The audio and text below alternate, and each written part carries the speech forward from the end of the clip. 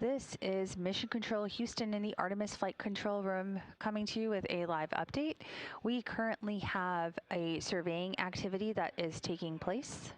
You can see here the solar array wings aboard Orion are moving around right now to conduct this surveying activity.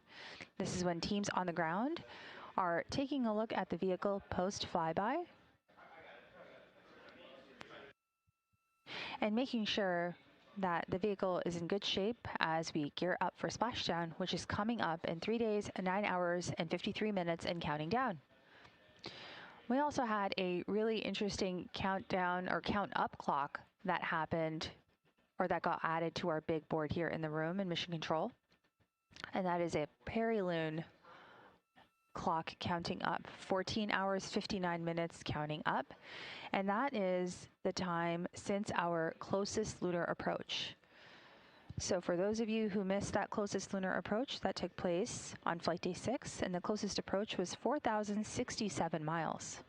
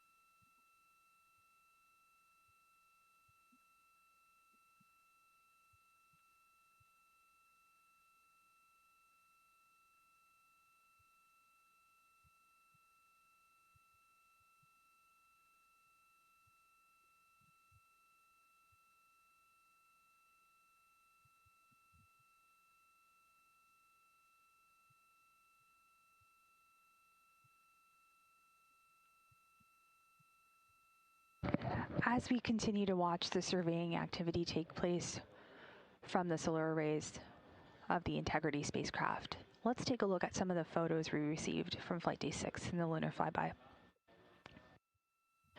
Now, most of us have been used to seeing the iconic Apollo 8 Earthrise image.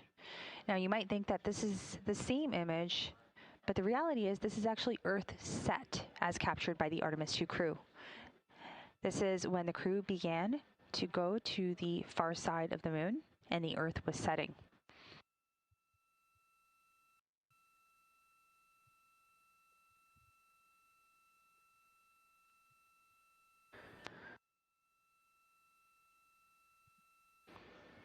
So from behind the moon, the crew watched the Earth set, and you can see a soft blue arc fading behind a silent and cratered horizon.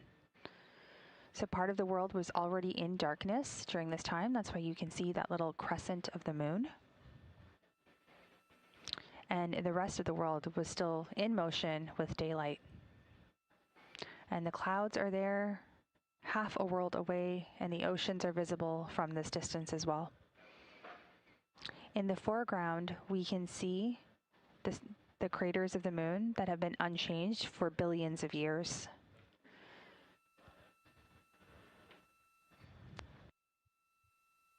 This is an absolutely stunning image. And for those of you watching us right now, I hope you are evoked with the emotions that I am as I look at this.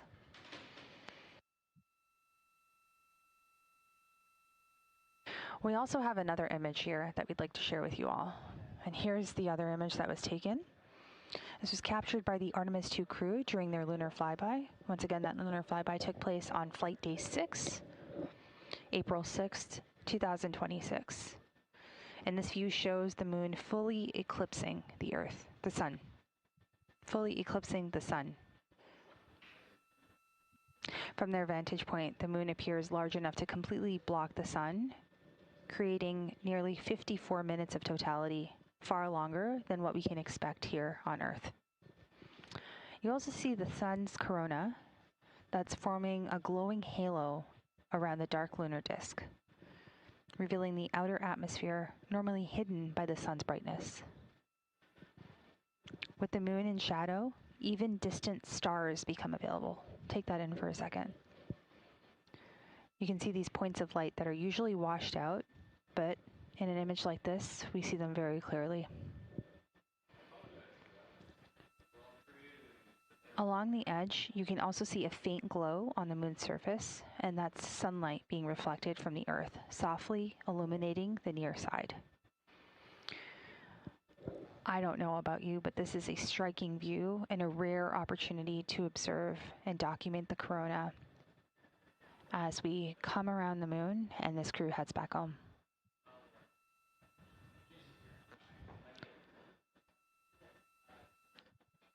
We're going to leave you with this view and then transition to look back at Flight Day 6, the mission highlights from the lunar flyby. This is Mission Control Houston.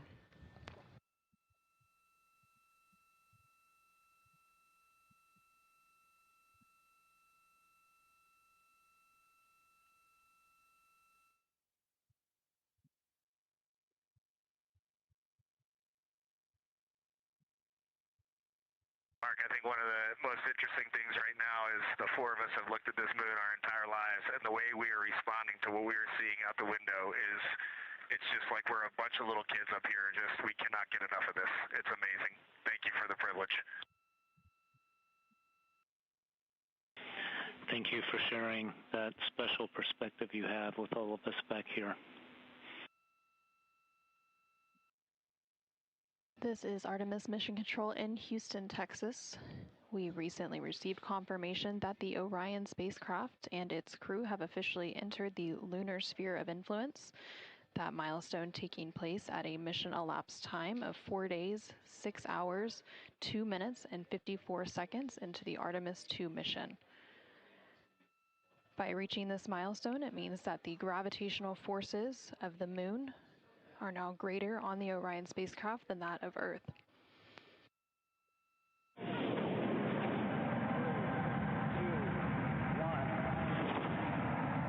Hello, Artemis II.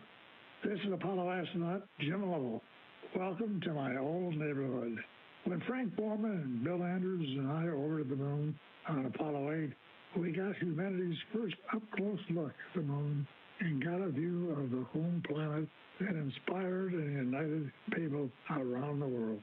I'm proud to pass that torch on to you as you swing around the moon and lay the groundwork for missions to Mars for the benefit of all. It's a historic day, and I know how busy you'll be, but don't forget to enjoy the view.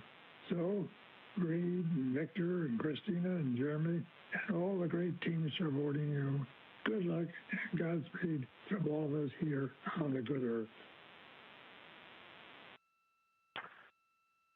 Good morning, Houston. Integrity on one week. That was an awesome message from Jim Lovell, and very cool to hear him. Welcome us to the neighborhood. It's going to be a great day. Thank you. Good morning, Houston, from inside Integrity, 215,049 miles away from Earth and 12,712 miles from the moon. Let's actually savor the calm delay that we have. We're ready for the morning DPC. Beautiful. We are savoring it down here. Good morning, Integrity, and good morning, Moon. Our room is buzzing with moon joy today, and I imagine yours is too. We are ready to go. We are looking forward to working with and for the science team, and we are just excited to be so close to finally accomplishing what we've been training for so many years. And also, we want to say thank you for that really special message from Jim Lovell. We have a pretty neat emblem up here. We have a patch that was flown on the Apollo 8 mission. And that patch is here on the Artemis II mission as well. And that was sent to us by the Lovell family, by Jim Lovell's son. And so that was a really special way to start the day. And he said to welcome us to the neighborhood, and it's great to be in this neighborhood, and we look forward to sharing this neighborhood with you all. We can't wait. We see the patch, and it's looking beautiful. Thank you. When this showed up in our office from his family, we were completely honored, and the Earthrise, which this crew is responsible for taking that photo, has been instrumental both to our crew as our ethos and values, but also just personally to myself. I had the photo up in my room as a kid, and it was part of what inspired me to keep working hard to achieve things I dreamed about. Also, we took a deep dive into the cockpit recordings around the time that picture was taken, and it turns out there was a lot of hubbub, kind of I wouldn't say fighting over cameras, but definitely everyone wanted to capture the shot, so we're happy to carry on that legacy because we often are all glued to windows and looking for cameras too. And I'll just close. I know it looks like a piece of paper in the camera there, but that is actually the original Apollo 8 patch printed on silk that they had done before they launched, and they flew that with them on their journey around the moon, and then the family handed it over to us, as I said, and it's just a real honor to have that on board with us. Let's go have a great day. Right now, the Artemis II crew and Mission Control are preparing to support today's lunar flyby, the first time we've sent humans around the moon in over 50 years. Integrity, you can use the OEs and your HHP camera for the milestone words at the Apollo 13 record distance. You'll notice that we pause every time we hear communications to and from the crew. They are the stars for today. This afternoon, the crew will have their closest approach of the moon and will surpass the record. That record just mentioned of the furthest humans have ever flown, set by the Apollo 13 astronauts in 1970. As you can see, the crew members have dimmed the cabin lights inside Orion. Dimming the lights also helps prevent reflections from inside Orion onto the windows. Ahead of this lunar flyby, let's dive in and explain what you can expect over the next several hours. The crew has about 6 hours allotted to make observations about the moon. Throughout the flyby, their activities have been precisely timelined. There are five blocks of time during which the crew will be observing the moon from Orion's windows. At any time, 2 members will be at the windows working in a pair. One crew member will be taking photos from window 2 with a blue shroud over the window. This can help prevent that glare or reflection from inside Orion. They have an 80 to 400 millimeter zoom lens to use. The other astronaut will be in window 3 using their portable computing device, you'll hear that referred to as PCD, to make annotations. Both of these crew members will make audio recordings of what they are seeing, and they'll wear headsets connected to those PCDs. Those audio recordings will be sent to the science team at a later date. We will not hear them live. The 2 crew members at the windows will swap roles and positions halfway through their timelined block. The other 2 crew members who won't be at the windows at that time will be serving in the background as support. One will be conducting the science sit reps, or situation reports. This is what we will hear live from the crew. They'll be calling down a few times each hour to discuss what they are observing. Those situation reports include how the crew is positioned, any missed targets, or anything unexpected they saw, lunar target descriptions, any hardware issues, and of course, their emotions and reactions as they fly by the moon. Good morning, crew. This is Science. We couldn't be more excited for a full day of lunar and planetary observations today, the first one in over 54 years. How do you hear me?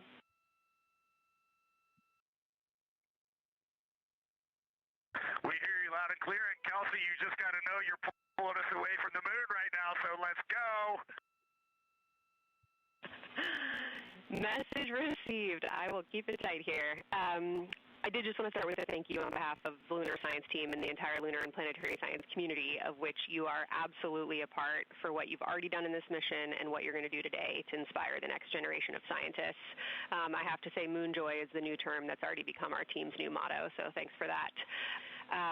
A reminder also that your observations so far indicate it will likely take some time for your eyes to adjust. We especially heard that around your terminator observations and your color observations. So reminder to know that your eye adaptation is going to kind of come in throughout your shift, and let us know when you start to see that nuance. Last reminder is around Earthset and Earthrise. When you're viewing us back here at home, you'll be looking directly at Asia, Africa, and Oceania. So I'm sure people watching from those places here on Earth will want to give you all a wave as you take their picture. And we're live in Artemis Mission Control in Houston, but we are not the only room monitoring today's flyby. As you heard Young mention, in this same building and just down the hall, a multidisciplinary lunar science team supports the Artemis II crew in real time, including experts in lunar geology, impact cratering, volcanism, polar science, imaging, and visualization. There are two integrated facilities, and the first is the SIR, which is what you have right here. That's the Science Evaluation Room. They are embedded within Mission Control to provide science input during live operations like what we see today. Additionally, and not pictured, we have the Science Mission Operations Room, a back room that processes data, evaluates imagery, and supports rapid analysis. Integrity crew, we have Reed's family in the viewing gallery. You're welcome to say hello.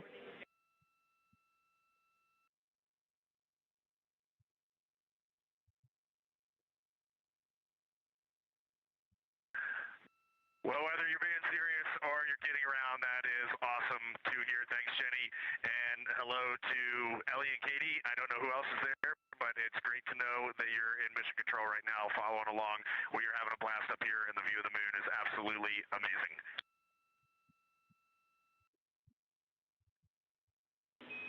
I'm seeing a lot of hearts come out of the viewing gallery and even more smiles. Thanks, Reed.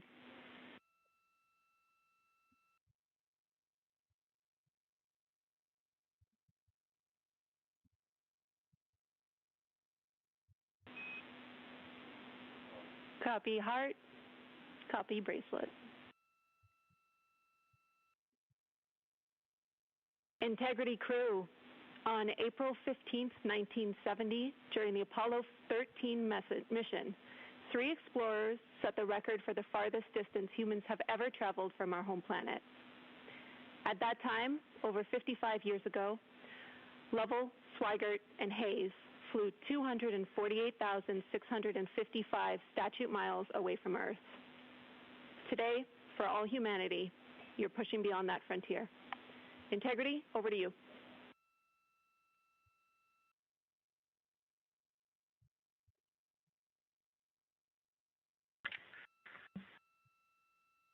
Yeah, from the cabin of Integrity here, as we surpass the furthest distance humans have ever traveled from planet Earth, we do so in honoring the extraordinary efforts and feats of our predecessors in human space exploration. We will continue our journey even further into space before Mother Earth succeeds in pulling us back to everything that we hold dear. But we most importantly choose this moment to challenge this generation and the next to make sure this record is not long-lived. And we have a couple more things we'd like to take this moment for. Our science team helped us out with a couple of relatively fresh craters on the moon that have not been previously named, and our crew would like to propose a couple of potential names for those items or those areas. And we spent a bit of time this morning looking out the window, and we're able to see them now both with our naked eye and through the long lens, and so we feel this is a good time to send this down, and a special shout out to Kelsey for helping us with this. The first one we'd like to suggest is a named crater in honor of our great spacecraft, Integrity. And so if you were to look at Orion on the far side and then draw a line straight up to Ohm on the far side, Relatively in the middle is an unnamed crater, and we would like to suggest it be called Integrity in the future. And the second one, and especially meaningful for this crew, is a number of years ago we started this journey in our close-knit astronaut family, and we lost a loved one. And there's a feature in a really neat place on the moon, and it is on the near side, far side boundary. In fact, it's just on the near side of that boundary, and so at certain times of the moon's transit around Earth, we will be able to see this from Earth. And so we lost a loved one. Her name was Carol, the spouse of Reed, the mother of Katie and Ellie. And if you want to find this one, you look at Glushko, and it's just to the northwest of that, at the same latitude as Ohm, and it's a bright spot on the moon. And we would like to call it Carol, and you spell that Carroll.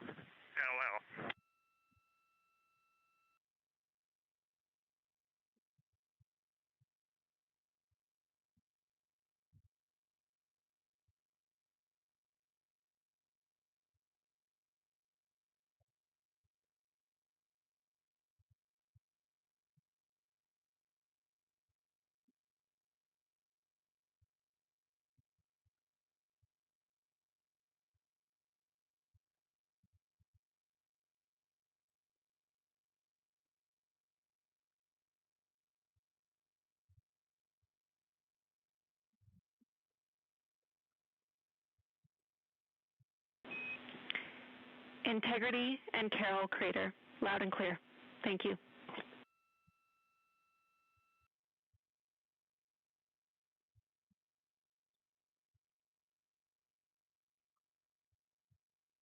There was a moment of silence here in Mission Control Houston. And now the team and the Artemis II crew are ready to begin their lunar flyby.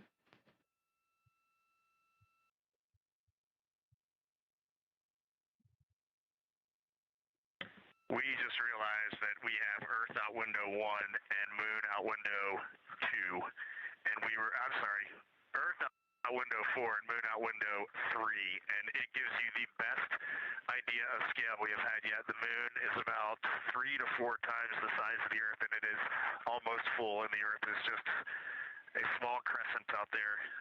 It's magnificent. I got a picture of it with the wide lens. Such a majestic view out here. Amaze, amaze, amaze. Thank you, Reed. Now, this is a view from their lunar targeting package at this time, helping them determine what they're seeing on the moon, as well as on the left, keep up with what their next target will be. As you can see, we have got a long list and an exciting day ahead of us. Houston, another observation, whole moon. When you look at the moon, something I've never seen in photographs before, but is very apparent, all the really bright new craters. Some of them are super tiny. Most of them are pretty small. There's a couple that really stand out, obviously. And what it really looks like is like a lampshade with tiny pinprick holes and the light shining through. They are so bright compared to the rest of the moon. Cool after just being in the 400 mil for the last half hour, looking up close. I got pictures of everything Ike was just describing on the Terminator. It really is a fascinating Terminator. And then Orion just looks so dynamic right now. It's very three-dimensional out the docking hatch compared to what I was just looking at through the 400 mil. We love it. We are getting a sneak preview from one of our SAW cameras of what you're looking at, and we see some of what you're describing. We cannot wait to see your photos. Thanks.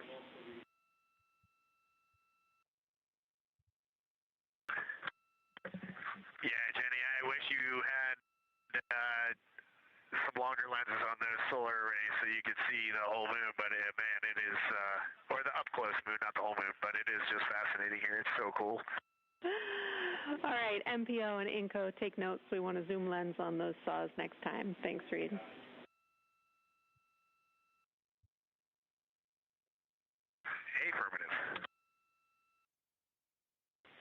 At one point, towards the end of the images of my time in window 3, I just had an overwhelming sense of being moved by looking at the moon. It lasted just a second or two, and I actually couldn't even make it happen again. But something just drew me in suddenly to the lunar landscape, and it became real. And the truth is, the moon really is its own body in the universe. It's not just a poster in the sky that goes by. It is a real place. And when we have that perspective and we compare it to our home of the Earth, it just reminds us how much we have in common. Everything we need, the Earth provides, and that in and of itself is somewhat of a miracle. Science, integrity. First, I wanted to start off with connecting with what Christina said, that it was very moving to look out the window. I had the unfortunate sequence to start looking out the window and then moved to the long lens, and it was hard to speak looking through the Zoom because I went straight where Christina went, and I was walking around down there on the surface, climbing and off-roading on that amazing terrain. I also want to underscore something that she said. As we continue to explore, when we actually do go down there to the surface, I know for safety reasons that we would never send someone alone, but I just want to really emphasize how important the discussion time was. When we started to talk, we not only got better science discussion, we got better human connection, and so doing this as a pair, we just learn and grow together, and that's just super important, so thank you for adding that to this plan. Integrity Houston, you are 6 minutes from your 40-minute lunar flyby LOS. From all of us, it's a privilege to witness you carrying the fire past our farthest reach. Thank you. Godspeed. Thank you for that, Jenny. And thank you to all of you for allowing us the immense privilege to be on this journey together. It's quite amazing. And as we go on this journey, thinking about the NASA mission to explore the unknown in air and space, to innovate for the benefit of humanity, and to inspire the world through discovery. And as you've gone along on this journey with us, hopefully we're doing just those things. And as we get close to the nearest point to the moon and farthest point from Earth, as we continue to unlock the mysteries of the cosmos, I would like to remind you of one of the most important mysteries there on Earth, and that's love. Christ said in response to what was the greatest command, that it was to love God with all that you are. And he also, being a great teacher, said the second is equal to it, and that is to love your neighbor as yourself. And so, as we prepare to go out of radio communication, we're still to feel your love from Earth, and to all of you down there on Earth and around Earth, we love you from the moon.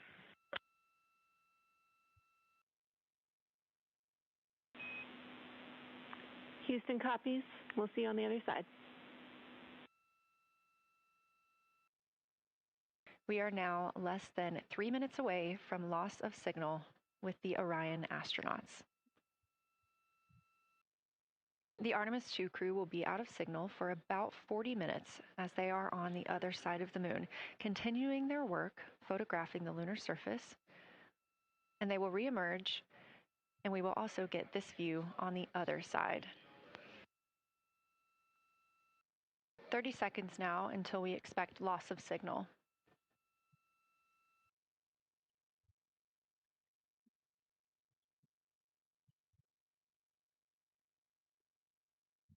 And we have confirmation of loss of signal of the Orion spacecraft as it flies behind the moon. We expect to regain communications with them for in another approximately 40 minutes. This was expected as their spacecraft is now out of direct line of sight with Earth and behind the moon. And this is a poignant moment as it's the first time in over 50 years that we have humans completely unreachable by anyone else on Earth. No matter how distant or secluded, we could reach anyone living on Earth, but while the crew flies behind the moon, it's simply impossible to make contact with them. And we just heard confirmation here in Mission Control Houston that we have reached the closest point of our destination to the moon at MET 5 days, 25 minutes, and 34 seconds, and we anticipate the spacecraft's altitude is approximately 4,067 statute miles above the moon. We're continuing to track what the crew is doing while around the other side of the moon. They are continuing to take pictures of the moon, the Earth now out of sight. What they are in right now is a crew choice event. The science team has encouraged them to find interesting features on the surface, to take photos of those, and describe why they were interesting. Something else that they'll be looking toward next, just momentarily, will be impact flashes. They've got a few minutes allotted to look at the darkest portions of the moon. They're interested in short-lived flashes on the lunar surface because these would be caused by impact bombardment. After their impact flash targeting, the team is interested in if the crew can see lofted lunar dust. This would only be visible just before Earthrise. Now 20 minutes until we expect to regain communications with Integrity and the astronauts for Artemis II. We are getting our first views from Orion after the loss of signal. Orion has come back around the other side of the moon, and that little crescent that you see is Earth, over 252,000 miles away.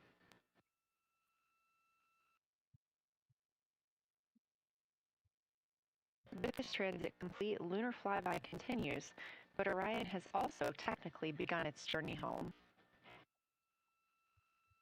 This view from inside the Orion spacecraft, all 4 astronauts now back on the other side of the moon and in contact with us on Earth. Their tasks for lunar flyby did not stop as they went behind the moon and out of contact with us. We anticipate during that time they were attempting to image some impact flashes, short-lived flashes on the lunar surface, which would be caused by impact bombardment and potentially even a lofted lunar dust. Right now, of course, they are getting pictures of Earthrise. Integrity, comm check. Integrity, we have you loud and clear. How many?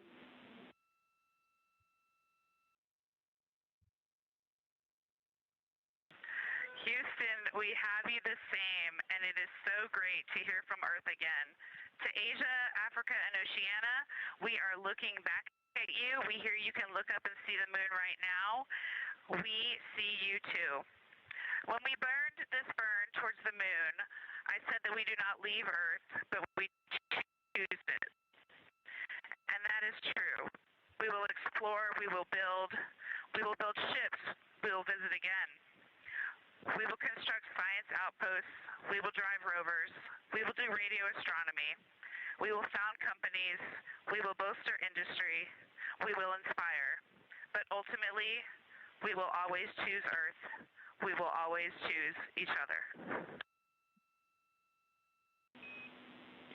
Integrity from Earth, our single system, fragile and interconnected. We copy. Those of us that can are looking back. Integrity, Houston, in mission control, all of your flight controllers and your flight director have flipped their Artemis II patches around. We are earthbound and ready to bring you home. A very special moment just now in mission control ahead of the crew's flight to Kennedy Space Center, and during one of their last sims or simulations here, they visited the mission control team in Artemis Mission Control in Houston and brought us each a patch. Everyone in the flight control room has had these on their signifiers at their console. On one side of the patch that you've probably seen is the moon with the Earth behind it. Now that we've passed behind the moon and we are returning home, the flight control team has instructed everyone in the room to switch their patch around so that the Earth is closer and the moon is behind us. We are really looking forward to seeing the Artemis II crew. And the Capcom, Jenny Gibbons, did call that update up to the crew that the flight control team here has turned their patches around as was instructed by the crew during that last sim. And we are counting down the days until they get home. They are now 5 days, 1 hour, and 3 minutes mission elapsed time into the Artemis II mission.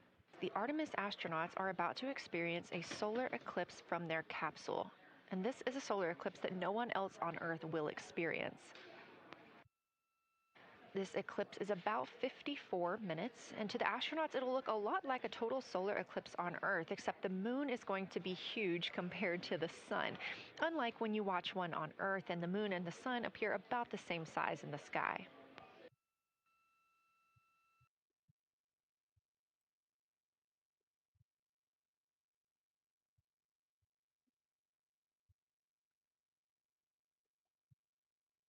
You're getting a live look from Orion as the crew observes a solar eclipse from the moon.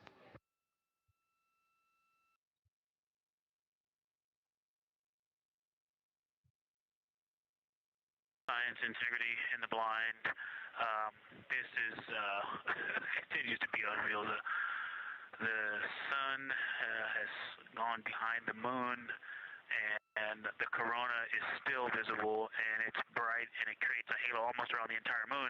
But when you get to the Earth side, the Earth shine is already shown. I mean, almost seconds after the sun set behind the moon, you could see Earth shine. The Earth is so bright out there, and the moon is just hanging in front of us. This black orb out in front of us, in front of now, not the blackness, but the gray that blends and drifts into the blackness. We can see stars and the planets behind it. And Christina is in window 1, Reed is in window 2 with the long lens, and Jeremy is describing it in window 3. And it is quite an impressive sight. You can still see the horizon lit up brighter where the sun set on that side of the moon. It is bright, and Earthshine is very distinct, and it creates quite an impressive visual illusion. Wow, it's amazing. Let's see, not a huge change in here, just an update. The camera settings for Earthshine are challenging. This one's challenging to capture. What we're seeing, we're just not picking up on the cameras. And after all of the amazing sights that we saw earlier, we just went sci-fi. This has, it just looks unreal. You can see the surface of the moon between, I guess, the Earthshine. I guess Earthshine. You can actually see a majority of the moon. It is the strangest looking thing that you can see so much on the surface. Integrity Science, we were loving your Science Sit Reps in the Blind, and it should come as no surprise that we have a number of follow-up questions. First, you mentioned Reed observing meteors. Can you speak to that? Were you referring to comets or impact flashes or something else?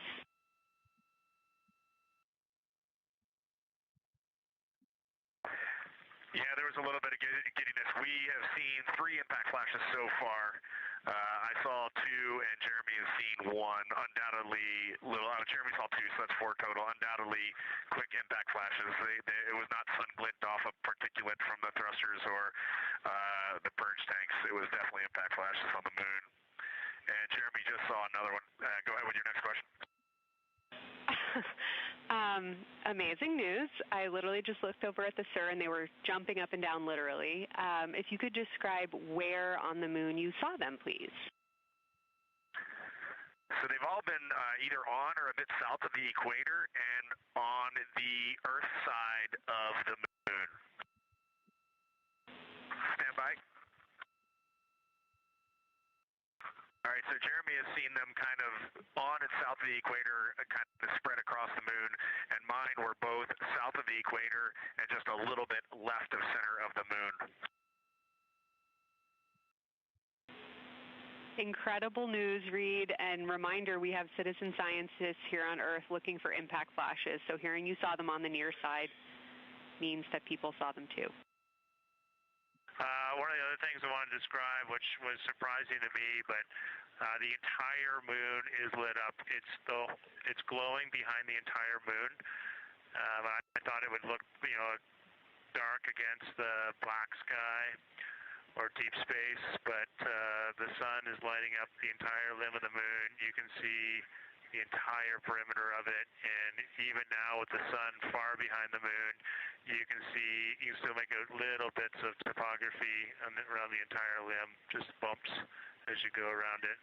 And there's about the glow around the moon, once your eyes adjust, is easily 10 widths or diameters of the sun around the entire moon.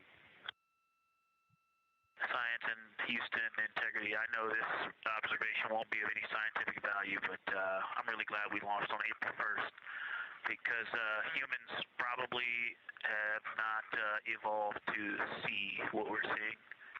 It is truly hard to describe. It is amazing. I'm not sure if we talked much about the star field, but we've got lots of stars. You've got the nice glow around the moon, but right off the well, we're upside down now, but from upside down 4 o'clock, right off the edge of the moon, looks like a planet. That line of planets, there's something a moon diameter to the left, and something right off the limb of the moon to the right, and then something orange. It looks orange to the right of that, about half the moon diameter. So. But anyway, there are definitely stars. I think some of those planets that you said we might see, we're seeing. And so in unreal view, yeah, the moon in the foreground is one of the darkest things we see out the window. And now it's deep space behind it is kind of dark blue like it looks from Earth, but we can also still see stars. It's quite a wicked view. Victor, Mike is doing the best job, and I'm not going to try to add on to what he's doing. It's indescribable. No matter how long we look at this, our brains are not processing this image in front of us. It is absolutely spectacular, surreal. There's no adjectives. I'm going to need to invent some new ones to describe what we are looking at out this window. Artemis Mission Control in Houston, Texas. We are currently 5 days, 2 hours, and 44 minutes into the Artemis II mission, and we have about 11 minutes remaining in the Eclipse at the latter half of the lunar flyby that the Artemis II crew is experiencing on board the Orion spacecraft. Okay, we all think we're starting to see something. I believe the most popular term is baby hair. As the light grows in intensity and the horizon on this side becomes very distinct. You can still see Earth shine, even though the sun's brightness is definitely growing in intensity.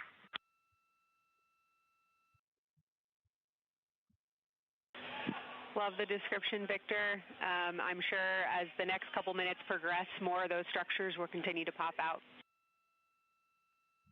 If you've ever seen the spotlight off the top of the Luxor at night in Las Vegas, this looks like what that wants to be when it grows up.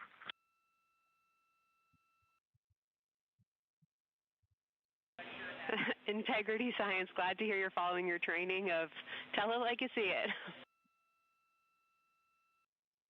This is Artemis Mission Control.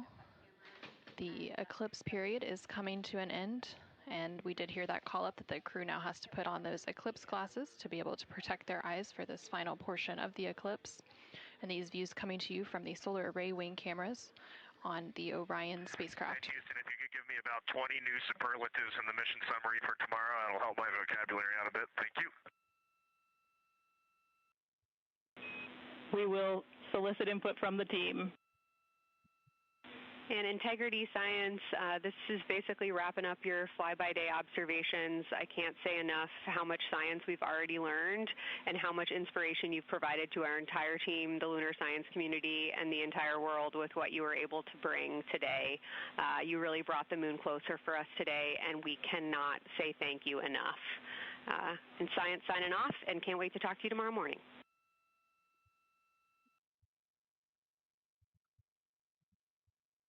To your entire team, Kelsey, to the entire NASA science team, you all really turned to when we shifted launch dates to April 1st, and you got the most incredible package together for us to go do some great science and some great, truly human experience moments here. And we were well prepared, and we appreciate all of you. And this is what we do best when we all come together and work as a team. So you all knocked it out of the park. Thank you for giving us this opportunity. Beautiful words, Reed. Thanks so much. The crew on board the Orion spacecraft recently completed their lunar observation period. It was an approximately 7-hour period of time in which they were focused on several different targets identified by the science team here on the ground that they studied and prepared for ahead of time. And then they also were referencing a lunar targeting package that was uplinked about a day ago with those final targets. Now they are completing some post-lunar flyby activities, so they're working to clean up their observations that they've made and also working to downlink some of the photos that they've taken throughout the day. The science team here on the ground will then work to get as much data as they can overnight, and then there will be a post-flyby conference tomorrow after the crew wakes up. And that's not a debrief, but a science data collection to capture their nuanced experience while they're still in the field and the experience is still fresh. And they are now about 8,100 miles away from the moon, and that distance will continue to increase as they are now in the return leg of their journey. Artemis II crew, we have a very special guest who wanted to be the first person to greet you after your return from the far side of the moon. Reed, Victor, Christina, and Jeremy, it's my honor to introduce the President of the United States of America, President Donald J. Trump. Over to you, sir. Well, thank you very much, Jared, and you are doing a fantastic job. And hello, very special hello to Artemis II. Today you've made history and made all America really proud, incredibly proud. We have a lot of things to be proud of lately, but this is there's nothing like what you're doing, circling around the moon for the first time in more than a half a century and breaking the all-time record for the farthest distance from planet Earth. Humans have really never seen anything quite like what you're doing in a manned spacecraft. It's really special. I want to personally salute and congratulate Commander Reed Weissman, Pilot Victor Glover, Mission Specialist Christina Koch, and Jeremy Hansen. President, this call is certainly special to all of us, and we really have a lot of faith in our administrator, Jared Isaacman, who is with you. We appreciate his leadership in NASA and in the international community. We are doing great things, and we are proud to be a part of. Hey, Reed, we were wondering if this adjusted fan speed is something that you would like to keep going forward, or if it was just a specific change request for the events this evening.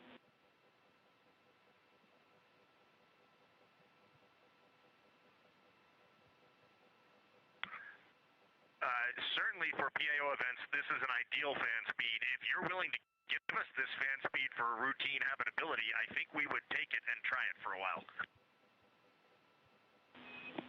And Reed, we are able to support keeping the fan speed in this config. Happy to keep it here to collect data.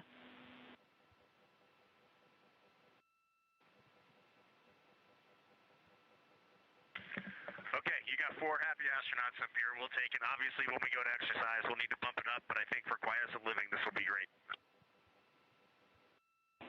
We copy, and we love seeing those smiles.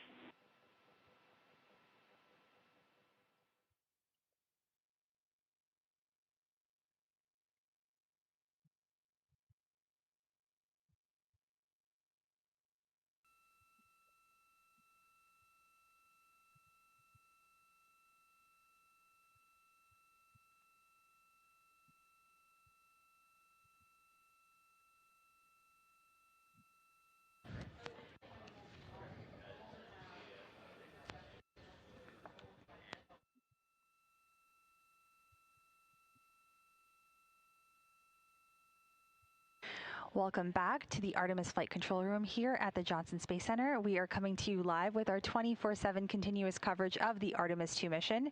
With me, I have Chris Bellant. He is the Flight Activities Officer here in the room on my shift with me.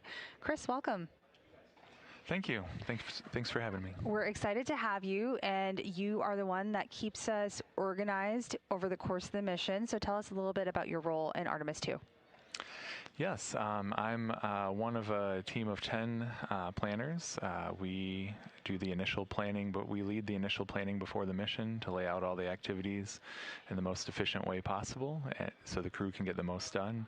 And then every night we go through a small replan shift to adjust the timeline for the next day for any updates we have from the previous day, things we want to add or time adjustments that we learn from the previous day. And we learn these time adjustments based on our trajectory. If there's small corrections we need to do with trajectory, that may impact the timeline. So overnight, or what we do during Orbit 3 is just replan, and then sometimes replan again, and sometimes replan a third time. Is that right?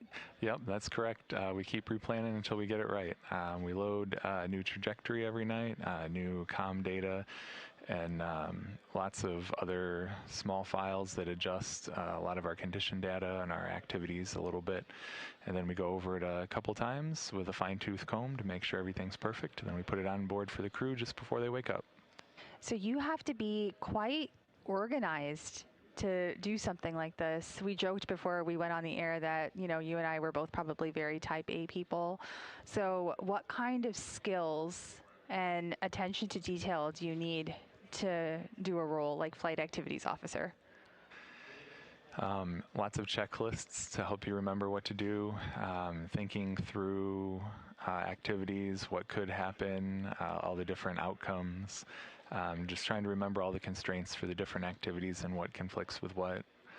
And a lot of conversations with the team, pulling in 3 or 4 people when I think something doesn't look right, just having a discussion about it until we figure out all the details and how to plan it out the best way for the crew possible. Well, thank you so much for all that you've been doing over the course of the mission, but you had told me when we first started that 9 years you've been supporting the Artemis program. So tell us about how this evolution that brings us to Artemis II.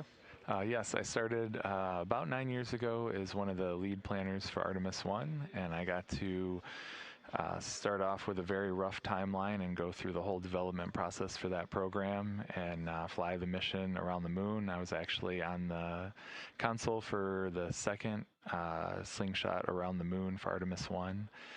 This mission, I was on the shift just before we went by the moon, doing the replanning shift right before that. So it's been a really exciting time, and I find on console that I have a smile on my face the whole time. So no matter how stressful, how many things you have to replan, and how many times you have to replan, it still brings you joy. Absolutely. I just keep remembering that I'm part of a team flying a spacecraft around the moon, and I can't get enough of it. I have to ask you, you are one of millions of people, along with me, that sent your name around the moon. Is that right? Yep. I submitted my name a couple months ago, and I got a boarding pass along with more than 5 million others, and I brought it in today so I get to get a picture with the crew when they wake up. That's fantastic. And how does it feel knowing the impact, the role you've had in this mission? How are you feeling? Oh, incredible. It's wonderful to think about being a part of something so big and that the world's so excited about. You and me both. Well, Chris, thank you so much for joining us. You have to get back because the crew is waking up in 42 minutes and counting. So for now, this is Mission Control Houston. We'll continue to provide you with live coverage of the Artemis II mission.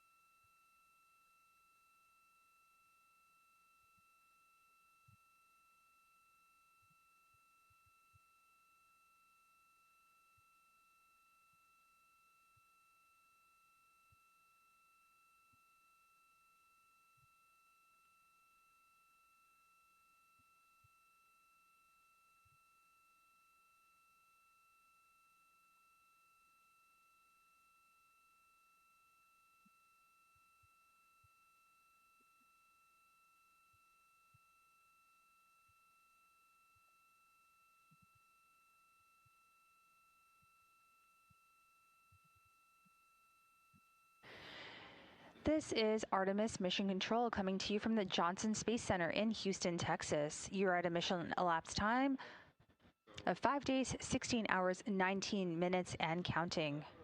Currently, the Orion spacecraft, named Integrity, is 34,000 miles and counting away from the moon and 236,000 miles and counting away from Earth. While the crew is currently in their sleep period, they should be up in the next 40 minutes or so. So for now, let's take a look at some of the images that continue to come down from Flight Day 6's lunar flyby. So here we have a stunning image that's come down of the lunar South Pole. This is captured by the Artemis II crew, and you can see the heavily cratered terrain rather. It's the edge of the South Pole, or eastern edge of the South Pole Aitken Basin. And you can kind of see the shadowed Terminator. And the Terminator, you probably heard that while the crew was making their observations, but that's basically the boundary between lunar day and lunar night.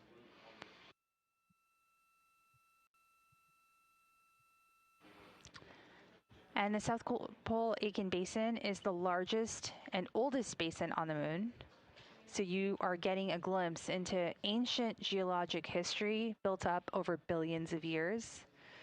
Now, these are some of the observations and visuals that we have as we plan for future Artemis missions to take us to the lunar South Pole. And as you can see from this stunning image of the moon, the geology here and the terrain here is quite treacherous. And in order for us to land in a rocky place that's heavily cratered, we need to ensure precision landing. We need to ensure that humans can work. We need to look at lighting conditions. So all of these scientific observations and even the preceding robotic missions that are headed to the South Pole will help us better understand this area before humans land. We also have another image here, another angle of the eclipse that we brought to you earlier. So here's a close-up view from Orion during the flyby on April 6th, which captured the total solar eclipse. And you can see just part of the moon visible in the frame. And there's still a soft halo of light around the moon's edge. Over the course of the eclipse, the crew did experience 54 minutes of totality. So that's far longer than a total eclipses that we see here from Earth. And the cropped perspective emphasizes the scale of the alignment and reveals a subtle structure of the corona during the rare extended eclipse that was observed by the crew. And that bright silver glint that you're seeing on sort of the left edge of your screen is the planet Venus. And the sort of round dark gray feature that is visible along the moon's horizon at sort of what we call the 9 and 10 o'clock position is Mare Crisium. That's a feature that we can often see from Earth. It's a great image. So you can imagine when you are looking at an eclipse, there's often a need for safety. So we did get another image down. This one is one of my favorite images from the eclipse, but the caption that we put together here from the team on the ground is safety first. And you're seeing that firsthand. So you can see beginning from left to right, you see mission specialist Christina Cook, mission specialist and Canadian Space Agency astronaut Jeremy Hansen, our commander Reed Weissman, and then mission pilot Victor Glover. So these are the glasses or the eclipse glasses that we had during our 2023 and 2024 eclipses. The 2024 eclipse was our total solar eclipse that we experienced here in North America. But it's protecting your eyes are obviously key during these moments of the eclipse. So this was actually the first time that eclipse glasses were used at the moon to safely view an eclipse. Now we have hundreds of images that continue to come down, and our team is working diligently. Big shout out to our imagery team, but they are working diligently to get these images up and ready for you. So one place where you can find these images is images.nasa.gov. If you go there, you can find the entire library. In addition to the photos that I just showed you and have showed you over the course of this morning, you will find a ton more images there. You can also follow us on our NASA social media channels at NASA Artemis, at NASA Solar System, at NASA Johnson. All of the accounts, I just named a few, but wherever you track your social media, you should be able to see these images. So we'll continue to follow along here from Mission Control, but hope you enjoyed those pictures. We'll continue to update you here from the flight control room.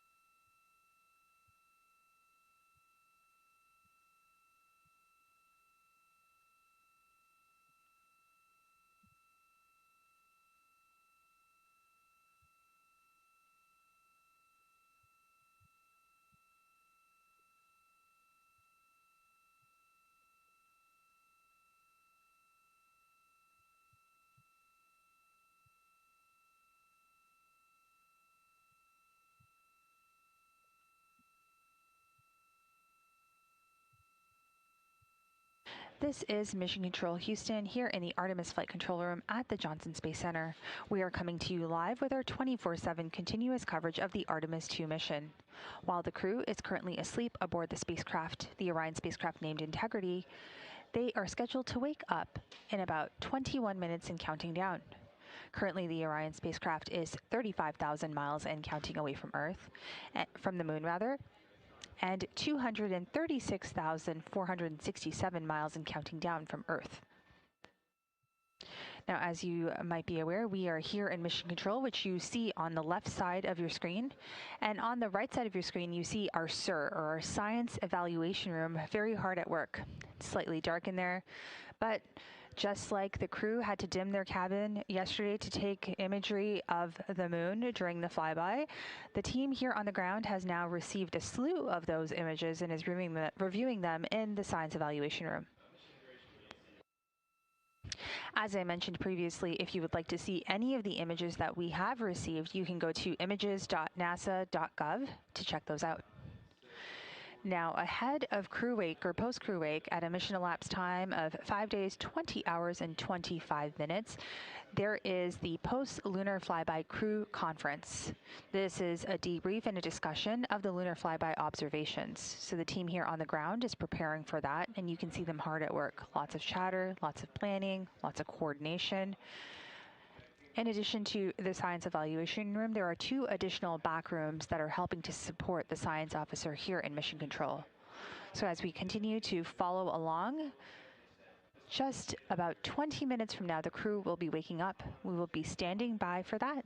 For now, this is Mission Control Houston.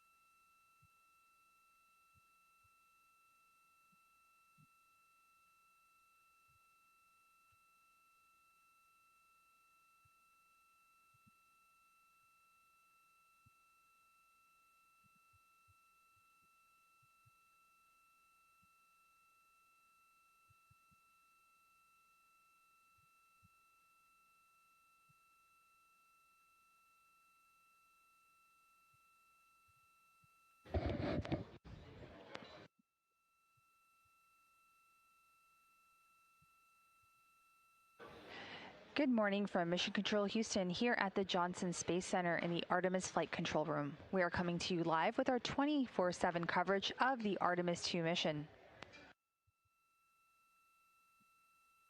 At a mission elapsed time of 5 days, 16 hours, and 50 minutes and counting, the crew is scheduled to wake up in just under 10 minutes from now, which will be 5 days and 17 hours. Currently, the Orion spacecraft, named Integrity, is 35,000 miles and counting away from the moon, and about 236,000 miles and counting away from Earth.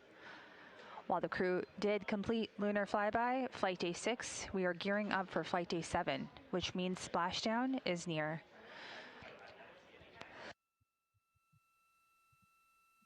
Splashdown is coming up in 3 days, 8 hours, and 27 minutes and counting down.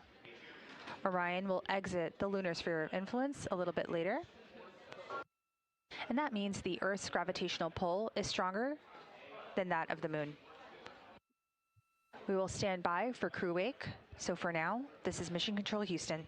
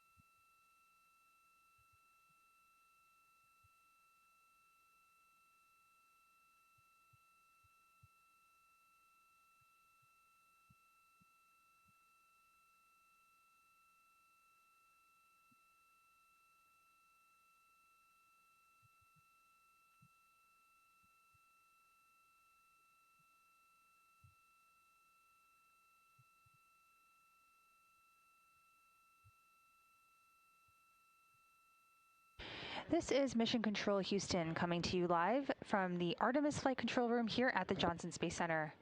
At a mission elapsed time of 5 days, 17 hours, the crew was woken up aboard their Integrity spacecraft, marking the start of Flight Day 7 activities.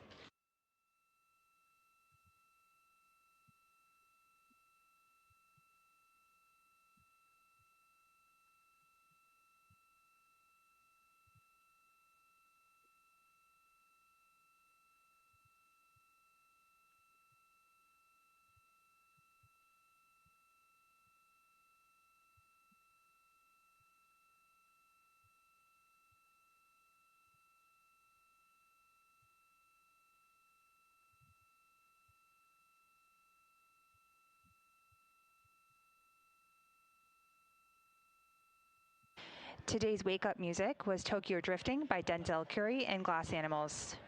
Activities today are focused on a ship-to-ship call when Expedition 74 crew aboard the International Space Station speaks to the Artemis II crew aboard the Orion spacecraft. The team will also be assessing and conducting a potential return trajectory correction burn 1 or RTC burn 1, and the beginning of their day actually is focused on a post-flyby science conference. The crew are currently coasting back on their way from the moon as we speak.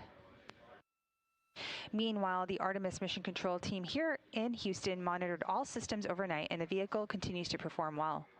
The crew will exit the lunar sphere of influence in their post-sleep period at a mission elapsed time of 5 days, 18 hours, 48 minutes. This is when the gravitational pull of the Earth will become stronger than that of the moon. For now, this is Mission Control Houston.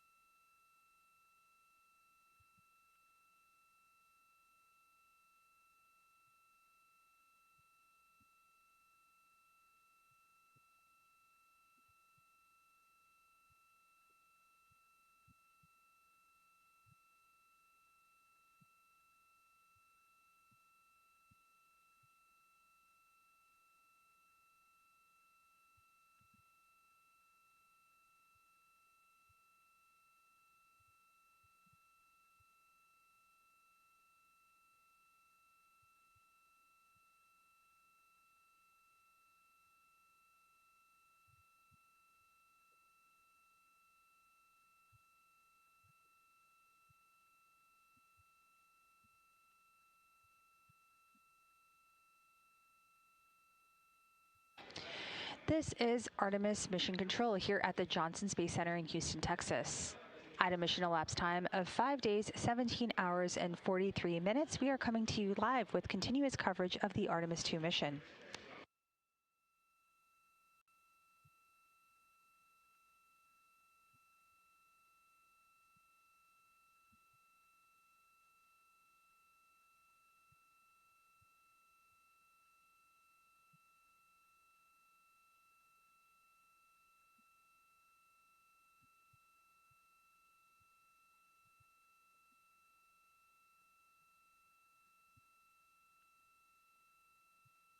The crew was woken up at a mission elapsed time of 5 days, 17 hours. This marks the commencement or the beginning of flight day 7 of the mission.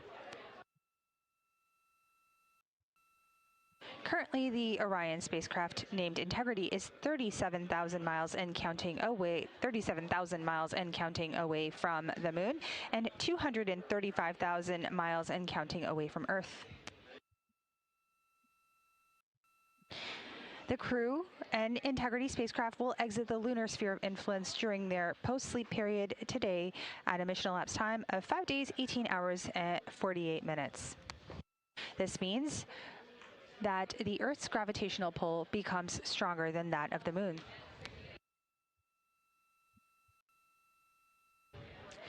The Orbit 1 team of flight controllers just came on console and completed their handover from Orbit 3. So we'll continue to follow all operations here in Mission Control. I'm Nilofer Ramji, handing things over now to our Orbit 1 commentator, Leah Cheshire Mustachio. She'll take you through the next few hours as we kick off Flight Day 7 of the Artemis II mission. For now, this is Mission Control Houston.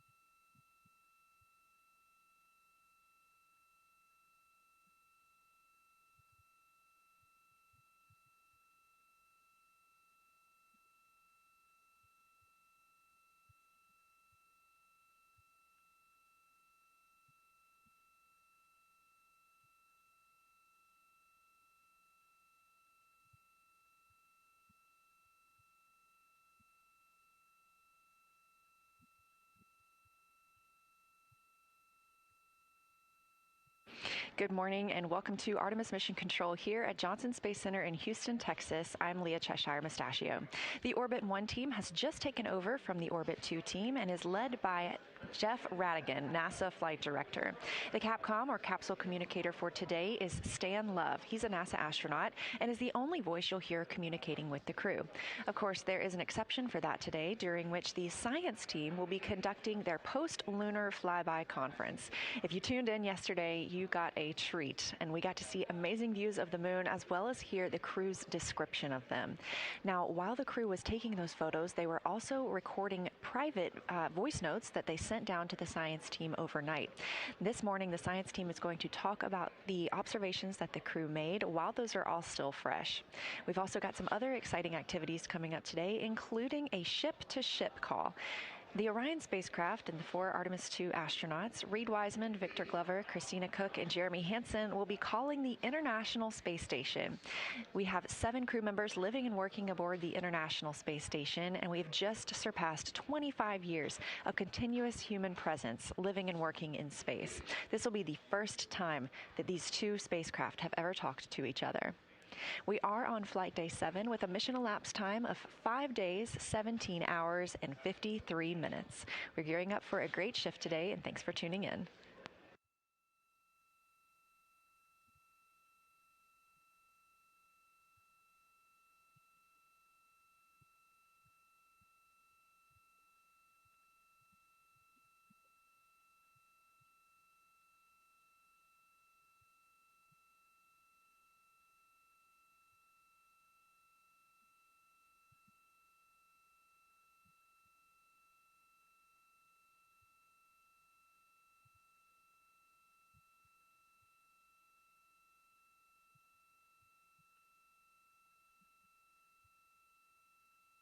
This morning, the Artemis II astronauts woke up just after 10 a.m. Central Time, and the song you heard playing was Tokyo Drifting by Glass Animals and Denzel Curry.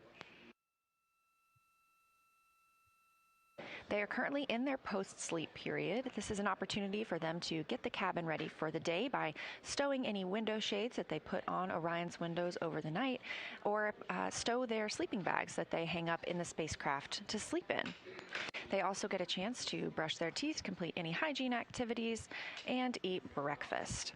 On the menu today is Mexican scrambled eggs, granola and blueberries, a cinnamon bun, cashews, couscous with nuts, tortillas, and some coffee.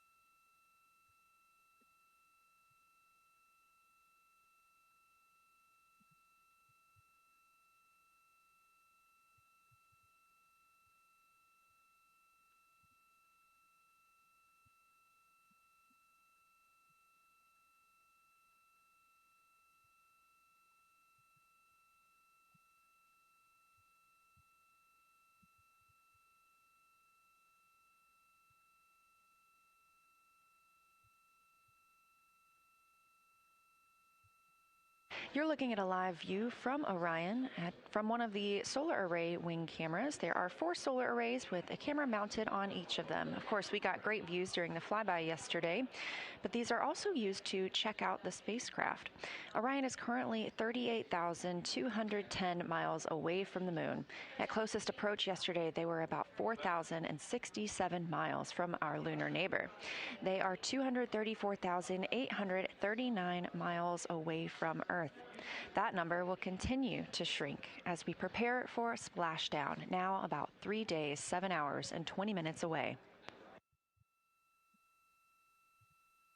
Orion will exit the lunar sphere of influence, or the time in which the moon's pull on the spacecraft is greater than the Earth's, at 12:21 p.m. Central Time today.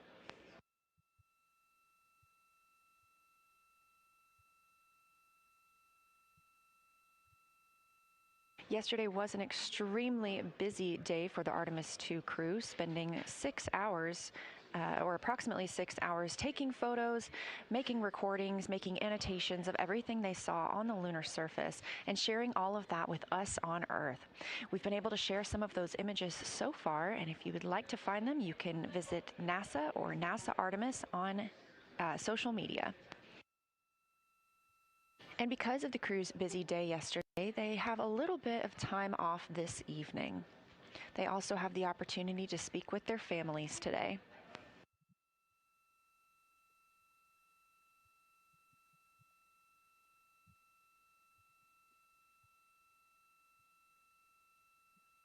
This afternoon, we're also expecting to see the RTC-1 burn. This is return trajectory correction burn. If you recall, on the way to the moon, we had outbound trajectory correction burns. We canceled 2 of those, they were deemed unnecessary ahead of our lunar flyby, and we executed 1 of them to just further refine the spacecraft's trajectory. We do have 1 of those scheduled for today. This, again, is a return trajectory correction burn.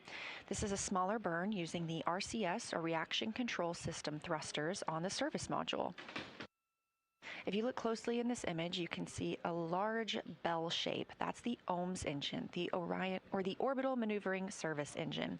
That's the engine that was used to perform the translunar injection burn.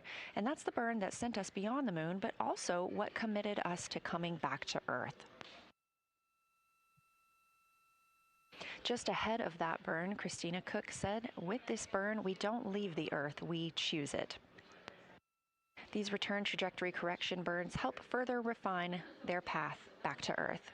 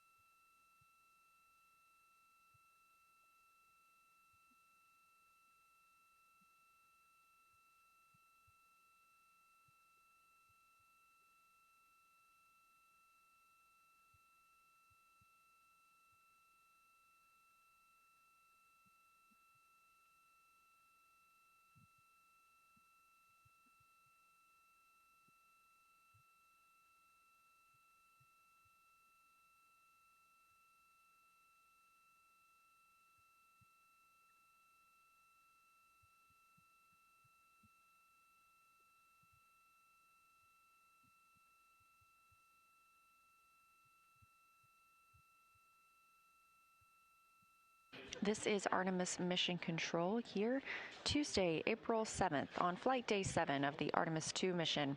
Our crew members woke up at 10:35 a.m. Central Time. They are in their post-sleep period, so we won't hear from them probably for a little while. We will have the daily planning conference with them in about an hour and a half. Just before that daily planning conference, Flight Director Jeff Radigan will gather inputs from the teams here on the ground in Mission Control Houston. This could be anything about the astronaut's schedule for the day, vehicle system information, as well as answer questions from the crew.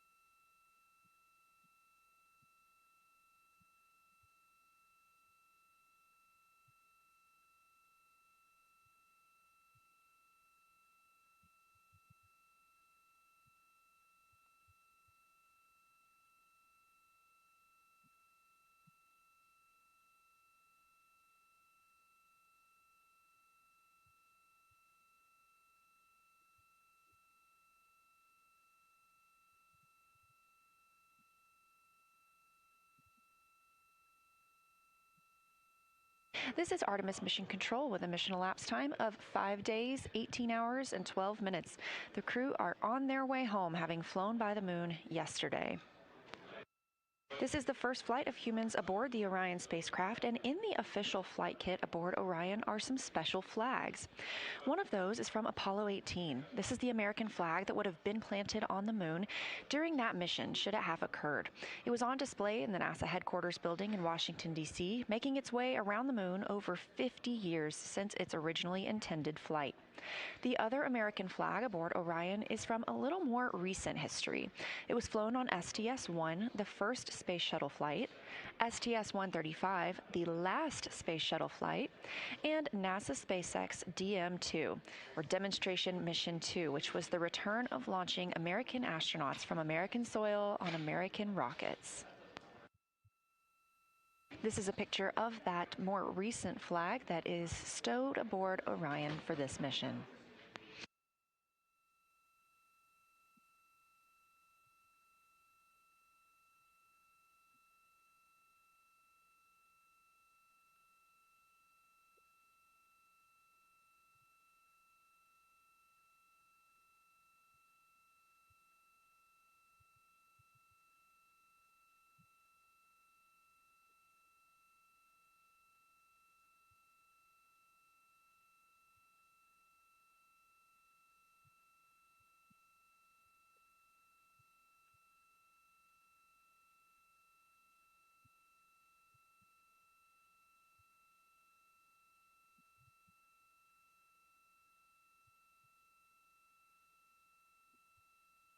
A prominent symbol of the Artemis II mission has been the crew's patch.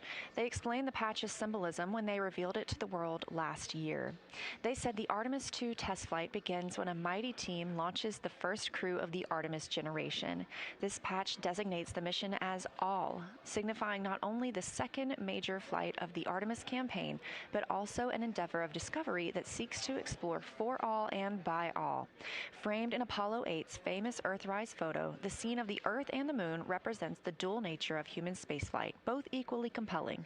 The moon represents our exploration destination, focused on discovery of the unknown. The Earth represents home, focused on the perspective we gain when we look back at our shared planet and learn what it is to be uniquely human. The orbit around Earth highlights the ongoing exploration missions that have enabled Artemis to set sights on a long-term presence on the moon and soon Mars. Those words directly from our crew members, Reed Wiseman, Victor Glover, Christina Cook, and Jeremy Hansen, again, having flown by the moon yesterday and taking a picture very similar to this.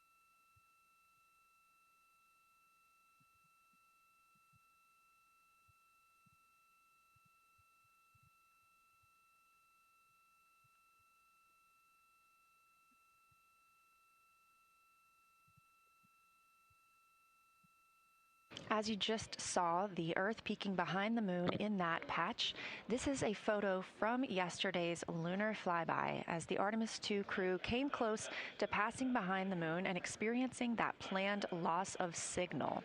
They captured this image of our crescent Earth setting on the moon's limb. In this photo, you can see half of Earth is experiencing nighttime, or a little more than in this image.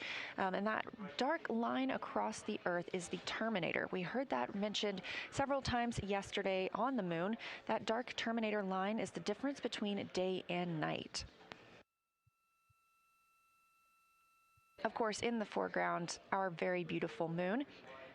Yesterday, at closest approach, the astronauts were about 4,067 miles away from the lunar surface.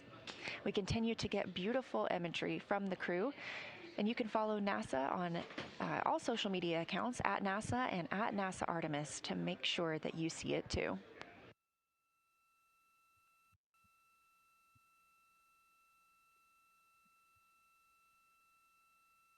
If you're a new spaceflight fan, we also have a lot of other ways you can get connected. If you like podcasts, NASA has a handful of official podcasts, including the one produced here at Johnson Space Center called Houston, We Have a Podcast.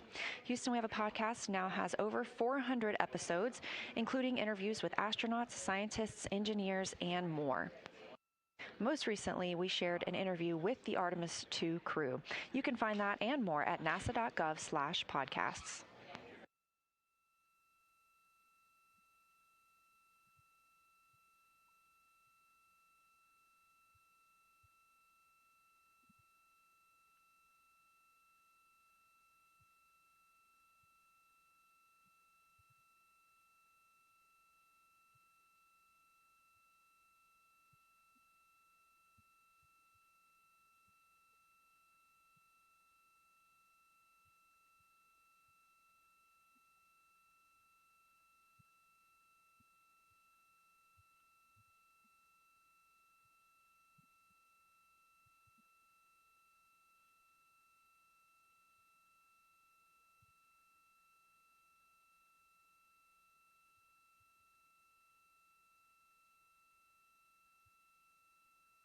If you're just tuning in, we are live from Artemis Mission Control in Houston, Texas. We are in the middle of the astronauts' post-sleep period, having woken up at 10:35 a.m. Central Time. They have another hour or so in this post-sleep period, so we may not hear from them very much, but we will during the daily planning conference when they will speak with the team here on the ground, specifically Capcom Stan Love and Flight Director Jeff Radigan.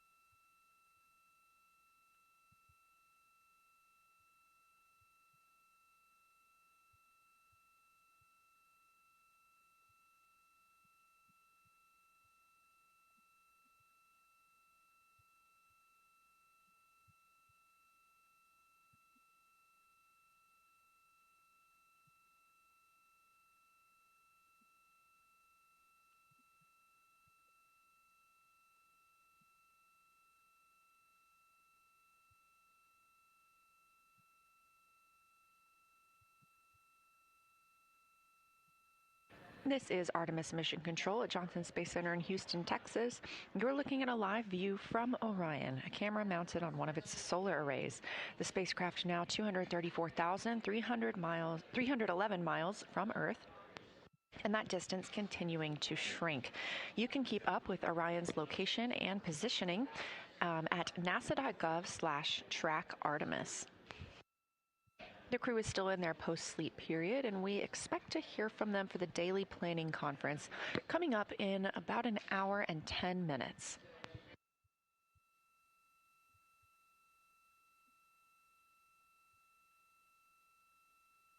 Orion will also exit lunar sphere of influence today. That's coming up in just 21 minutes at 12:21 p.m. Central Time. The lunar sphere of influence is when the moon's gravity has a greater pull on the spacecraft than that of Earth's.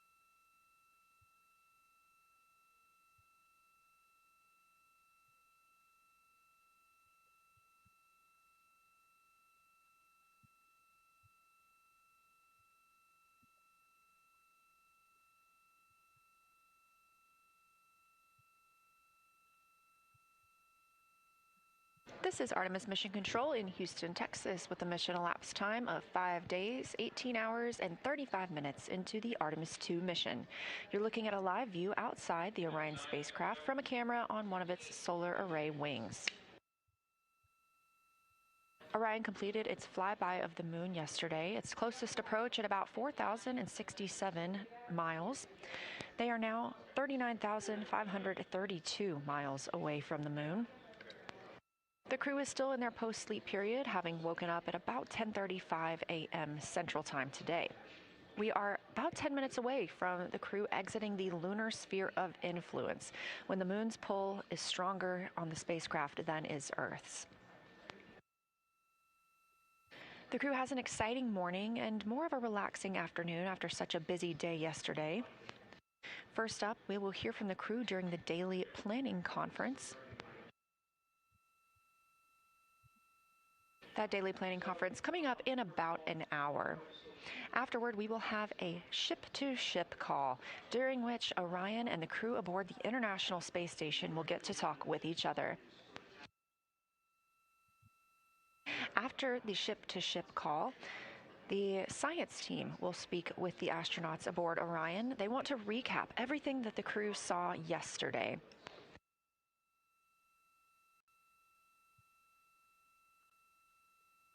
The crew will also have an opportunity to speak with their family members today, and we are targeting the RTC-1 burn. That's Return Trajectory Correction 1.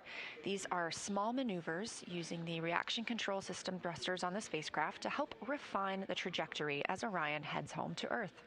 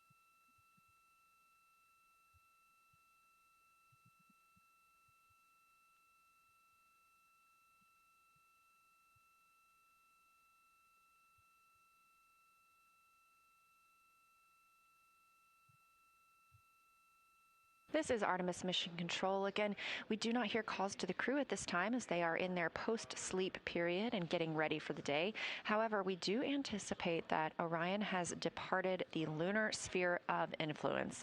That's when the gravitational pull of the moon is stronger than the gravitational pull of Earth.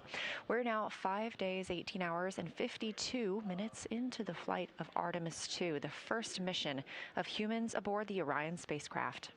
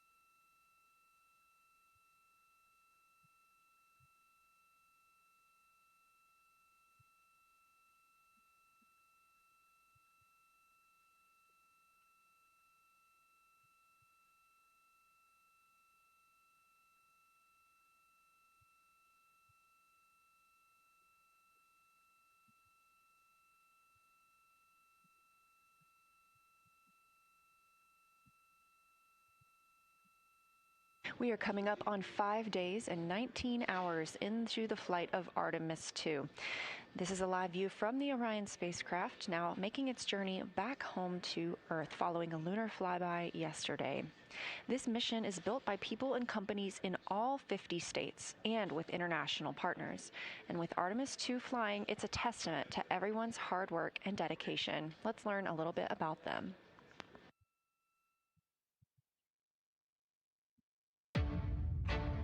What we're doing here is a collaborative effort of hundreds of thousands of people. This is about the parts, the hardware, the software, the services, all coming together to make that mission possible.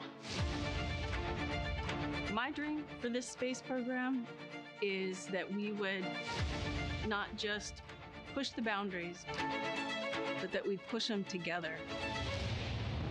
And liftoff of Artemis I. We rise together, back to the moon and beyond. It takes a team to do great things. And Artemis has an incredible team. We have international partners. We have commercial partners and industry partners. It takes unity to accomplish great things, and that's what this mission's all about. We're not sending our money to the moon and lighting it on fire. We're putting that money right back into the economy in ways that benefit everybody. So every dollar that comes out of the Treasury that goes to support this mission goes back into the Treasury 3 times. What is very important to me is that we do it the right way, and that we do it with our values, that our industries grow, that our communities grow, that our families are healthy and safe and have amazing things to work on. Then we're going to build machines to go even further onto Mars. That is our generation, the Artemis generation, that defines the starting point of our exploration future. I just want to say thank you to all of the hands that have touched a part of this program and the hearts that have moved everyone to this goal, because we're going to the moon and we're going beyond. One team. One team. One team. One dream.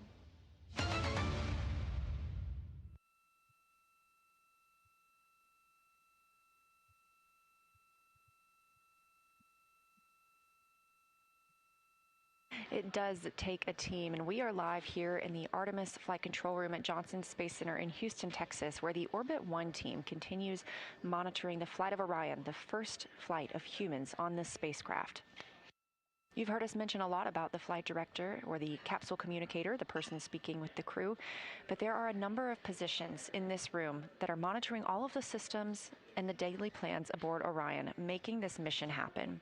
That includes INCO, the Integrated Communications Officer, CDH, Command and Data Handling, PROP, the Propulsion Officer, FIDO, the Flight Dynamics Officer, Booster and Control, who monitor the flight of the Space Launch System, IVA, or Intravehicular Activity, ECOM, Emergency Environmental and Consumables Officer, GNC, the Guidance and Navigation Control Officer, FAO, the Flight Activities Officer, MPO, Mechanical and Power Officer, CDH, Command and Data Handling Officer, GC, Ground Control, Surgeon, BME, the Biomedical Engineer, and Science. We might get to share what's happening during the mission, but these are the team members, along with their backrooms, and everyone who has contributed to the flight of Artemis II that are making this mission happen.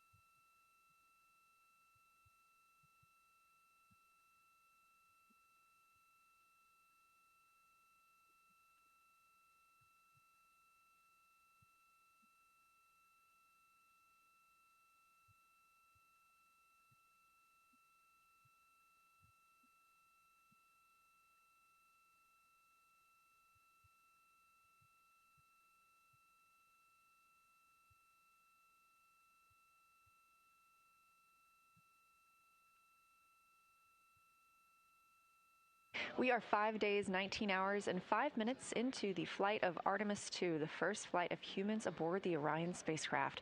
And you're looking at a live view from Orion, looking back at us here on Earth, the destination of the crew, headed for a splashdown in approximately 3 days, 6 hours, and 12 minutes. The translunar injection burn that occurred on Flight Day 2 is what committed the spacecraft to its splashdown. Yes, that sent us around the moon for yesterday's fantastic lunar flyby, but it's also the burn that helped us slingshot around the moon and target that splashdown in the Pacific Ocean.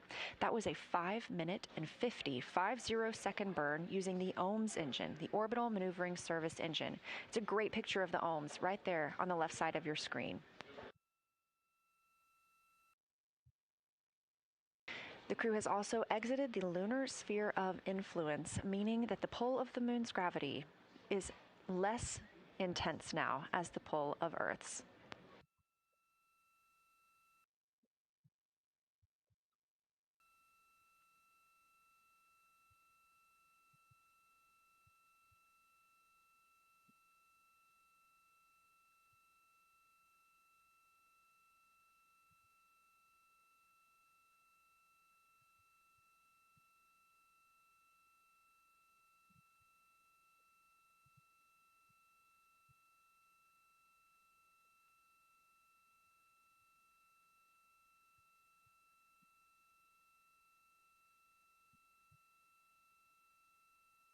The crew aboard Orion are currently in their post-sleep period, having woken up about 10:35 a.m. Central Time.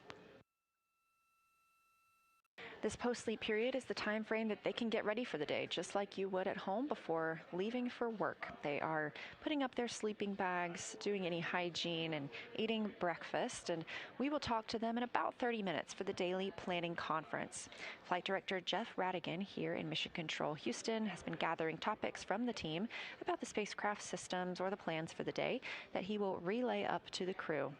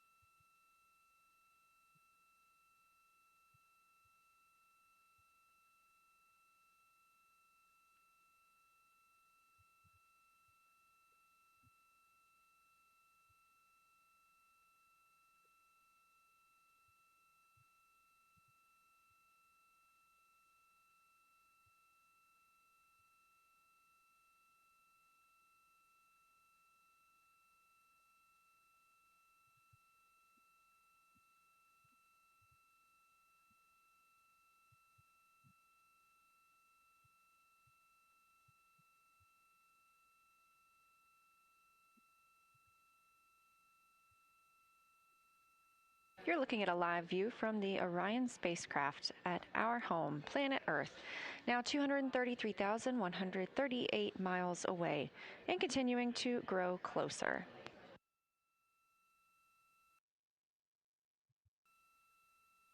The crew inside are getting closer to the end of their post-sleep period, and we expect to hear from them for the daily planning conference. That'll be in about 20 minutes.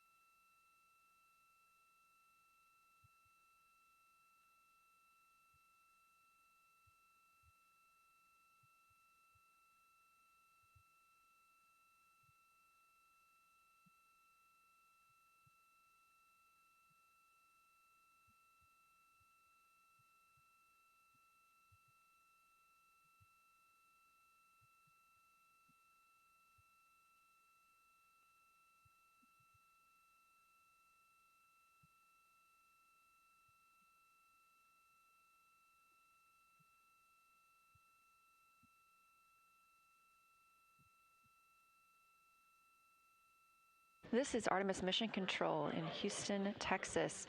We are monitoring the flight of the Artemis II crew aboard the Orion spacecraft. This live view looking back at all of us on Earth, the destination of the spacecraft and the crew. We are now 233,031 miles away from Earth. Orion reached its farthest distance from Earth yesterday, approximately 252,756 statute miles away from our home planet. That surpassed the previously set record from Apollo 13. Until yesterday, the Apollo 13 crew were the humans who had traveled farthest from Earth. When that record was passed, Jeremy Hansen reported that he and the crew hoped that their new record would soon be broken.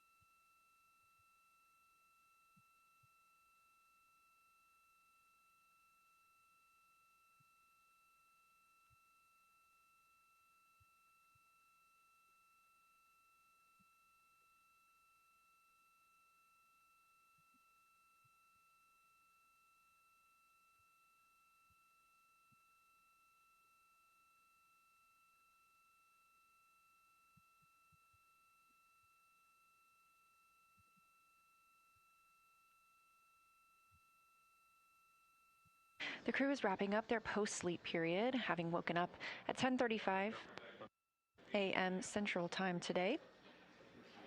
Their wake-up music was Tokyo Drifting by Glass Animals featuring Denzel Curry. Pretty good choice for their drift back to Earth. It's going to be a busy day for the crew.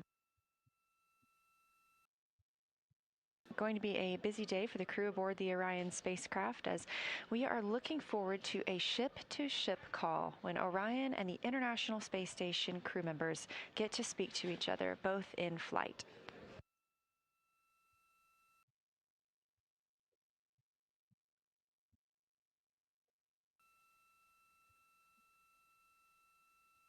While Orion was over 250,000 miles away from Earth, the International Space Station orbits Earth 16 and sees 16 sunrises and sunsets a day, 250 miles above our planet.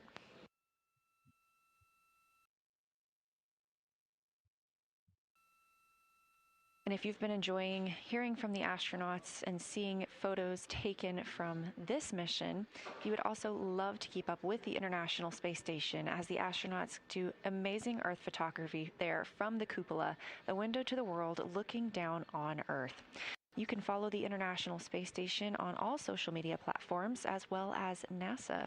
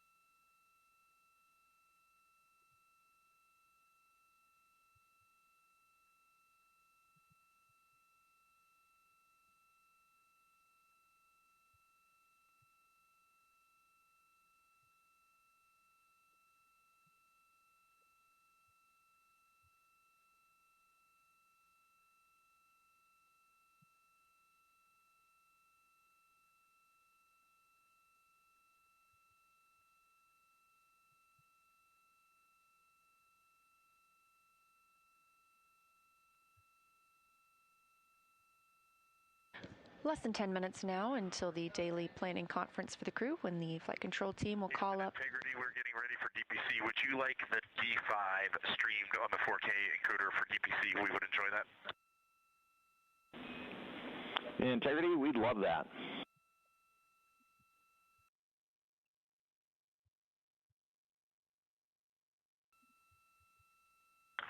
It worked. Dan, good morning. Good morning to you.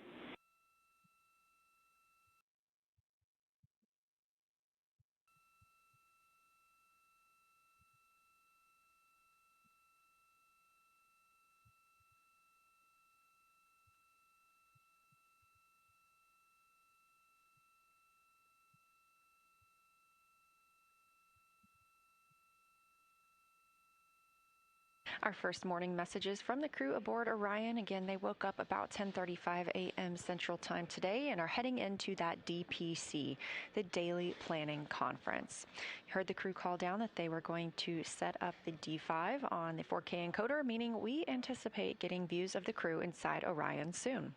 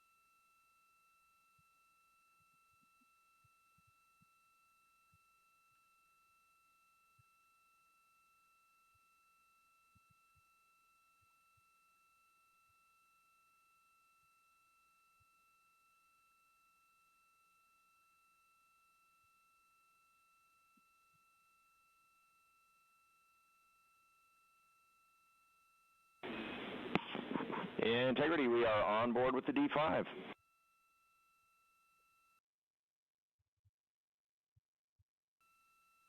We're getting views of the crew. The first coming down on flight day 7. On the left, NASA astronaut Victor Glover, the pilot for Artemis II, and on the right, NASA astronaut Reed Wiseman, the Artemis II commander.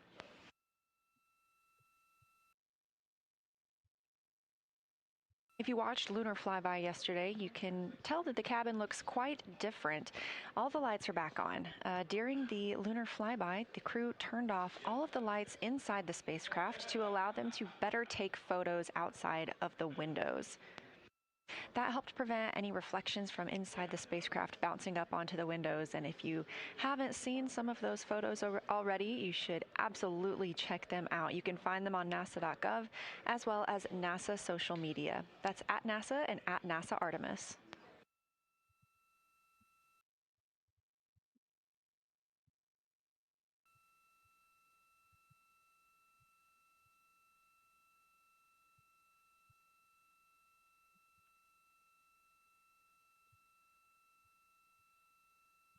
It is going to be a little bit of a quieter day for the crew, at least in their afternoon.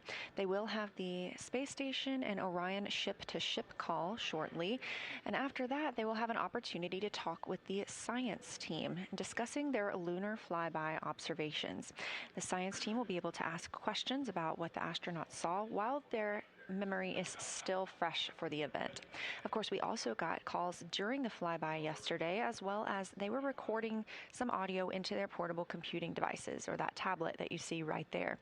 Those audio recordings have been downlinked to the science team. They will then review those and gather data from what the crew was able to observe during their flyby period.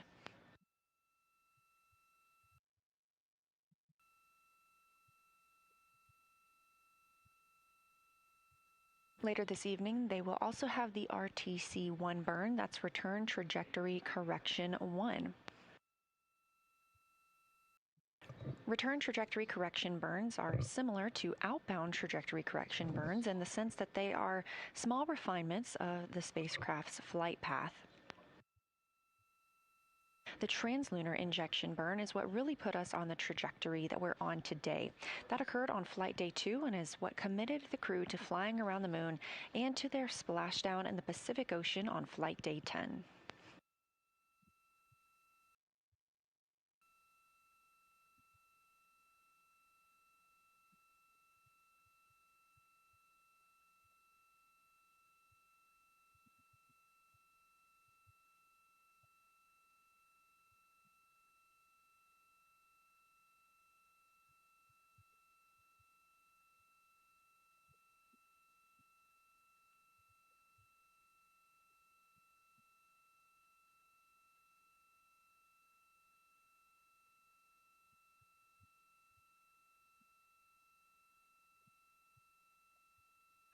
Good morning, Houston. We are 202,306 nautical miles away.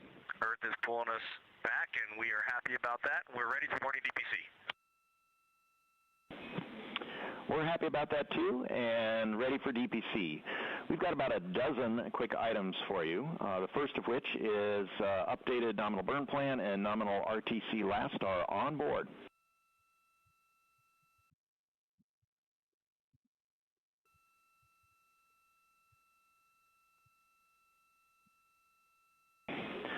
Next, for Victor, a reminder for your exercise, per the execute note at MET. We'll be looking on the news. Christina's checking right now. Oh, we're stepping on each other. Victor at MET, 22 hours, 20 minutes. Please stop your exercise in advance of the OpNav attitude maneuver. Over.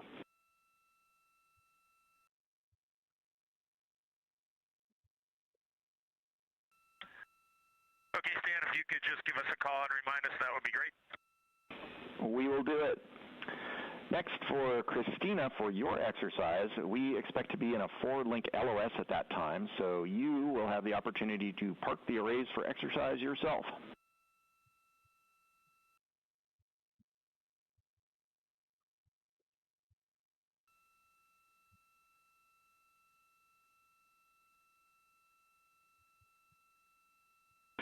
We have three items for the toilet.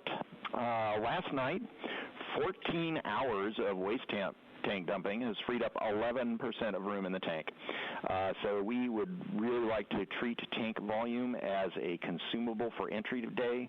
We'll keep that vent going, but we're asking you not to use the toilet for urine until then. And we understand that you're down to support that with CCU use, but wanted to be certain. Over.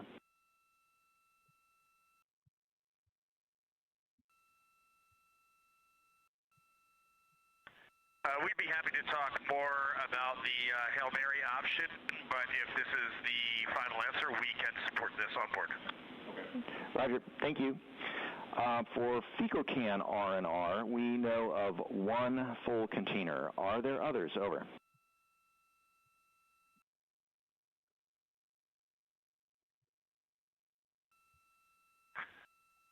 That's a negative for now. Roger that. Last item for the toilet, no Oxone R&R for today's toilet maintenance. Over.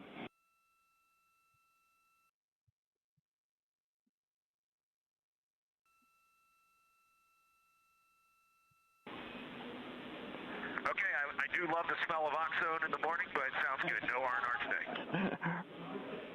Roger that. Next, PCD1 is not showing a micro SD card inserted. If there is a card there, would you please reseat it?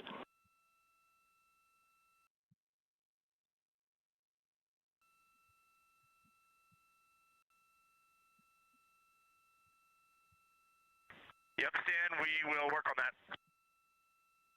Okay. Next, DU2 had today's flight plan pulled up when we updated that plan, so we'd like you to close and reopen the flight plan on DU2.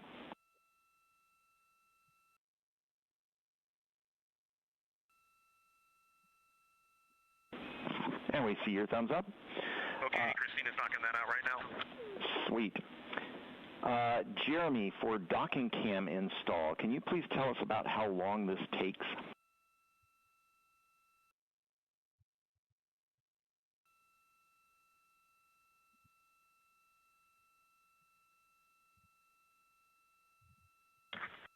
I'd say probably 20 minutes, and it's much faster once you know what you're doing, but the big thing is we store it down here in F3 in the clamshell, and it's not as bad to unstow it. It's a little bit harder to stow it. The cables are a bit unwieldy, but other than that, once you know what you're doing, it's pretty quick.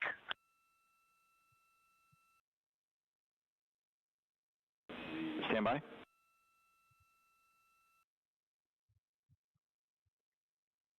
And can you give us an estimate of how long it takes from once the camera is out of the locker to installation complete?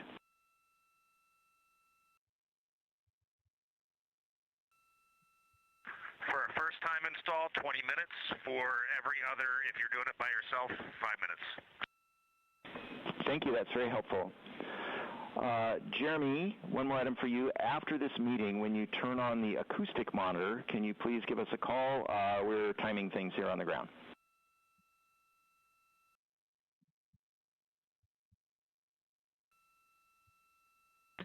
We will give you a call. Thank you. Our last item. Science got your audio files from the first 5 hours of the flyby.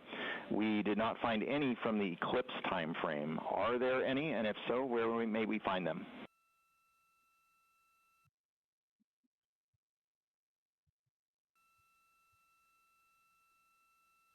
There's definitely going to be some on PCD2.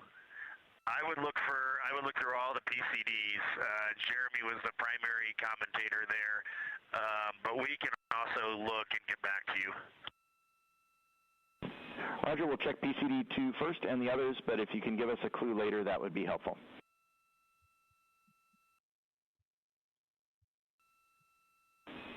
And that's it from MCC Houston. What you got for us?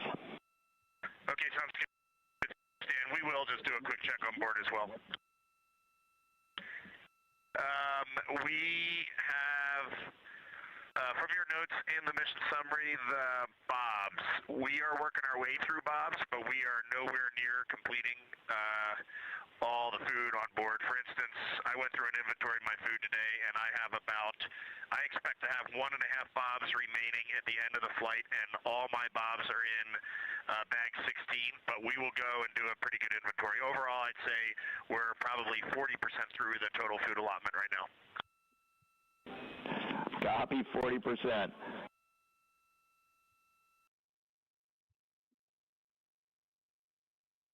I think the big thing we need for the food is when we start realizing we have uneaten food that we are not going to eat for the remainder of the mission, just tell us where you want us to stow that.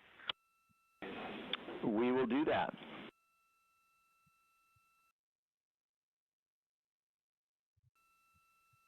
Okay, we have two more topics. First is just a quick one for Huntsville, but don't leave us, Houston. For Avatar, lights 15 and 16 are out, all others are on, and I'm going to hand the microphone to my esteemed colleague and fellow naval aviator.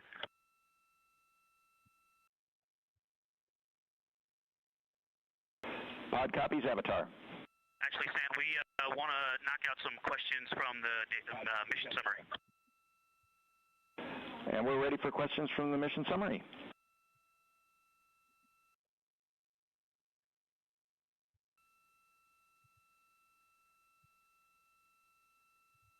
Yes, for the volume in the contingency urine storage bag, I would estimate 300 to 500 mils. And I will continue to use it. And if you'd like me to report, I can. Copy volume, and thanks for bearing with us. For email sync, you can keep as scheduled. Sorry, we talked over each other. Stan, can you please repeat? Yeah, Christina, we copied volume in the contingency storage bag, and thank you for bearing with us. Also copy that we can keep the mail sync where it is.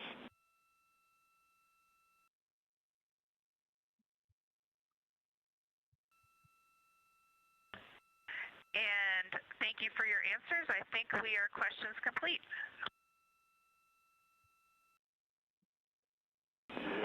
And nothing further here in the control room, so we'll call DPC complete. Have an excellent day. Actually, Stan, we have one more small and quick thing. We just wanted to take this moment to recognize the two newest members of the Association of Space Explorers, NASA astronaut Christina Cook and Canadian Space Agency astronaut Jeremy Hansen. Reed and I are both members, and we're proud to welcome the two of them to this international body of human space explorers. And also congratulations to Jack Hathaway, who recently joined aboard the International Space Station. Thank you. Thank you for those words, and welcome to the club.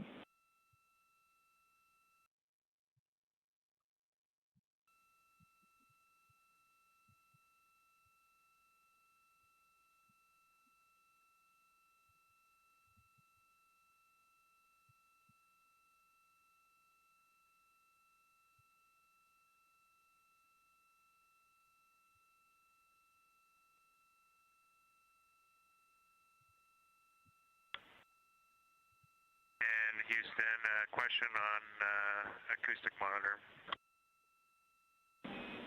We're listening.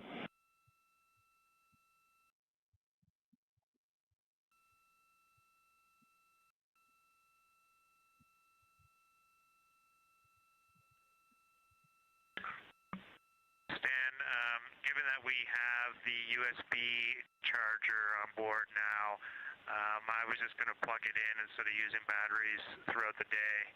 And I was also going to install it at the bottom of the docking tunnel, right behind the Nat Geo microphone.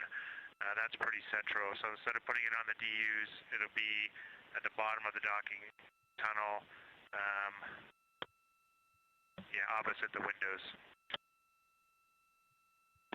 Copy, checking.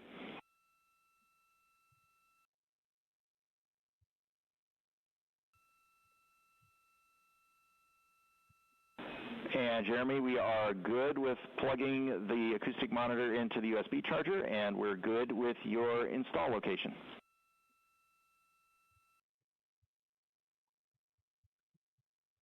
Okay, perfect, thanks. And then at nighttime, if we're doing docking camera tonight, which I suspect we are, then I'll transition it to PCD power.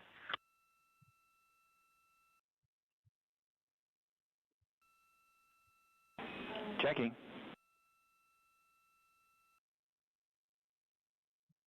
And Jeremy, we like your plan.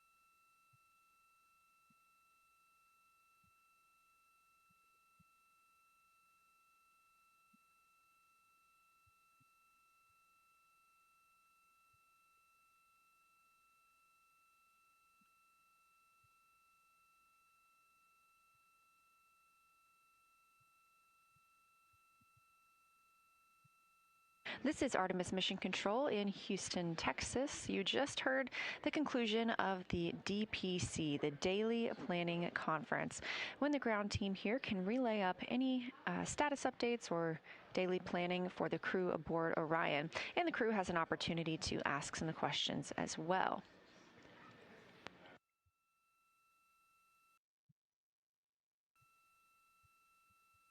Some of those reports may have sounded very simple or menial, but this is the first flight of humans aboard the Orion spacecraft, and so every single detail, even about normal daily tasks, is very important to this team as they prepare for future Artemis missions to the moon. This crew is truly learning and testing everything aboard the spacecraft to make sure we have good systems and good plans for our future explorers.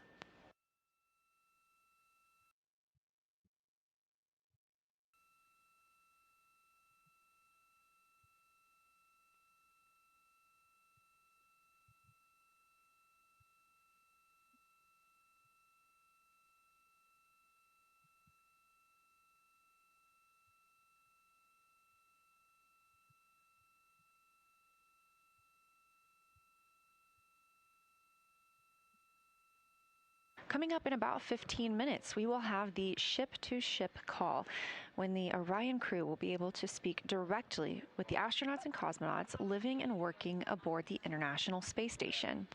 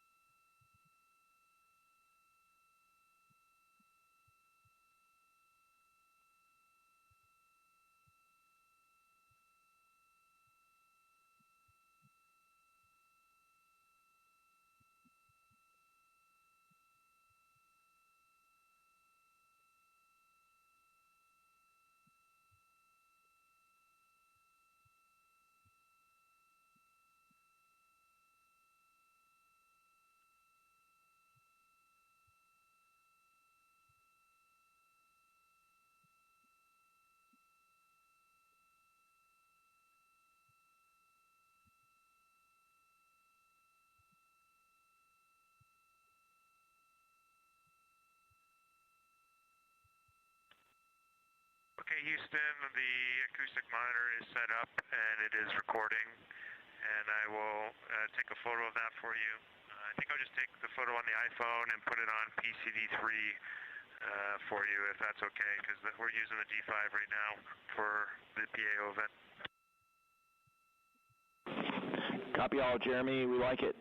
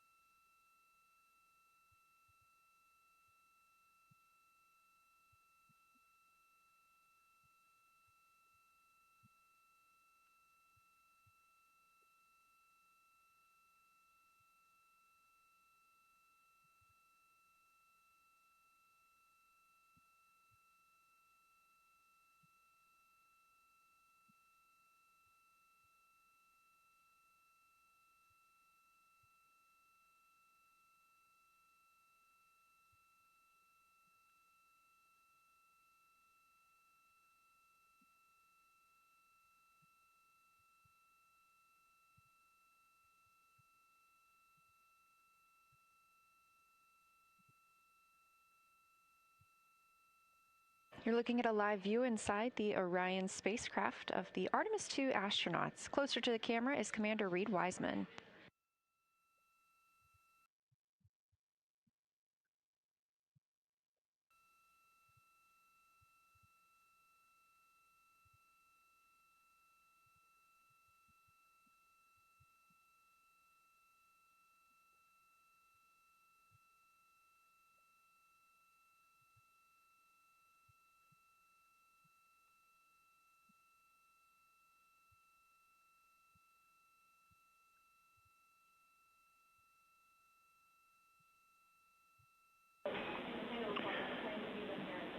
And Integrity Houston, just a reminder for the upcoming ship-to-ship call, it's going to be the OE1 microphone, not the handheld.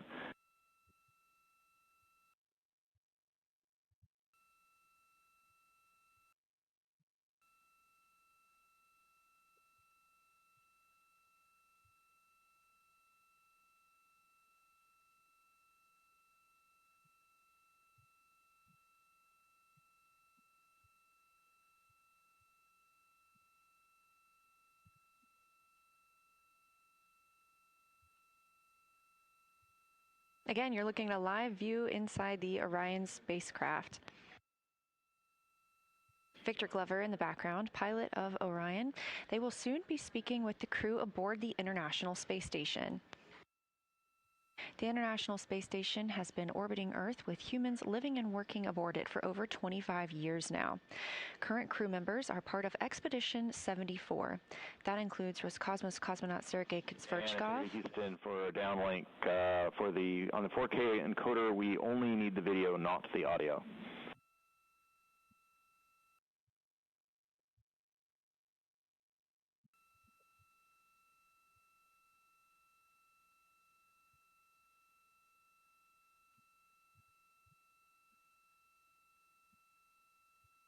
Okay, Sam, thanks for that. We have restarted the stream with audio off, and hopefully you're getting a good image. We copy the audio, and we see a great image.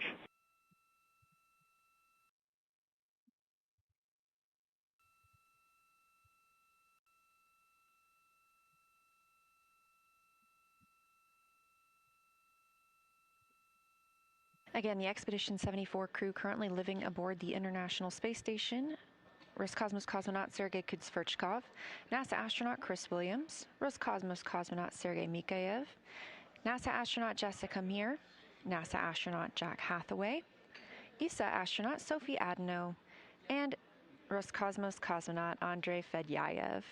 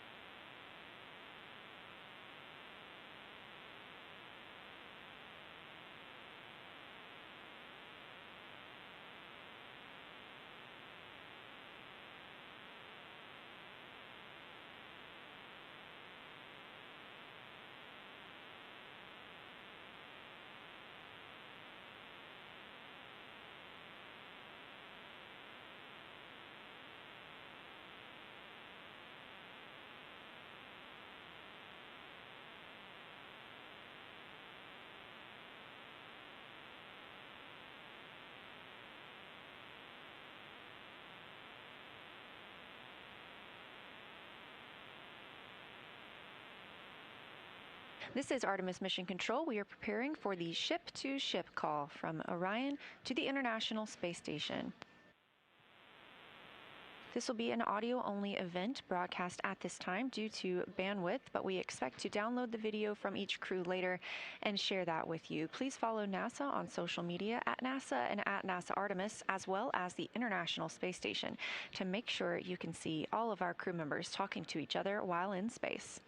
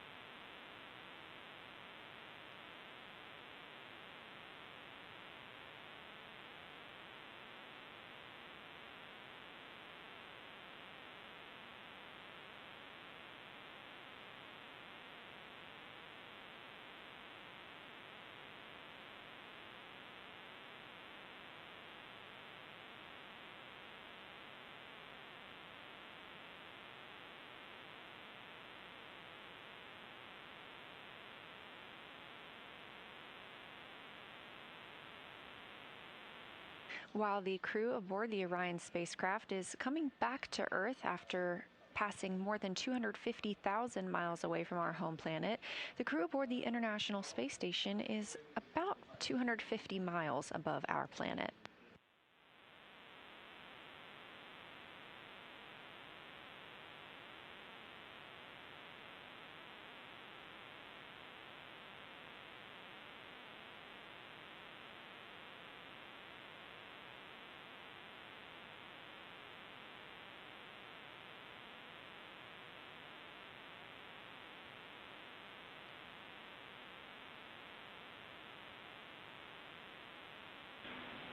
Integrity, this is Houston. Are you ready for the event?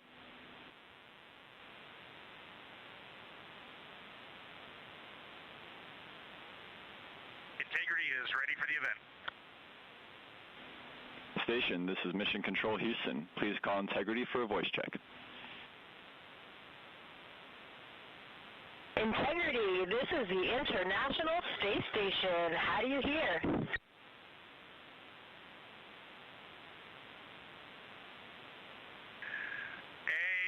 Space Station and Jessica, we have you loud and clear. How about us? We have you loud and clear as well, and we have DME TV up, so we have a view of you right now, and it is making us so excited. We feel like you're here with us, and this is really just making our entire week right now.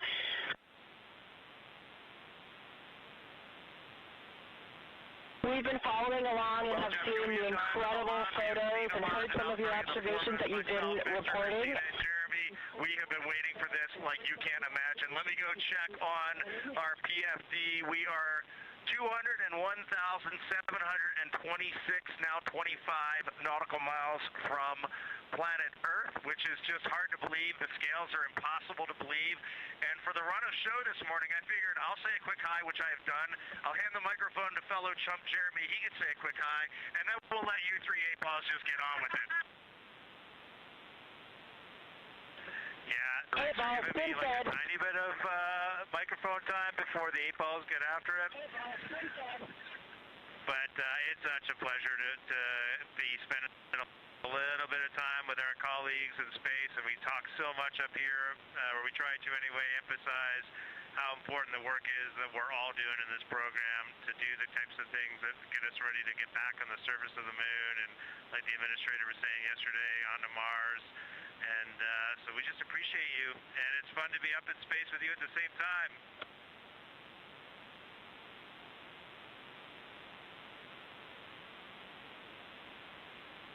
We are so excited to be up here with you, and we had a couple questions. We are wondering, we know how fortunate all of us are as humans to come up here and look down at the Earth from above. Every astronaut that comes to space remarks on that, and we really wanted to hear what that felt like, how different that felt now from your new perspective around the moon.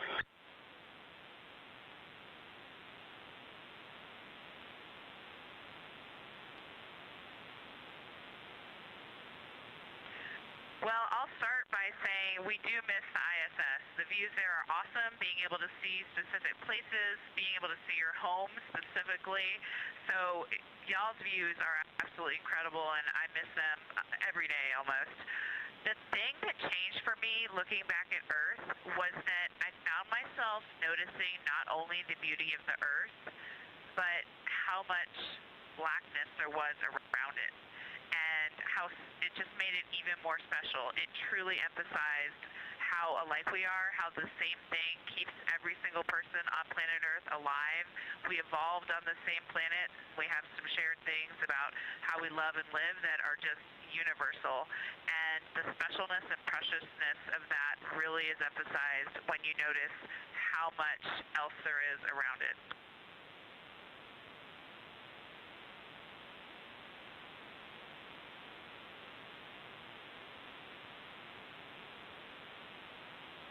That's really amazing to hear. You know, it's been an incredible time getting to be here on station. I know you guys have had a lot of that same experience, and we were super curious.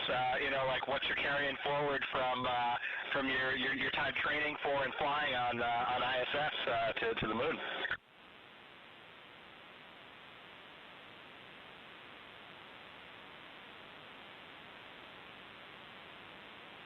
Well, the Navy pilots were carrying on, so I'm the only one that heard the question. I'll go ahead and respond. Actually, Chris, it was awesome to watch you and Jessica go out on a spacewalk. I was lucky enough to sit console for your suit up, and I was just filled with pride, but it also really reinstilled in me those flight operations principles that we live by in a real-time, high dynamic, and risky environment. So having that kind of impressed in my mind right before this flight was huge. And basically every single thing that we learned on ISS is up here. And then, of course, there's the funny and practical, how to eat, how to do silly things with water, how to flip around. We're bringing that with us, too. And I just got to add, C-Dub, right before you launched, you said you can't wait to talk to us on the space to ground, and it is happening, brother. I cannot believe it. Face to face, we said. Yeah, I can't believe it. I mean, I remember having coffee and sitting with you guys just before I left to fly up here, and it's just so awesome being able to talk to you right now. It's such a special opportunity.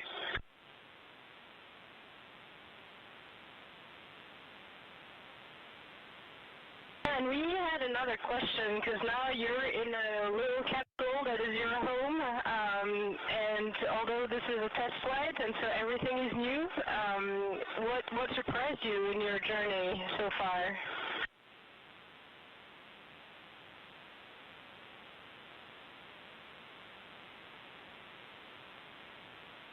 We know that Weed really likes it up there. It's really great to hear your voice up here. I can't tell you how fun this event is for us. I hope you guys are enjoying this as much as we are. I don't mean to give you such a short answer, but I can truly say everything. From the core stage ignition, solids lighting, to getting into a new orbit, even right after 8 minutes of boosting on the core stage, to then the translunar injection, to flying by the moon. This entire journey has been interesting, but also applying some of the lessons from station in a much smaller volume, how we move around and eat.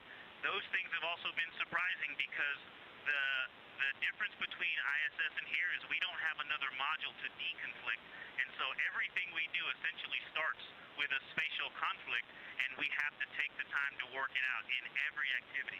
And so we've been just having fun working through that.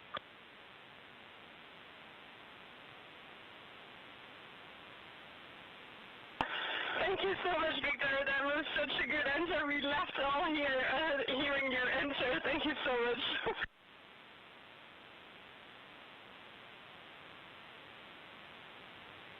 All right, my turn, and I'm excited to talk to you guys.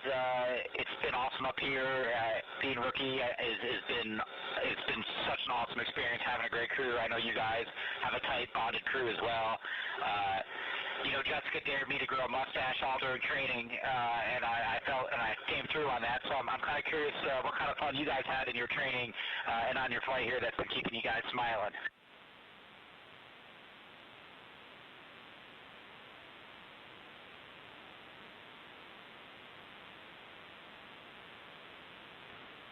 I just had a process escape on my water training up here, and I left the PWD valve open a little bit too long. Now, I will say, I'm not the only one to have done this, but I do have the record so far for the largest process escape on the water training failures.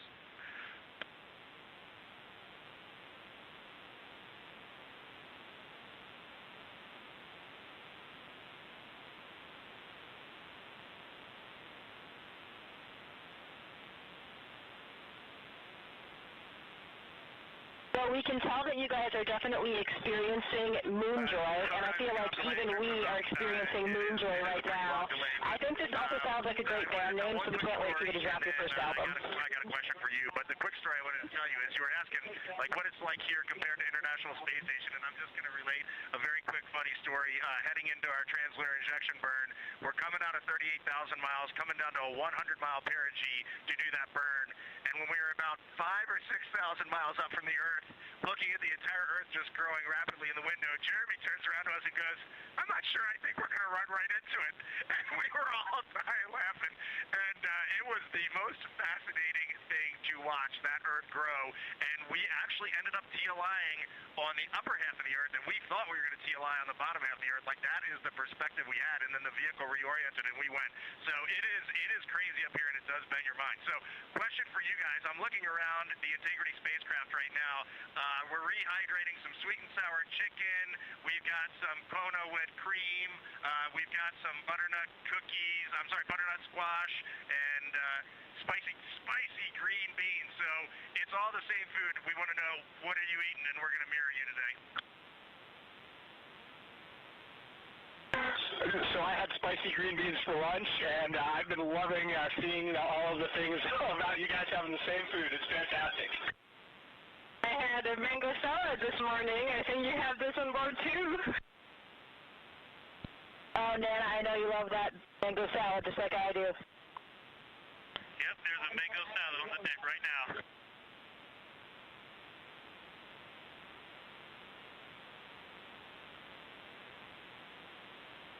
Well, I hope I'm not talking over somebody, but I wanted to say a couple things to my Astro sister, Jessica. One, sorry to steal your next spacewalk day, everybody, but thank you for cheering us along anyway. And Jessica, I always hoped we would be in space again together, but I never thought it would be like this. It's amazing. Congratulations to you on being commander, and I hope you have an amazing rest of your trip in space.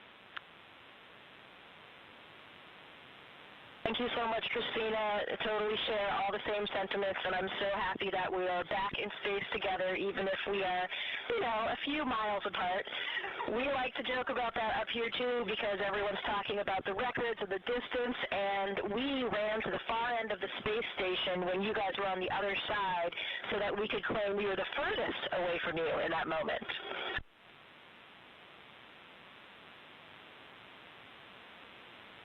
Love all four of you so much. We were doing the same shenanigans here when we got to the furthest point from the moon. I tried to get to the furthest point from Earth. I tried to get to the furthest point in the spacecraft, and my crewmates were clawing me down. And I know that's a joke. We were busy doing science, but we had that same conversation. It was a lot of fun.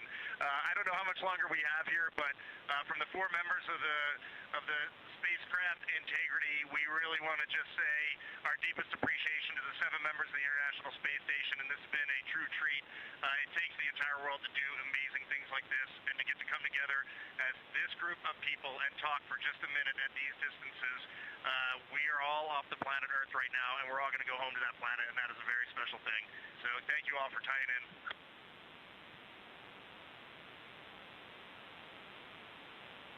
Thank you, Reed. Well, beautiful words, and yeah, from here.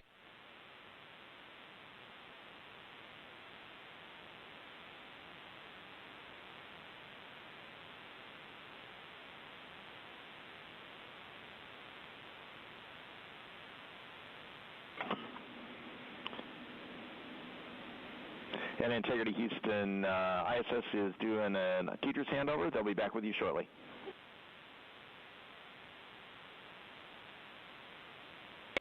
We are loving all four of you from here, from the space station in low Earth orbit. We'll keep the fires burning here.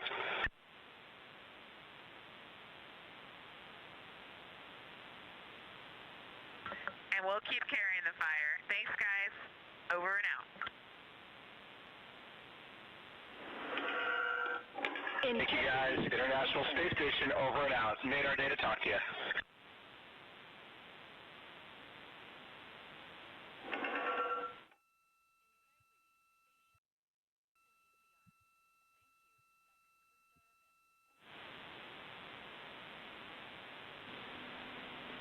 Thank you to all participants. Integrity and station, we're now resuming operational audio communications.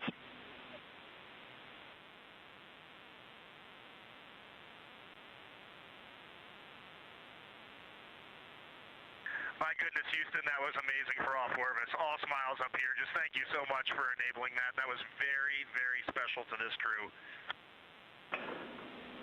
Reed, we were happy to do it. You should have seen all the smiles in the control room, and we had a packed visitors gallery, and everybody was grinning up there, too.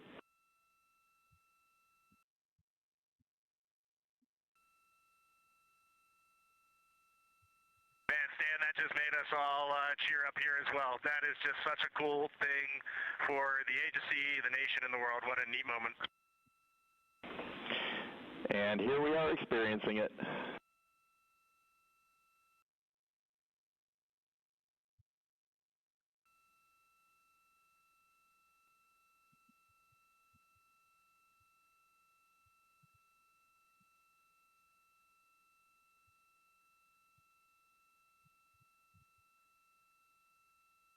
This is Artemis Mission Control at a mission elapsed time of 5 days, 20 hours, and 19 minutes into the flight of Artemis II.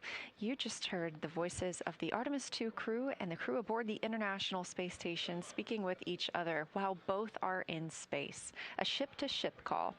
We are excited to share that video and audio with you later on today. You can find that on NASA social media.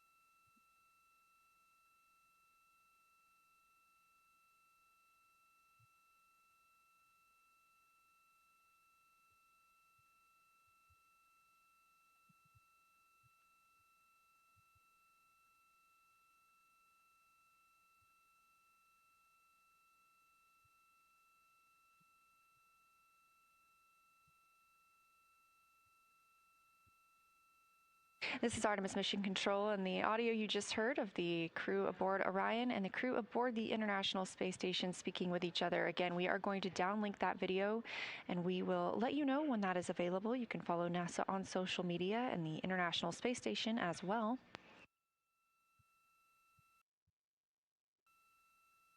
We can't promise a time frame when we'll have that video down for you to enjoy, but once we do, it will be fantastic. The International Space Station is now flying 267 statute miles just south of Africa. Meanwhile, the Artemis II crew is flying 231,793 miles away from Earth.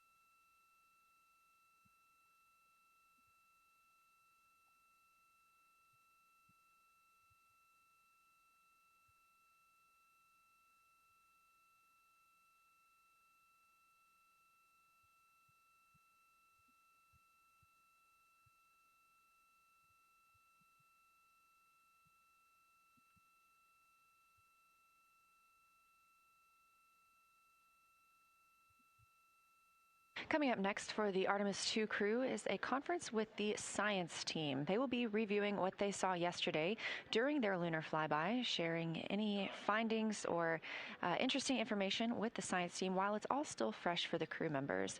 Of course, they have quite a lot of audio recordings that have been downlinked to the science team, and that team has been reviewing and will continue to do so to help them understand what the crew saw and formulate new thoughts about our moon.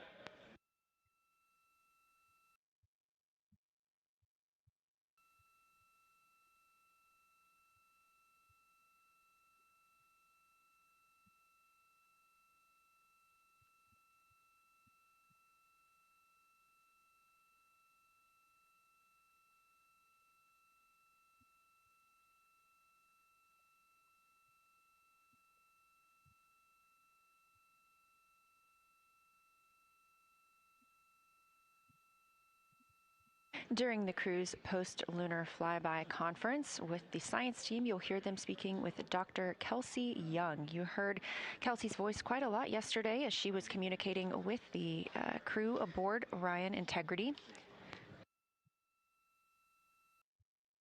She and her team in the science evaluation room were helping determine even what some of the features were that the crew members were seeing but couldn't quite identify.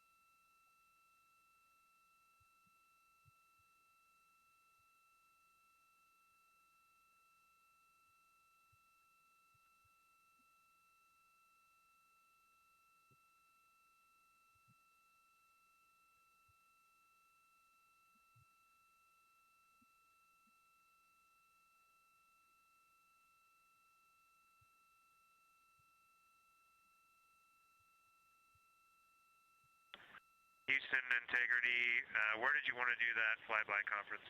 On OE1 or OE2? Jeremy, around Earth 1, please, and Kelsey standing by.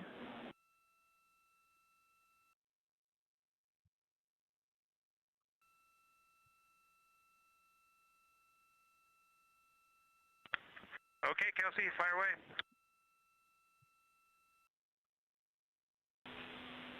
Integrity Science, I have to start with a giant wow. Our whole lunar science team and the broader science community has been pouring out positive feedback and gratitude, so know that what you did yesterday really made a difference scientifically. Also want to say the science team has confirmed the locations of the proposed Integrity and Carroll craters, and it was such a powerful moment here for everybody listening and following along. And then also, just before I dive into the list of questions, questions. We heard both Christina and Victor yesterday commenting that being able to discuss with each other amongst your crew, taking things from observation to inference to hypotheses, really added scientific value, and so we'd love to build on that here. So we'll ask specific questions for you guys, but please treat it like a discussion as we heard you yesterday that enhanced value. When you're ready, I'll dive into our questions.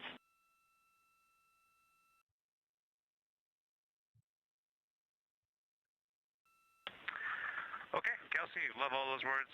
Your plan sounds good. The one thing I wanted to ask you about today during this was I did not record at all where we saw the impact flashes yesterday, so I was thinking maybe I should do that. And if I mean, it's very, very, very rough, so I don't know if that's of any value or not. But if Reed and I can record a rough position in OneNote, do you want to get them off the PCDs, or you just get them when we land? What do you want to do with that?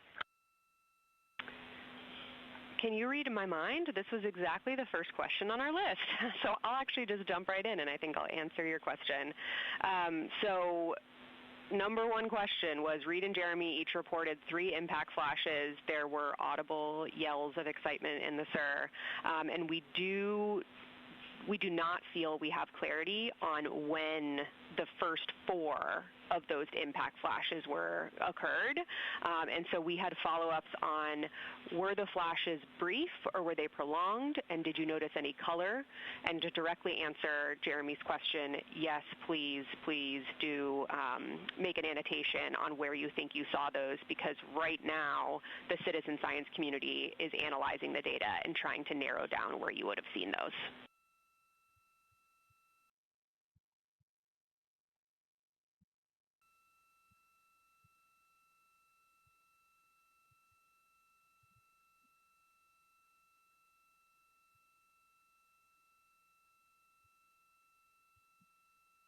Okay, Kelsey, I was just comparing notes with Reed here. We both experienced the same thing. It's a pinprick of light. I would suspect there were a lot more of them.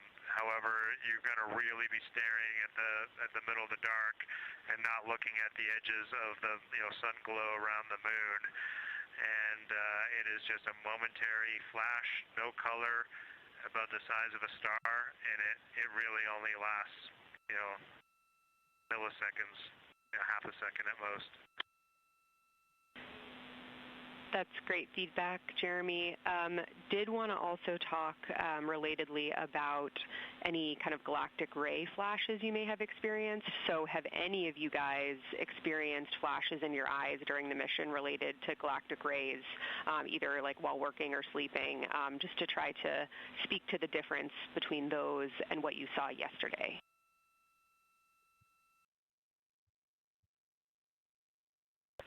Yeah, 100% difference in those and what we saw yesterday.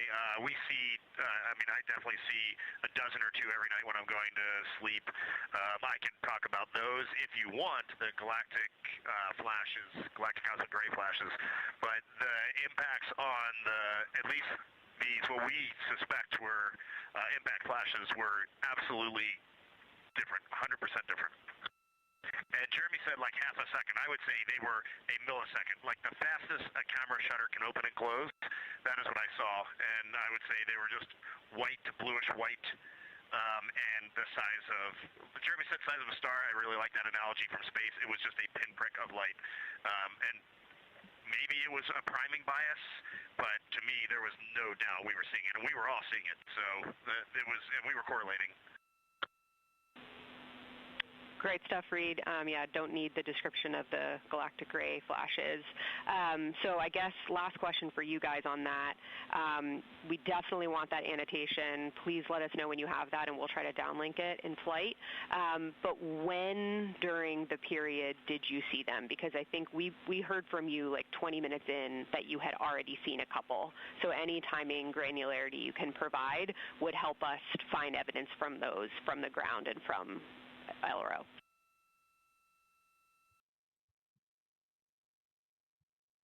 Well, I think it was just whenever we were intentionally looking for impact flashes.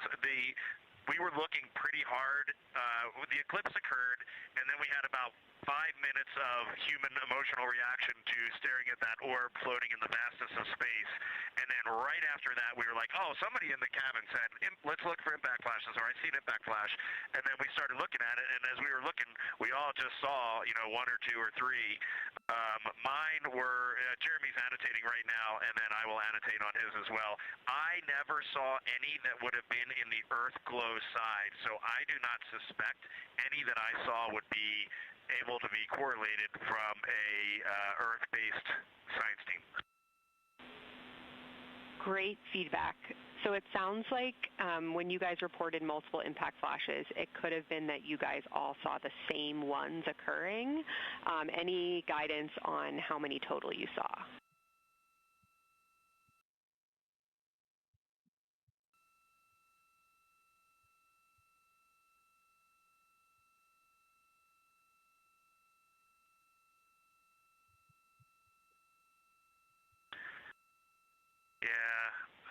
We didn't necessarily announce everyone out into the cabin, though. Reed and I saw 2 identical ones. He saw one before mine, and then I know I saw another one after that. So we'll try and give you the annotation and what order they came in. But just remember, this is just very rough. That's great. Moving on, a question for Christina and any others that observed something similar. Christina suggested there may have been possible lofted dust just prior to Earthrise. Can you describe what you saw just before the Earth popped out from behind the moon? And any other crew, did you witness anything similar to what Christina is about to describe?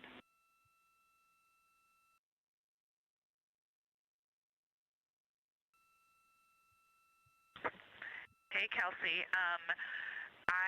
So this was during, Earthrise. I was still on Eclipse for some reason. Yes, okay. My crewmates were they didn't see it the same as I did. What I saw was when it got close, so as you know, a crescent rose, so it was kind of like 2 fangs came up, one fang and then later another fang, and then eventually the center of the smile, the crescent. And right before the center of the crescent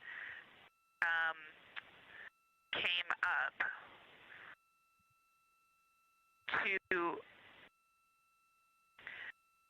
right before the crescent was there was when I thought I saw something. That's a very evocative description, Christina. Thanks. You noticed it was gray. You kind of highlighted a gray color. Did it, what was the thickness of it above the surface of the moon? And anything else you can describe about what made you think it was lofted dust?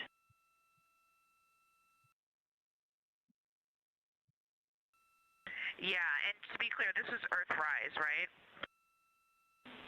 A-firm Earthrise, because it's that glow from Earth that would allow that lofted dust to become highlighted against space.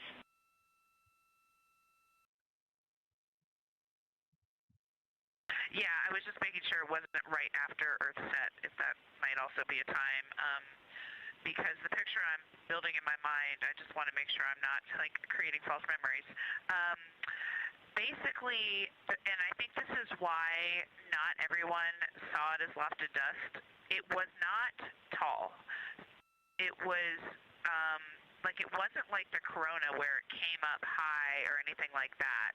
It was just a slightly different gray color right before it rose. And it was small enough to be within the fangs of the crescent. It didn't go farther than the inner part of the crescent, and it could have been an optical thing and not lofted dust, but to me it just sort of appeared, and I felt like it had a glow. I know that those different terms mean things, but I think in this case that would be the appropriate thing there, that it was potentially, in my mind, the sunlight reflecting off of the Earth and creating a little glow right before the brightest part of the crescent came over the horizon.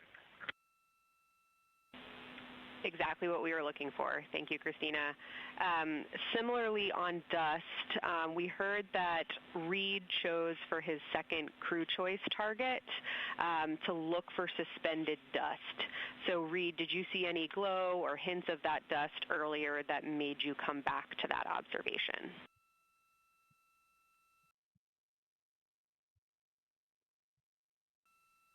Negative. Just really wanted to see some, and I saw none. Understood.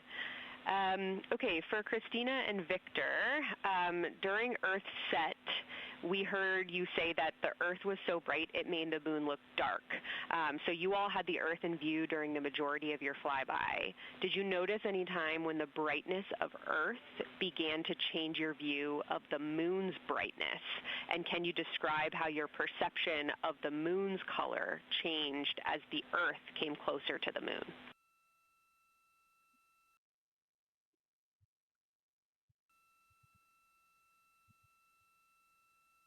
Yeah, absolutely. And essentially, as soon as the Earth became in the view, the easy view, where I didn't have to turn my head, when it was in what I'll call my field of view, not my field of regard, when I could just see it looking straight, the moon was already at a point where I was losing subtle albedo differences. I think it's the angle of incidence. The angle, the sun to the moon didn't change much, but we moved to the side, so we were seeing a different angle, and the color was less apparent.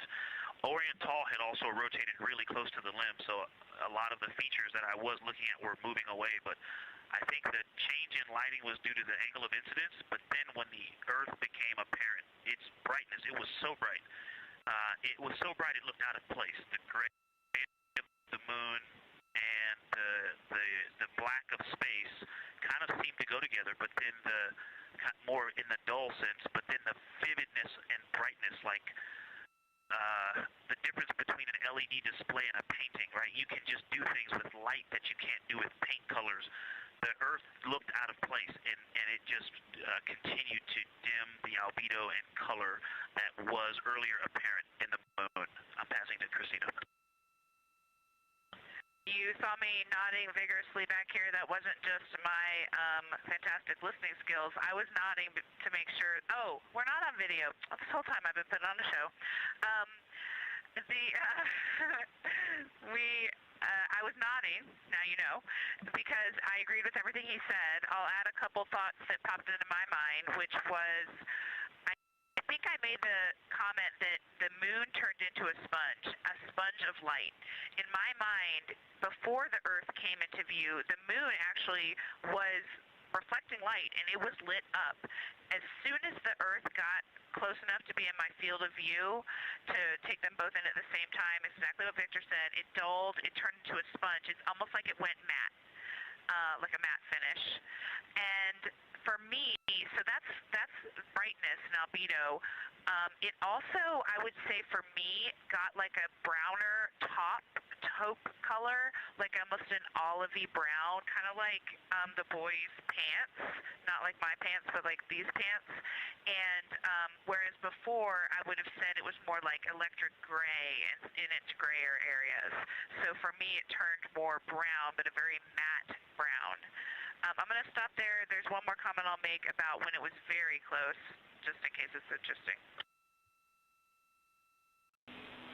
Absolutely, we take that observation. The only other thing I wanted to add to that is not scientific on lunar observations, but I think that I know myself in particular, but probably we all underestimated the amount of impact of sunlight and earth glow on cabin windows, on glare on the window structure, window frame, on the heat shield tiles coming across the cabin. That was a pretty large impact, Kelsey.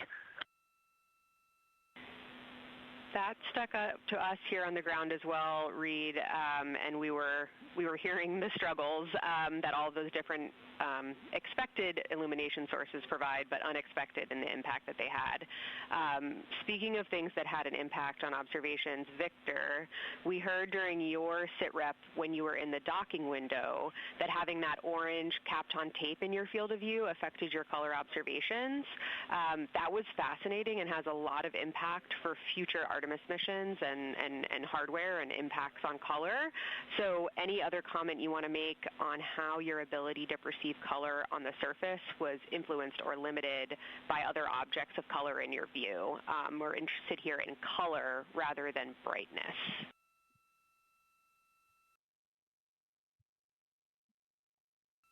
Absolutely, but all the comments I made about the Earth earlier apply to this one as well. This is the thing I wanted to make sure to add, so I'm glad you asked, is that the human eye adjusting is another thing that had huge impact. Some of the colors and their patterns did not appear in the moon. The Aristarchus Plateau, you know, the browns, the streaks that we saw there, until you stared, kind of like the impact flash. You really have to be staring. And it wasn't because of intention, it was because my eyes were adjusting. And so as soon as I would look inside the cabin, the vehicle, if those bright LEDs that were in the vehicle, or if the sun was reflecting off of a corner of the windowsill, or the bright Earth in the field of view, those things would change my eye, and I'd have to wait for them to adjust again. And I want to add, while Victor's talking about that, on the Kapton tape color, let me see if I can nods from my crewmates, but when we're looking at Earth, just a normal Earth lit up by the sun, I'm used to seeing these deep blue pictures of like Earth Day photos, Apollo 8 photos, but when we look out, the cloud cover is so bright, it is almost blindingly bright, and you really cannot make out significant detail in the Earth when we're at long distance on a sunlit Earth. So it was very interesting to me that the Earth is so bright from the clouds that it is actually hard to look at. Hey, since we're going discussion style, like you mentioned, I'll add a couple comments on color. I didn't notice color changing my view, except maybe, like Victor said, I didn't realize it when I looked down at the PCD and back, because I do think there was a time scale there where you saw things a little differently if you just stared for a long time. And sometimes even staring out to the blackness to kind of reset and come back. So I think that is a note.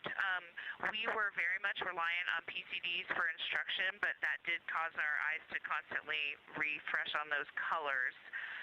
I didn't notice necessarily a color difference, but just like a quality of observation, maybe like he was saying, like the details or the contrast.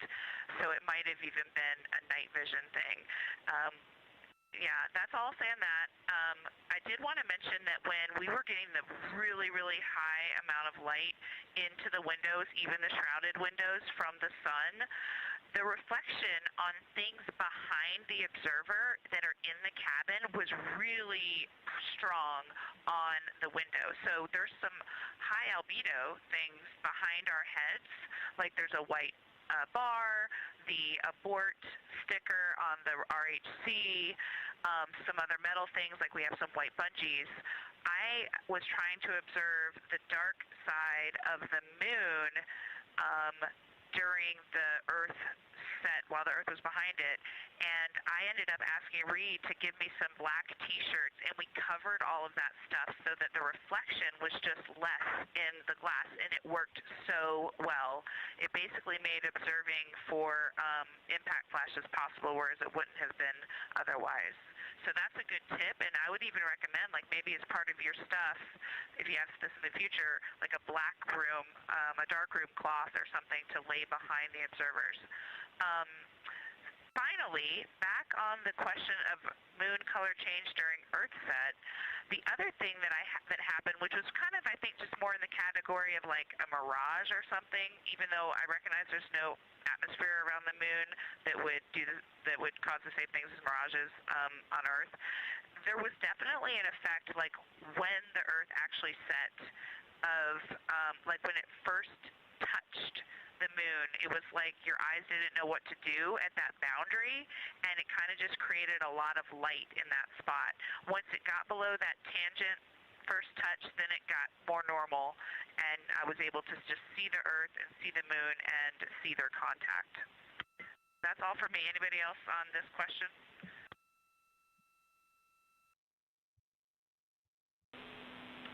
Thank you, Christina. And as I think I saw you notice, we did just get video a couple minutes ago, so it's nice to see you as we're talking to you.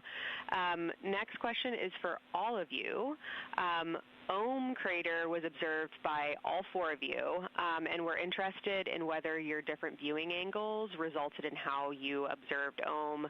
Jeremy and Reed saw it first. Were you able to see the ejecta rays, the central peak? And then Christina and Victor, you were next, and you observed Ohm later in the past. Could you resolve similar or different features than what you're about to hear from Jeremy and Reed?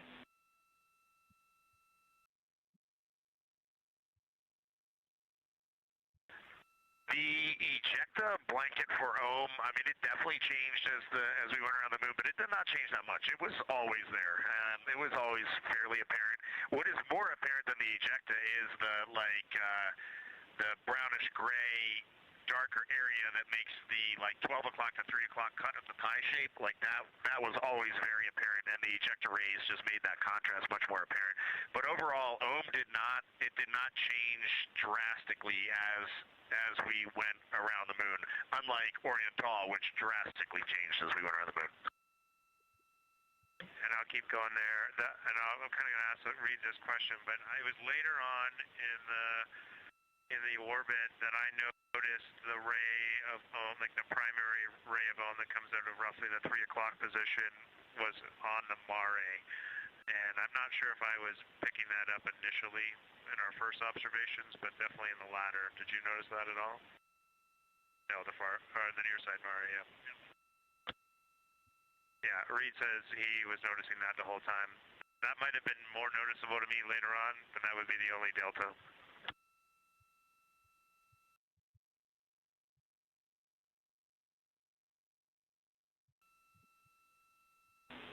Understood, Reed and Jeremy. Curious to hear Victor and Christina's thoughts after hearing you guys. For the later observation, I was able to see into the crater wall on the east side, and the shadowing there was actually neat, so I could see layers of shadow, so that there's kind of like two faces, or maybe three. I couldn't tell because we were so far away, but I could clearly see light, then dark, then light, and so the layering within the interior crater wall on the eastern side.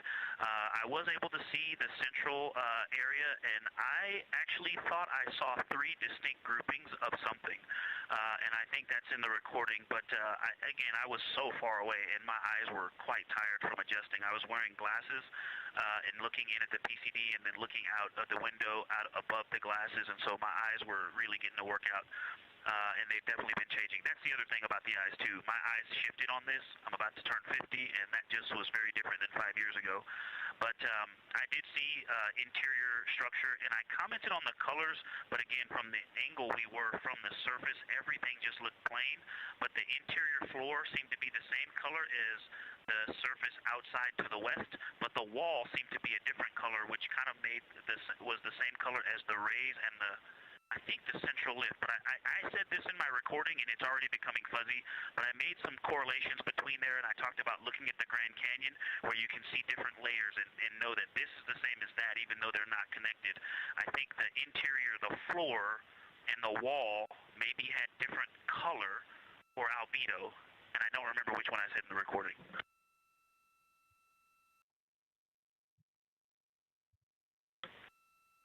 I'll pile on with your question.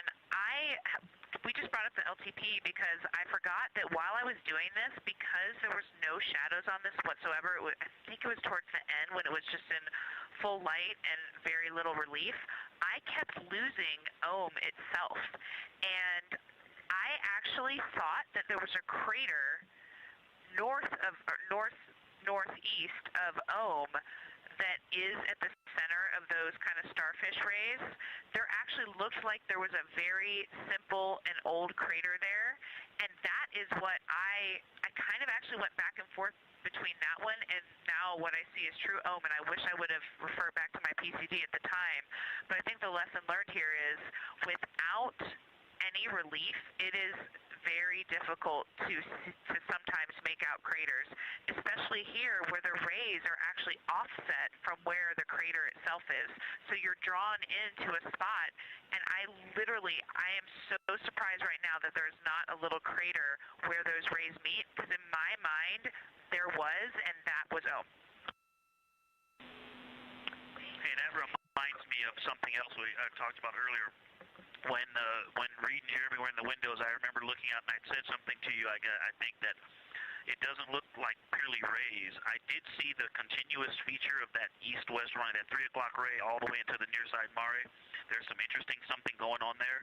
But at first, it looked to me like just two different, like a contact of two different materials coming together, or two different age materials coming together. And when we got on the far side, the far side view, where I was looking back at it, I mean the later view, it still looked like, I don't know, it sometimes didn't look like a ray, it just looked like different color material.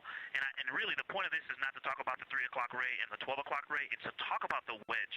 The wedge looks to me, if you remember my recording comment about continents, I kind of had the near side Mare continent, the middle from Ohm to Oriental, and then the Hertzsprung continent. Those colors in the wedge look like, and not they look the color of, but also the concrete kind of packedness of what's around Hertzsprung. Those look similar, so that's kind of also playing tricks on my eyes between rays and just different material, not just a ray laying on top of the material. Thanks a lot, Victor and Christina. Wow, we're really looking forward to continuing to dive into this when you guys are back with us on Earth. We want to sign off now to get you guys over to your next activities. Before I do that, I'll just say when you're making those annotations about the impact flashes, any annotations you want to provide about the structures in the corona you saw during the eclipse, we would take those annotations. And that's it for me. It was so wonderful to talk to you over the last 2 days. Thank you again, and can't wait to see you all back here on Earth. Thanks again for what you did for science.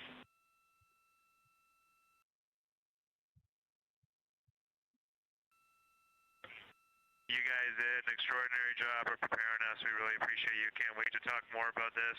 This was too short. For the sunset recording, if you're looking for that, it's on PCD3, and the file name is recording, open bracket, 13, close bracket. Copy all, Integrity. Science is over and out.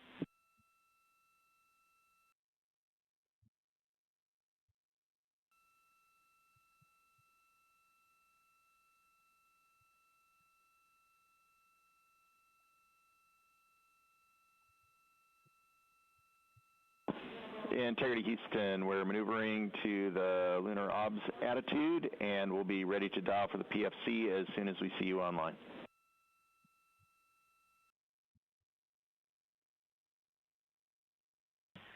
We copy, and can you say window for science pictures?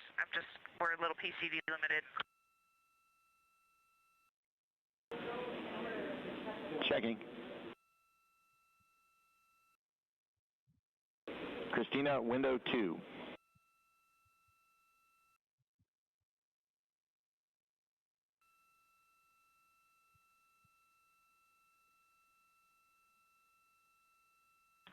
Copy, we see it coming into view. You guys look gorgeous. Why, thank you.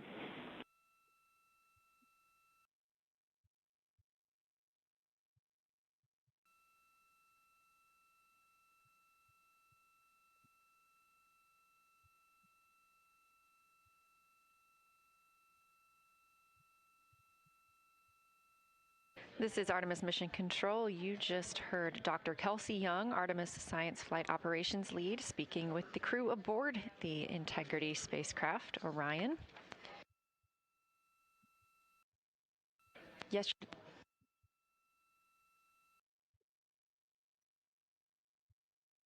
Yesterday was Lunar Flyby Day for the astronauts aboard Orion. They had about 6 hours to observe the moon, and during that time they took turns taking photos as well as making annotations and making audio recordings that were sent to the science team last night. Of course, if you got to watch, the astronauts were also calling down information real time of what they were seeing while orbiting the moon. The conversation you just heard from Dr. Kelsey Young with the crew was their post-lunar flyby conference. As you heard, she asked some specific questions about some of the targets that they saw, as well as the configuration of the spacecraft. As this is a test flight, everything we learn on this mission helps us prepare for future Artemis missions to the moon. So even minute details about moving through the spacecraft or how vision was changed based on placement are very important to us. Now this view inside the SIR, the Science Evaluation Room, you can see this team of scientists taking a look at one of the photos that the crew shared. And you can see the photos from the crew at images.nasa.gov or by visiting NASA's social media. That's at NASA or at NASA Artemis.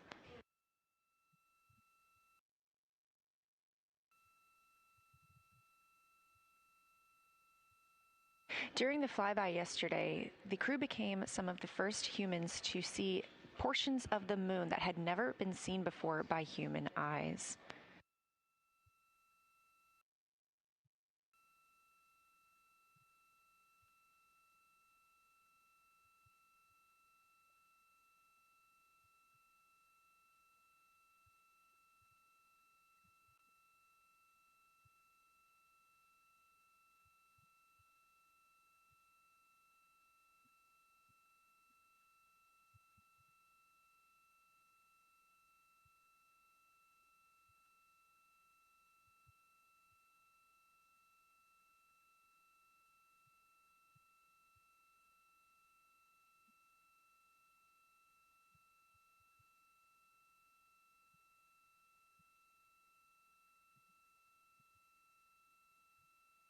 Just after the conclusion of the post-lunar flyby conference with the science team, you heard NASA astronaut Christina Cook is moving into the next portion of her day. That would be opportunistic science imaging. She's going to be taking some pictures of the Earth from outside the windows of Orion.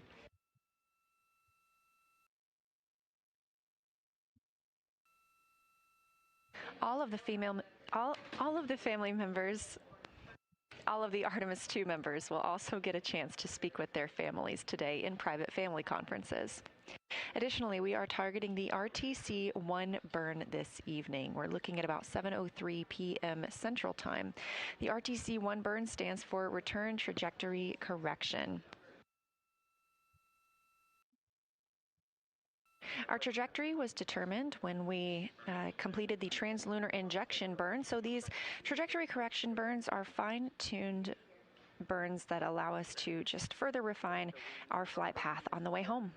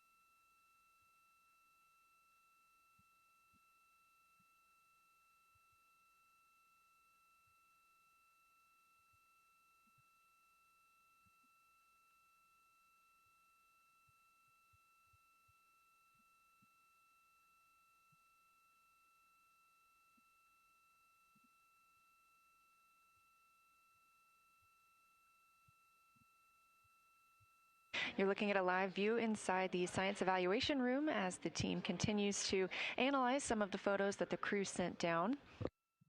Again, this is the first crew to fly by the moon in over 50 years. So some of the photos they took will be of areas that had never before been seen by human eyes. This was determined by our launch date, which was April 1st. The crew additionally became the first people to see a solar eclipse from the other side of the moon. We got some live views of that real time as well. It was pretty incredible to see the corona of the sun coming around the side of the moon.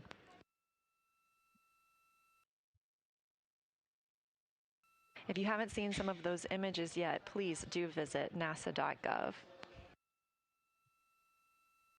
We're now a mission elapsed time of 5 days, 21 hours, and 2 minutes into the flight of Artemis II, the first flight of humans aboard the Orion spacecraft. Orion is now 230,896 miles away from Earth, but continuing to grow closer. 44,464 miles away from the moon and continuing to grow farther. You can track these stats at any time by visiting nasa.gov/track-Artemis.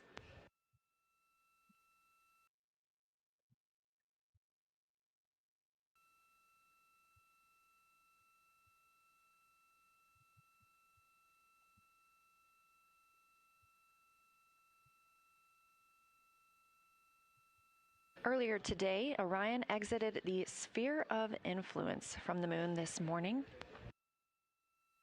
That means the gravitational pull of the moon is now no longer pulling on the spacecraft, and that they are more pulled by the gravitational pull of the Earth. Again, we're targeting splashdown in about 3 days, 4 hours, and 14 minutes in the Pacific Ocean.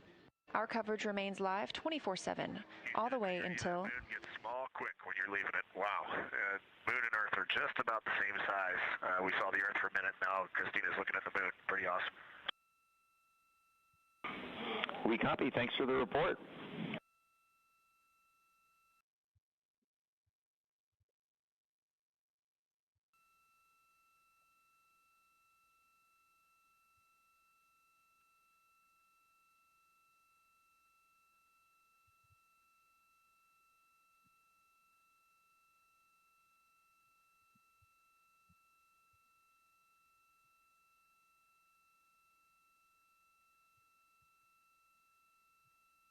As you've heard throughout the flight, the Orion capsule is often referred to as Integrity. This is a name given to the spacecraft by the Artemis II crew members and announced last year. The crew reports that the name Integrity embodies the foundation of trust, respect, candor, and humility across the crew and the many engineers, technicians, scientists, planners, and dreamers required for mission success. And that this name is also a nod to the extensive integrated effort from the more than 300,000 spacecraft components to the thousands of people across the world that must come together to venture to the moon and back, inspire the world, and set the course for a long-term presence at the moon.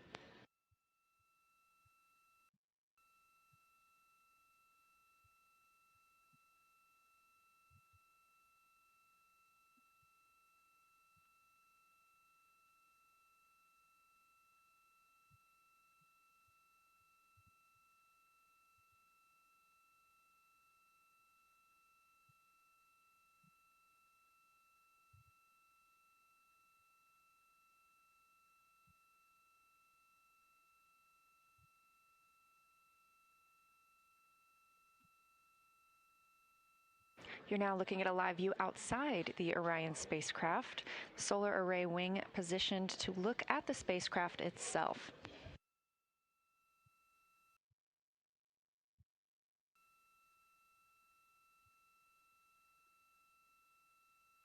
The command module of Orion, that shiny part, is approximately 330 feet cubic feet habitable volume. So the interior living space for the crew is about the size of 2 minivans. And that's about 60% more cubic volume than the crew members had during the Apollo missions. As previously mentioned, this spacecraft is made from more than 300,000 components. And to be specific, 355,056 individual parts compose this vehicle.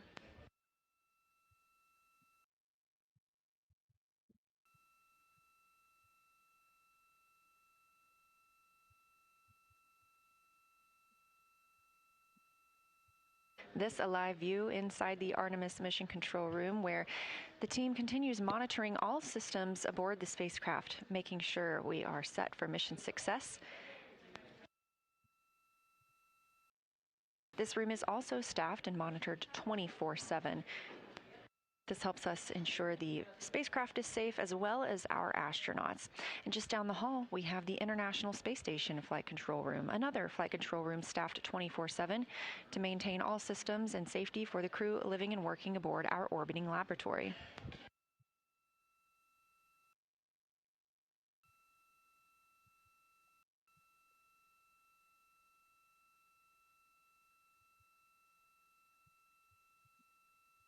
Because the crew did have such a busy day yesterday for flyby, we anticipate hearing from them a little less today as they have some downtime.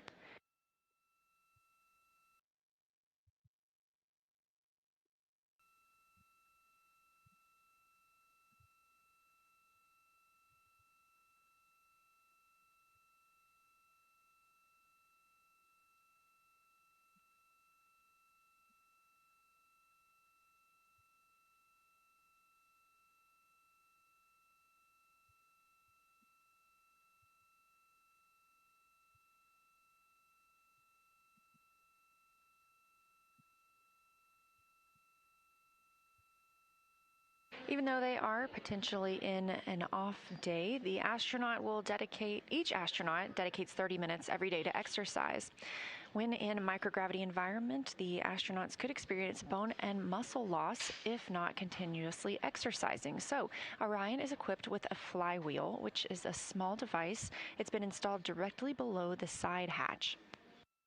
The flywheel is a simple cable-based device, and it can be used for both aerobic and resistance workouts, and we've seen some of those from inside the spacecraft. We've also been able to see some of the movement that happens outside the spacecraft when the crew is working out.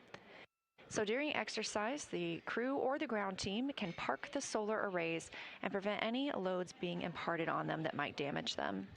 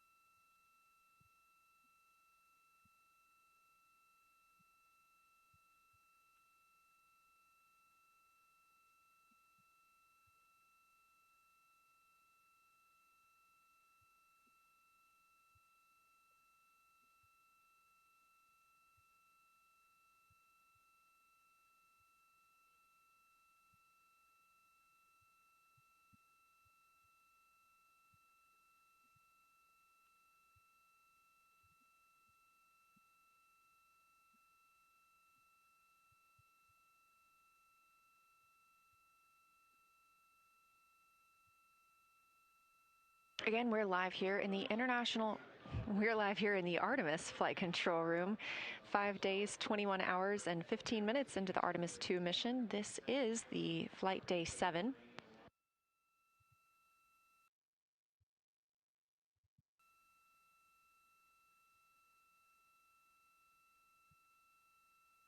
And again, this is a little bit of a quieter day now that we have had the ship-to-ship call with the International Space Station and the post-lunar flyby conference with the science team.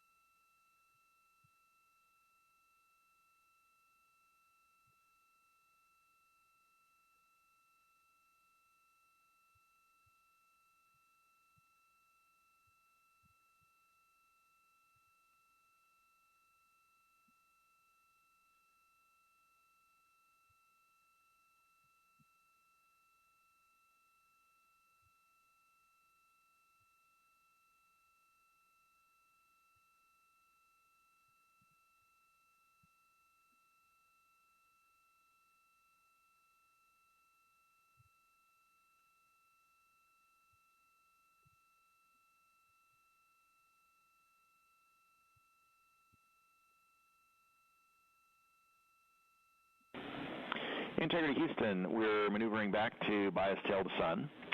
Also, we're preparing to clean up your onboard burn plans, and at DPC we forgot to ask you for AGA numbers. Could you please give us those?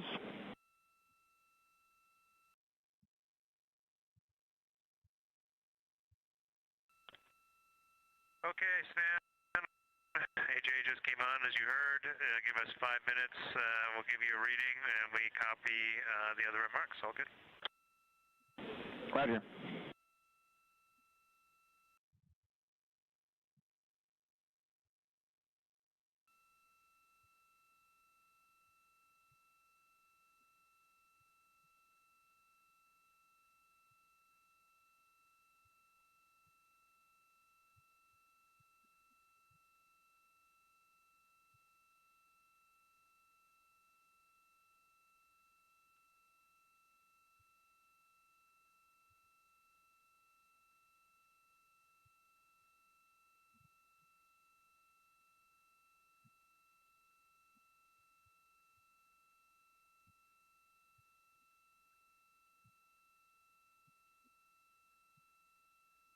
The voice you hear communicating with the astronauts today from Artemis Mission Control is NASA astronaut Stan Love. He's the Capcom for today. The Capcom stands for Capsule Communicator, and that's the single person in the room that communicates with the crew. This keeps their communications streamlined, both from all the ground teams to and from the astronauts.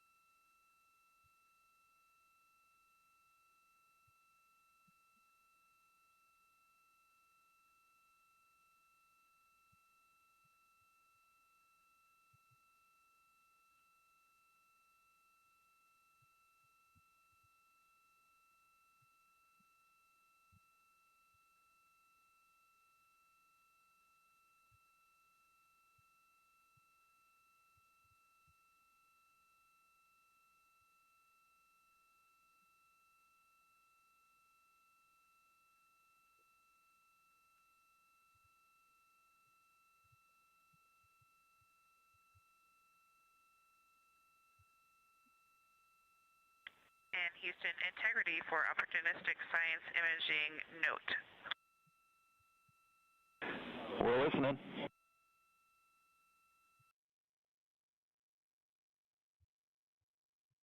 Yeah, just wanted to mention that towards the end of that opportunity, I'm not sure if it was after the maneuver started or just before it started, but the sun was out the window that I was observing on, and I went to go look for the moon to take more pictures of it after kind of pulling my vision away to look at the lunar targeting package. And when I put the camera back out, I ended up pointing it directly at the sun for a second. So just a reminder that if something's gonna change to where the sun is now in the view that people are looking out at the camera, just give us a heads up.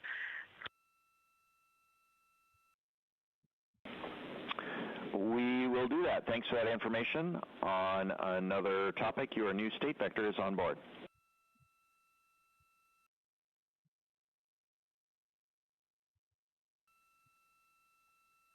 Awesome, thanks, and I'll be ready for my PFC in a couple minutes. Do I need to tell you all which PCV I'll be on?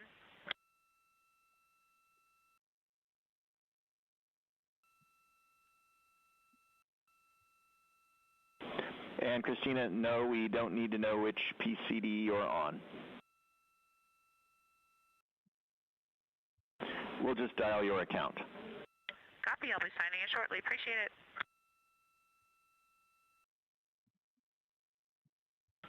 Okay, got it. Thank you.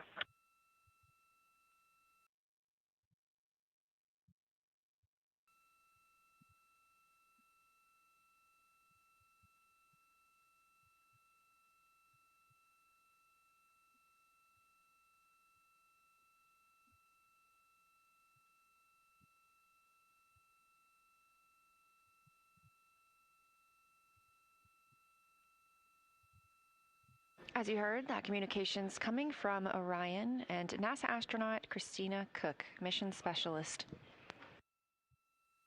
She had an opportunity to do some opportunistic science when the spacecraft's attitude was pointed to allow her to see Earth and the Moon at separate times.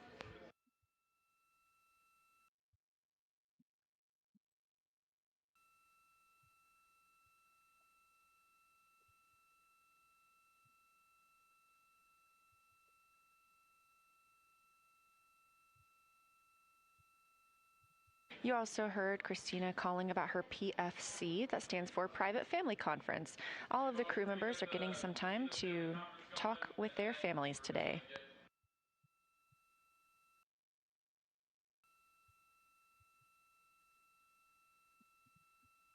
Meanwhile, NASA astronaut Victor Glover is scheduled to conduct some aerobic exercise on the flywheel.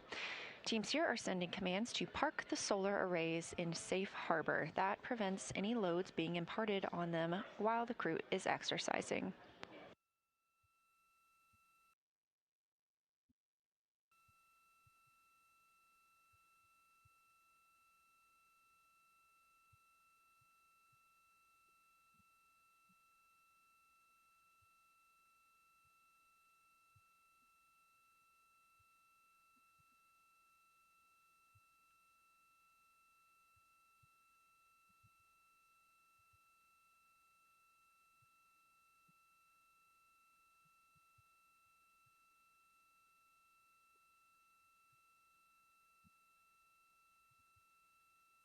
Coming up in about 30 minutes, we will have our daily news conference for Artemis II, where leadership here for the mission are at Johnson Space Center, and we'll be able to discuss the latest status on Artemis II. Again, that's coming up at 4:30 p.m. Eastern, 3:30 Central. That'll be broadcast on this stream on NASA's YouTube, but we will still have our clean feed on the separate YouTube stream. Once that status briefing is over, you can come right back to this feed or just stay right here and we will continue coverage from inside Mission Control Houston.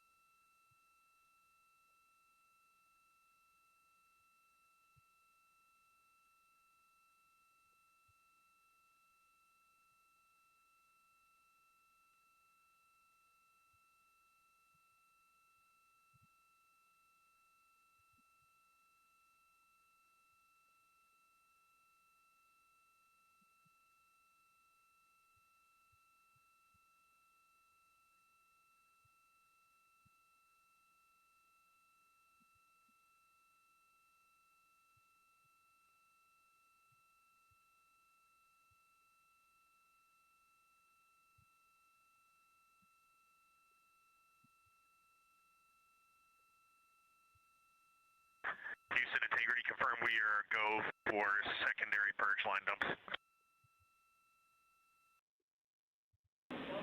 We are go for those dumps.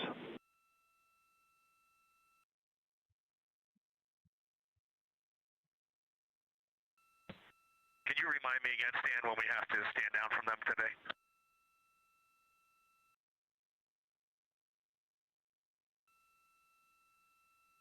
Checking.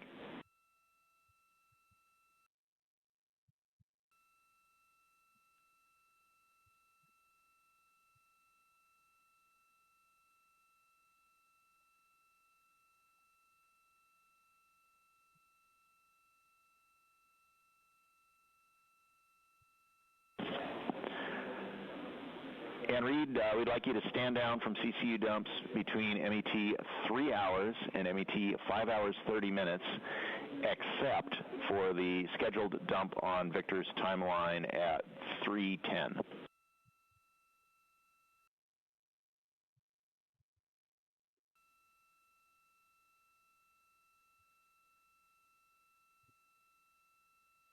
Okay, we copy, Stan. I'm in the process of setting up the recorded exercise. I would appreciate a call up with a 2-minute warning to stand down from exercise. It's on our to-do list, Victor. Don't worry.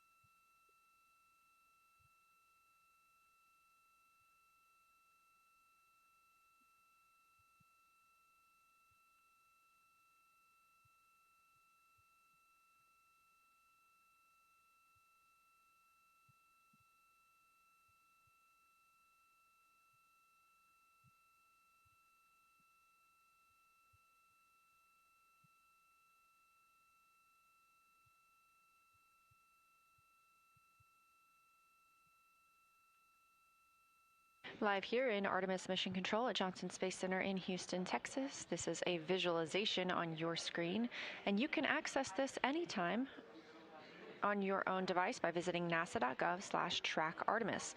This is called ARROW, the Artemis Real-Time Orbit website.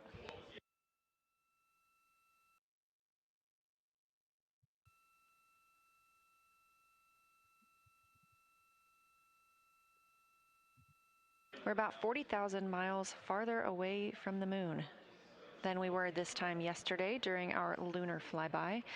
And if you have not seen some of the pictures coming down, please do check out NASA social media. They are absolutely phenomenal.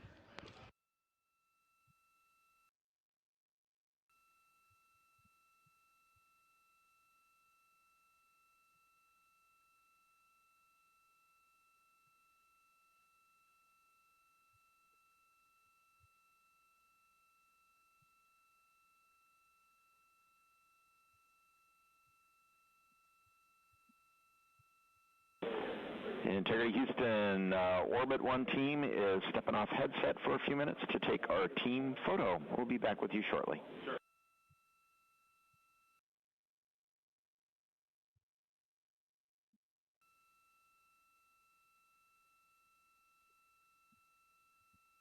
Sounds great, Stan. Enjoy that and savor that moment. Please savor that moment. What an exceptional time. Will do, sir. Those communications coming from Capcom and NASA astronaut Stan Love to the crew aboard Orion. The Orbit 1 team is monitoring the consoles here at Mission Control Houston, led currently by NASA Flight Director Jeff Radigan. The team's going to take a brief team photo. This is the team that has served this shift for the entire mission and has been training together for a significant amount of time now. All of these flight controllers are the ones keeping the systems and the crew safe aboard the Orion spacecraft for the Artemis II mission.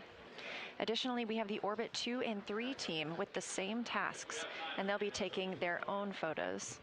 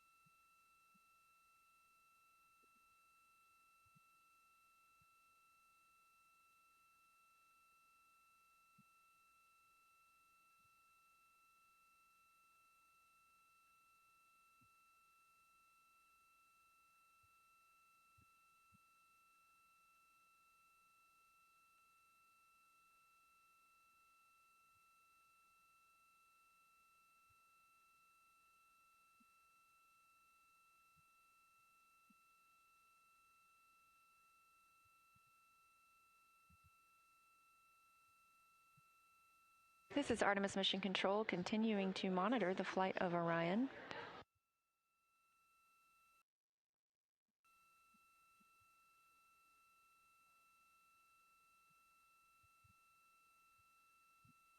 We are now 5 days, 21 hours, and 36 minutes into the Artemis II mission, the first flight of humans aboard Orion.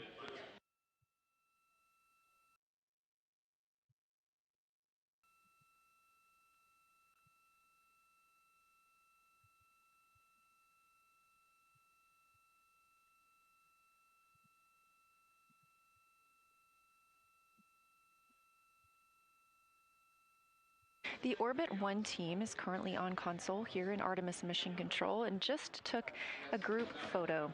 We are on flight day 7 of this 10-day mission, with Orion targeted to splash down about 3 days, 3 hours, and 40 minutes from now.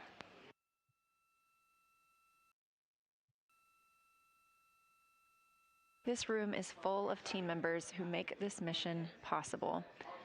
That includes Prop, the propulsion officer, CDH, command and data handling, INCO, our integrated communications officer, MPO, the mechanical and power officer, and so many more.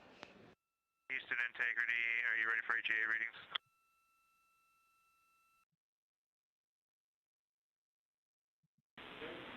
Yes, Jeremy, we're ready to take those AGA readings. And Houston, there's no rush if you're still taking the photo. Just going to give you AGA readings whenever you want them.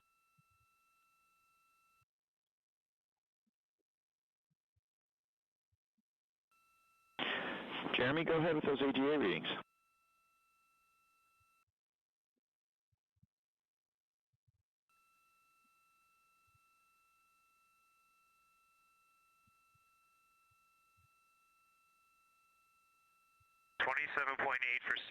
For O2, and CO2 is 1.5.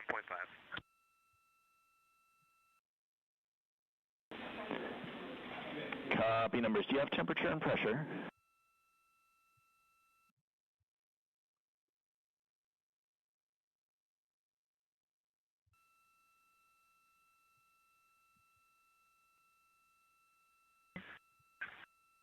.4 for pressure and 77.3 for temperature. Copy all. Thank you, sir.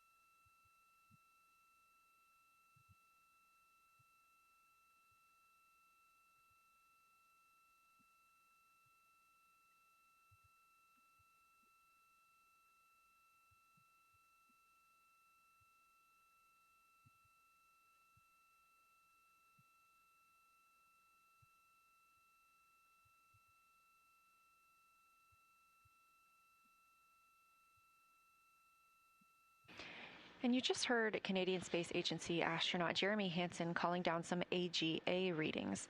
The AGA is the anomaly gas analyzer, and this is powered on before exercise. It takes about 5 minutes before they can give readings, and they want those readings once they start exercise and afterward. This is the first flight of humans aboard the spacecraft, and therefore the first flight of our Eclipse system, the environmental control and life support system. So these readings help the team on the ground understand what gases are in the cabin, as well as temperature. You just heard it's about 77 degrees Fahrenheit aboard Orion.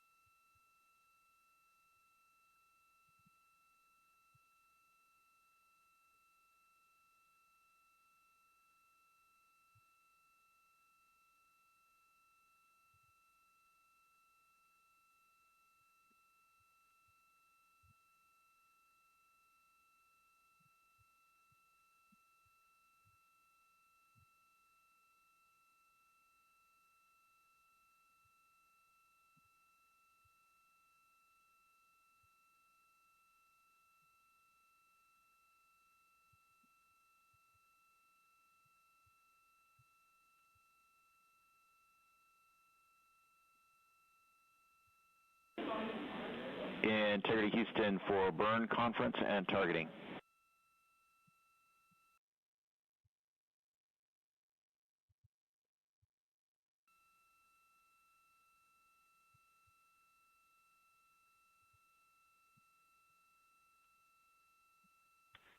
Go ahead, Stan. Hey, Jeremy, our GNC maneuvers are conflicting with our preliminary targeting activity, so we may have to do prelim a little later, or we may skip it entirely and pick up at intermediate. We'll keep you posted on how it's going.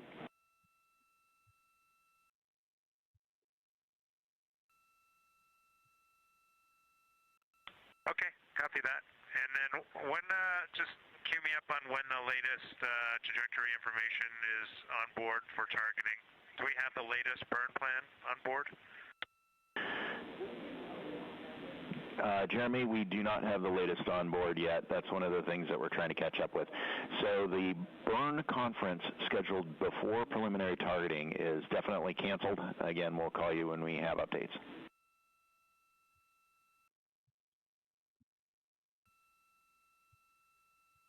Okay, understood, Sam. No problem. We're pretty flexible. And Jeremy, we're expecting approximately 30 minutes to get the new burn plan on board.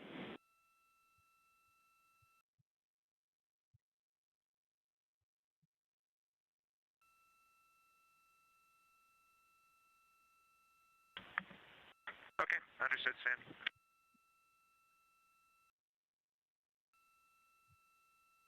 This is Artemis Mission Control at Johnson Space Center in Houston, Texas. The voice you hear on the ground is Capcom and NASA astronaut Stan Love speaking with the crew aboard Orion, specifically Canadian Space Agency astronaut Jeremy Hansen. We are targeting the RTC-1 burn today. That's Return Trajectory Correction 1. That is targeted for about 7:03 p.m. Central Time. This is a small burn using the reaction control system thrusters on the service module of the Orion spacecraft. This helps us fine-tune our path back home. Stan Love was letting the crew know that we are canceling their first preliminary burn targeting conference. They have another one of these in a couple of hours when they will have the final burn plans uplinked and the final targeting complete.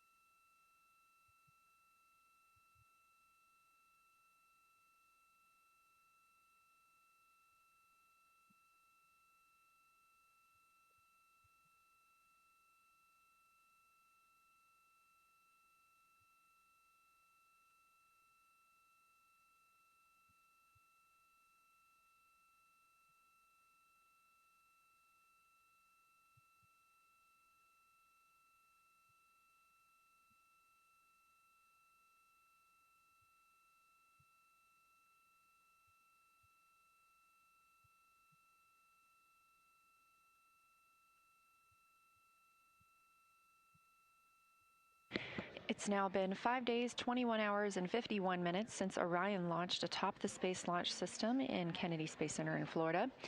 The crew aboard Orion is getting into the first few hours of their day.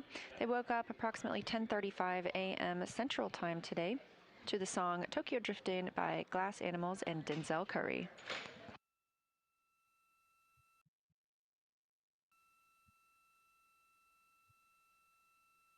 There are a few more open blocks of time on the crew's schedule today, as they had an extremely busy day yesterday with Lunar Flyby. Right now, pilot Victor Glover is exercising. And Christina Cook is enjoying her private family conference. You heard her call down just prior to that she was ready for her PFC, and that's what that stands for. All of the crew members are getting a chance to talk to their families today.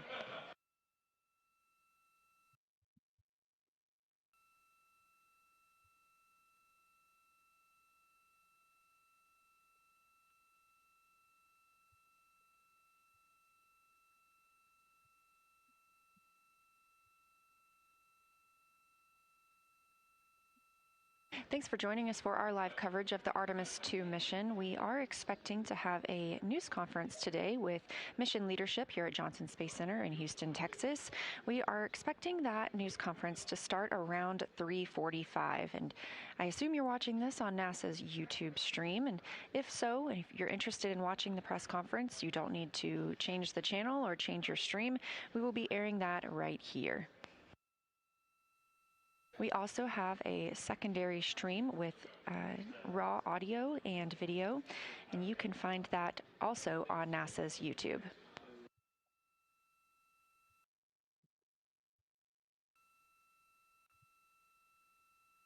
Here's a video from the outside of Orion, and as we mentioned, pilot Victor Glover is exercising. We do see the spacecraft move a little bit when the crew is exercising, and so the teams here park the solar arrays into a safe harbor position. That means any motion that they experience due to the exercise doesn't damage the solar arrays.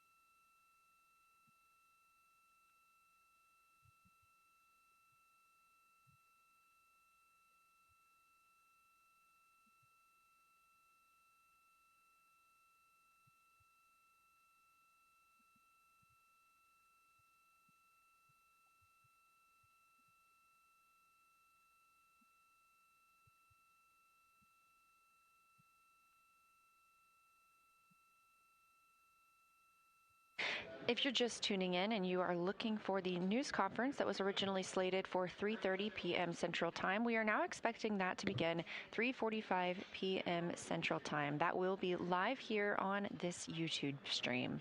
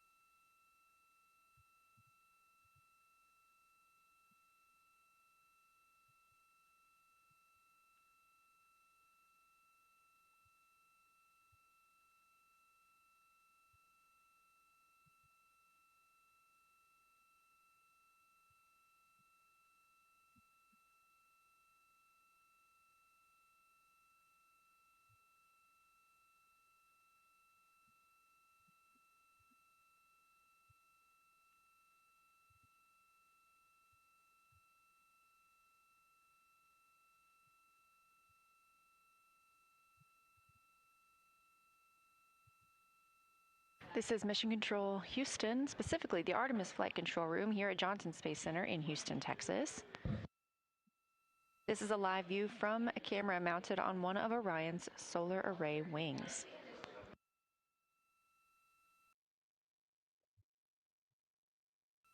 Interestingly enough, each of these solar arrays provides enough electricity to power 2 3-bedroom homes.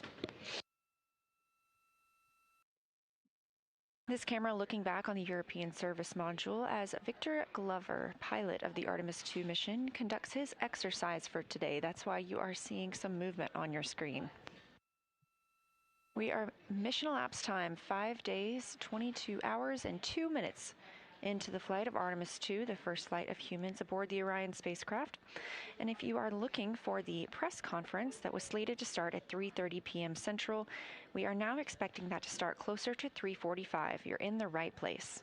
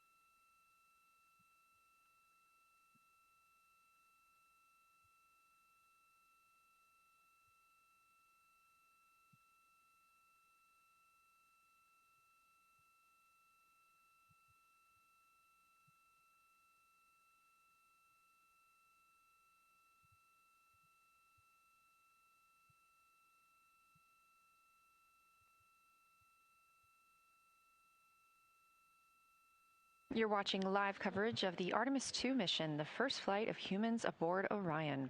This is a view coming from outside the Orion spacecraft on one of the solar array wings, pointed back at the spacecraft. And as we mentioned, you see some movement because NASA astronaut Victor Glover is in his exercise period for the day. The crew is having a little bit of a quieter day after a very busy schedule yesterday, photographing and recording observations about the lunar surface as the spacecraft approached just about 4,067 miles away. Our distance to Earth continues to shrink now as we are preparing for splashdown on April 10th.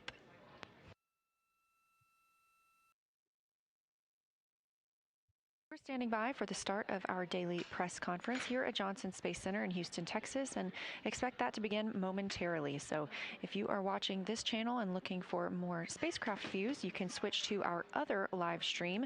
Otherwise, you can stay.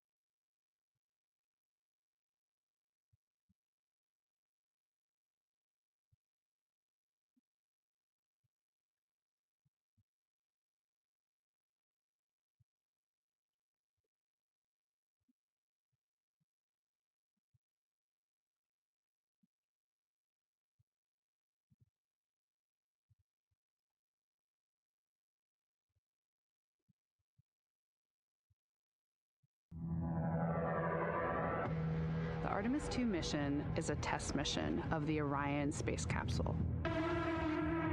Artemis II will be the first time we put humans on this rocket. We're going back to the moon because it's the next step in our journey to Mars. We were always going to the moon. Pushing ourselves to explore is just core to who we are. That's a part of being a human. And liftoff. We shall return. Continuing to test out every bit of Orion. Coming back to Earth, 7 miles a second.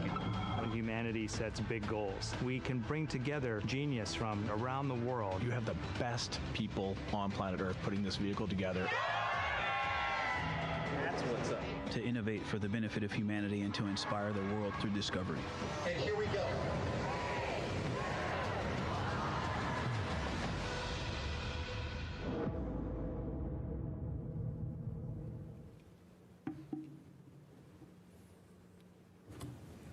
Good afternoon, and welcome to NASA's Johnson Space Center in Houston, Texas.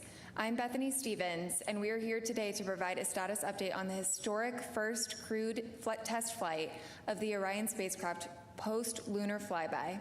On our panel today, we have NASA Administrator Jared Isaacman, Dr. Lori Glaze, head of Artemis, Rick Hinfling, Artemis II Flight Director, Kelsey Young, Artemis II Lunar Science Lead. We'll start with opening remarks from each of the briefers before opening it for questions in the room and on the phone bridge. If you're on the phone, press *1 to submit your question. When called upon, please state your name, affiliation, and to whom you'd like to direct your question. With that, I will hand the floor to Administrator Isaacman for his remarks. Thanks, Bethany. It's been an exciting Artemis II mission so far, and a very eventful 24 hours as the crew surpassed the Apollo 13 distance record, 252,756 miles from Earth. They relayed observations from the lunar surface. They've captured some incredible imagery. They performed a ship-to-ship call with their colleagues on the International Space Station. They performed additional manual piloting of the Orion spacecraft. They've been working at a reduced cabin pressure of 10.5 psi in support of future integrated lander operations, and they did take a call from the President of the United States, Donald J. Trump. We had millions of viewers on that that tuned in for that historic broadcast, and it concluded with the President promptly inviting the astronauts to visit the Oval Office. Now, Integrity left the lunar sphere of influence earlier this morning, so they're now approximately 229,000 miles from Earth, and they will splash down Friday evening at approximately 8:07 p.m. Eastern Time, and the recovery weather is so far looking favorable. Now, you can see some of the spectacular images the crew have captured here on our screens. There we go. Now, this is the first time humans have documented some parts of the far side of the moon. Now, these images will be publicly available on NASA's website, our digital platforms, and the White House actually released the now iconic EarthSat photo from earlier today. Now, these are the first of many incredible images of the moon, and we'll continue to release them as they become available. My understanding from just a few minutes ago is that they captured over 175 gigabytes of imagery from the lunar pass alone just yesterday, and the images that you are seeing right now have been transmitted back to Earth predominantly through optical communication, which is pretty cool stuff. Now, before I turn the call over to Dr. Lori Glaze, I wanted to share some of the other things that we are doing at NASA while the Artemis II crew are underway on this historic mission. So the crew on the International Space Station are hard at work. They're undertaking the science and tech demos, many of which have directly supported the Artemis program missions and will continue to do so. The Exploration Ground System personnel, if you want a quick Kennedy Space Center update here, have been out at the launch pad. The crawler, my understanding, is approaching the outer gate, and we expect ML1 to be back in the vehicle assembly building within approximately a week. Now, this would cut down on the turnaround time that we observed from Artemis I, measured in months right now, several months. On the science front, my understanding is the Blue Origin Mark I lunar lander is wrapping up here at the Johnson Space Center in Chamber A.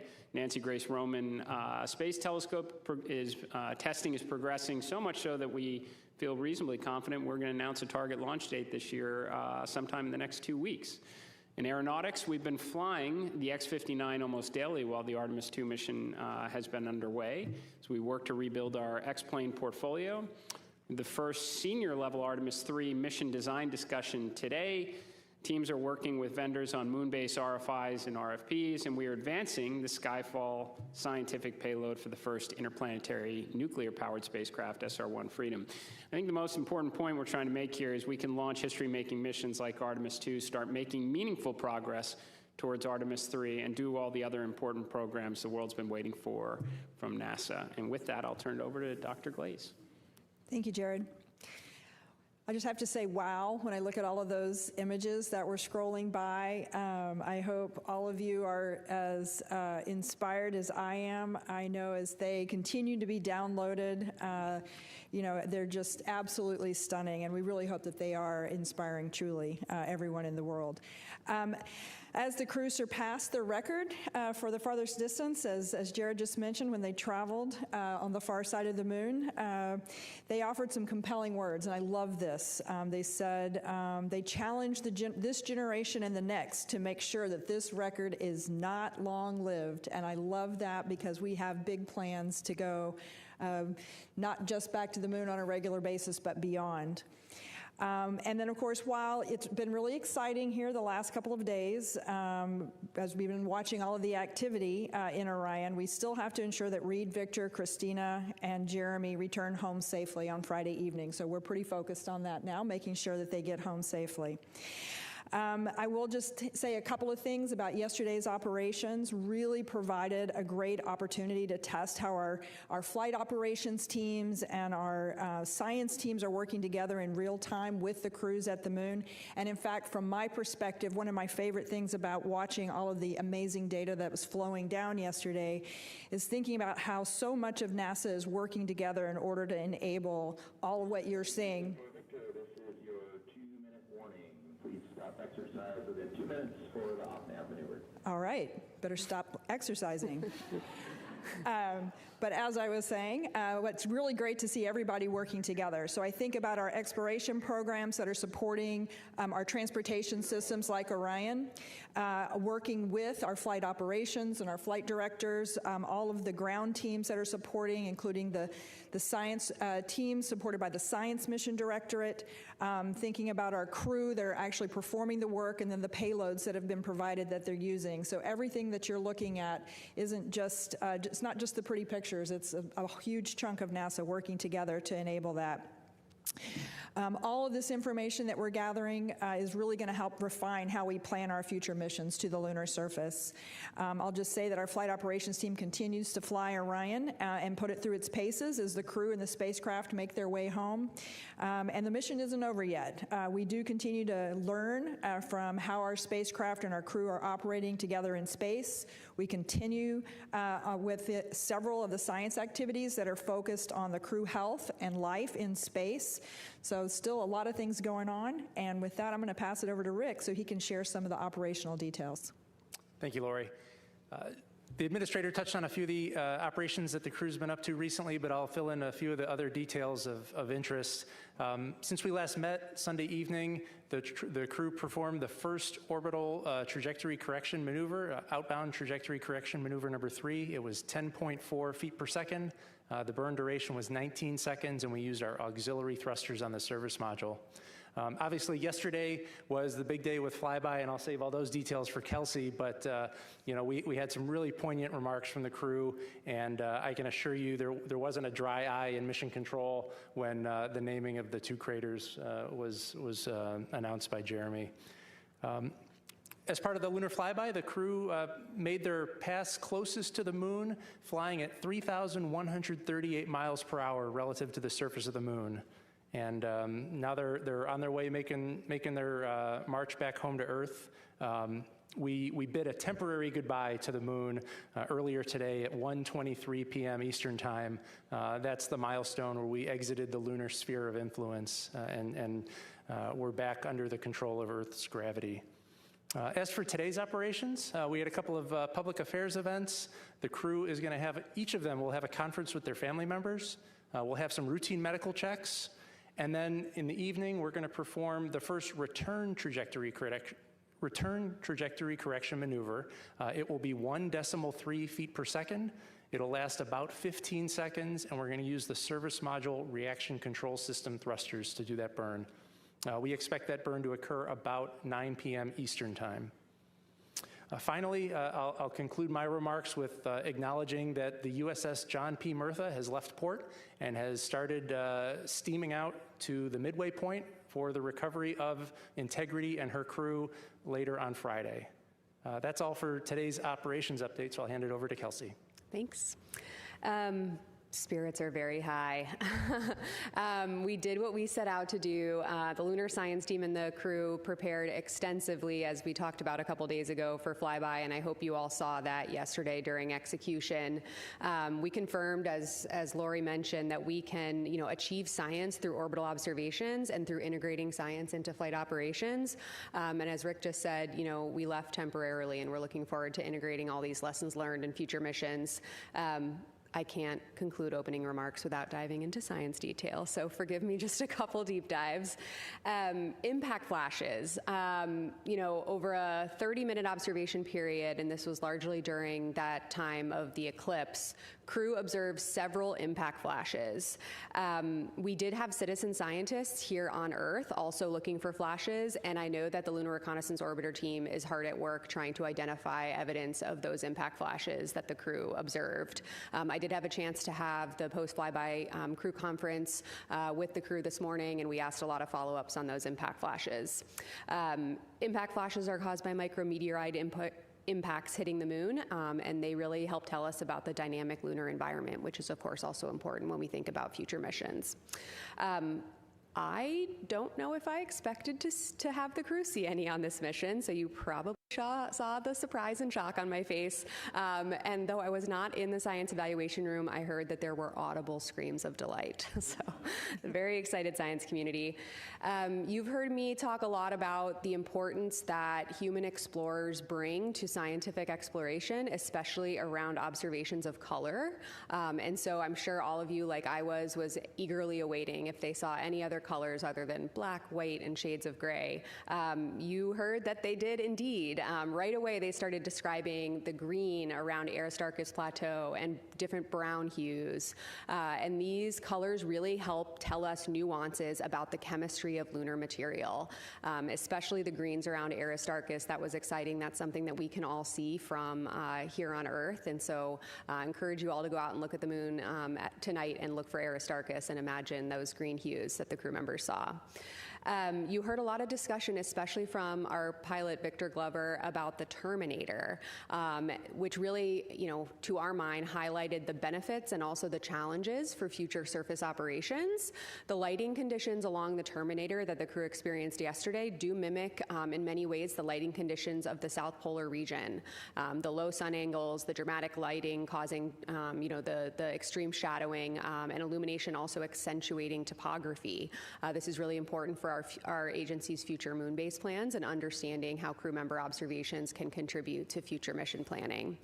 And finally, the Artemis II crew, in a very poignant moment, offered proposed names for two unnamed craters in the moon's eastern hemisphere: Crater Integrity for their vehicle and Crater Carol for Commander Wiseman's late wife. I think we have a picture. Yeah, thank you. Upon return, the crew does plan to submit these to the International Astronomical Union as consideration for official names. There was, as Rick said, not a dry eye in the house. Really poignant moment, and that we were really glad to observe them describing. And with that, I think we can take questions. Yep, we will open the floor and take questions, and my colleague Will over here will pass along the mic. We can start with you, Jackie. Thanks so much. Jackie Waddles with CNN. I don't think there was a dry eye on Earth when Carol Crater was named. I was just curious, was Reed aware that that was going to be something that the crew was going to do? I was just curious if there was any pre-planned discussions and they were just kind of looking for the crater, or kind of how that came about. And then really quickly, I also wanted to just check on a toilet status update. We heard this morning that I thought I heard some chatter around it being considered, a reentry issue now. Like, is the toilet out of commission until they get back, or where does that stand? Thanks. I'll take the second part. Okay. Yes, I know the crew put, a lot of, obviously, thought and pre-planning into what you heard yesterday. It is my understanding that he was aware prior to yesterday. And the toilet remains operational. The challenge that we're working through is evacuating the wastewater tank. The vent is a lot less than we were expecting, and so we're having to fall back to some other alternate means other than the toilet. But what you overheard on the space to ground, or on the Orion to Earth channel this morning, was us deferring some maintenance on the toilet. Typically, when you have 4 crew members using it throughout the day, nominally, you have to do a maintenance activity once a day. And with a lower use rate, since we're not able to vent the wastewater products, we don't need to do the maintenance as often. And so that's what that exchange was about. Thanks. Irene Klotz with Aviation Week. I'm over here. Jared, that's a pretty impressive and full portfolio of missions you outlined that NASA's involved in now. And without getting you in trouble with your boss, are you going to be able to defend an $18.8 billion budget, $5.6 billion for 27, or are you prepared to kind of work with Congress to see if the administration will support more Thank you. I will say we'd like to keep the focus on what we were speaking about today and then move on to other questions like that at a later date and keep the focus on the mission. Thank you. Mark Strassman, CBS. I feel as though I've talked to about 10 people off campus today, and they all wanted to ask me about those remarkable images. And so they asked me, so I'm going to ask you. Have you seen anything in those images that surprised you? And what about those images touched you? Take that, Kelsey? Sure. Oh my gosh. When I woke up this morning, I've spent most of my morning just flipping through, the thousands of images that have started to come down. And there is something in every image that surprises me, right? I mean, you might think that after looking at hundreds of images taken of the lunar surface, I would get sick of it. I have not, nor do I anticipate getting sick of it. It's just their experience and the amount of time and the rate at which they were moving. Every vantage point is different. You heard them audibly describe yesterday, wow, I'm looking at the same feature as I was 10 minutes ago and it looks different, right? And the images reflect that. And so, when I see these images, I connect to each one in a different way, especially in light of what we heard from the crew yesterday. I think as a geologist by training, I love looking at the pictures of the lunar surface, but, I think certainly, emotionally, a lot of us have connected with the images of Earth, with the images from during the eclipse, with the images from the vehicle cameras taking pictures of the moon during the eclipse period. And while they are inspirational and I think allow all of us to, really feel a little bit of what they were feeling, there's also a lot of science hidden, inside of those images. And I can tell you that right now, as we speak, there is a science evaluation room full of several dozen scientists who are already getting going on those images. Just as one example, there was a healthy scientific debate this morning about some of those images taken during the eclipse period and what we can see of the solar corona and what we can see of zodiacal light. So the conversations and the science lessons learned are just beginning. Hi, T.J. Mascara with the Epoch Times. Thanks so much for taking the time. For Jared, as we saw with Artemis II going around the moon and having that very characteristic blackout of when they go around the moon, how much longer are missions to the moon going to have that as we develop a moon base? And where do, say, communication satellites in lunar orbit land on the priority list? Yeah, I'd say, people have asked quite a bit about, was elevated blood pressure when we were without comms with Orion on the far side of the moon. We have comm issues in LEO relatively, routinely. Certainly our operators train for it, our astronauts do as well. But in terms of the bigger picture, can we do better? For sure, right? We've talked about, prioritizing observation and comm relay satellites for lunar operations so we can bring the world along with us as we build out a moon base. And I think I was in a meeting not that long ago where we described it as if not the platinum age for commercial communication capabilities, certainly the golden age. We're very close. So we have a number of providers that are all investing heavily in these kind of capabilities that we can take advantage of in LEO, cislunar space, and I have no doubt in lunar orbit in the years ahead. Hi, Kay for Interstellar Gateway. Thanks for doing these. This is really cool. Jared, question for you. Can you speak on the responsibility of what being the administrator during such a pivotal moment means? And secondly, I'm speaking on behalf of musicians around the world and bands. I have a band called Chasing Satellites, and will there be potentially an opportunity to submit music for a future Artemis mission for the wake-up calls? That was really cool to be a part of and to watch as a musician. Certainly.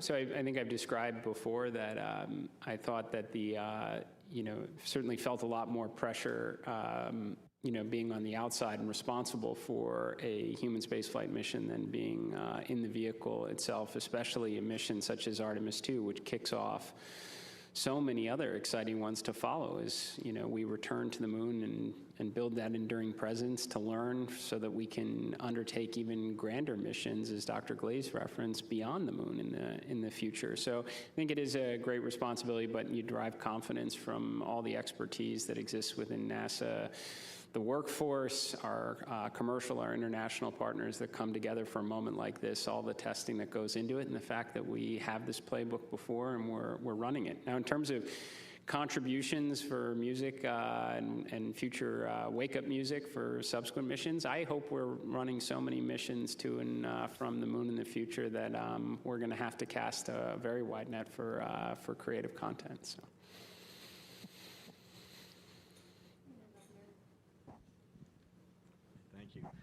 For Administrator Isaacman, Tom Costello with NBC News.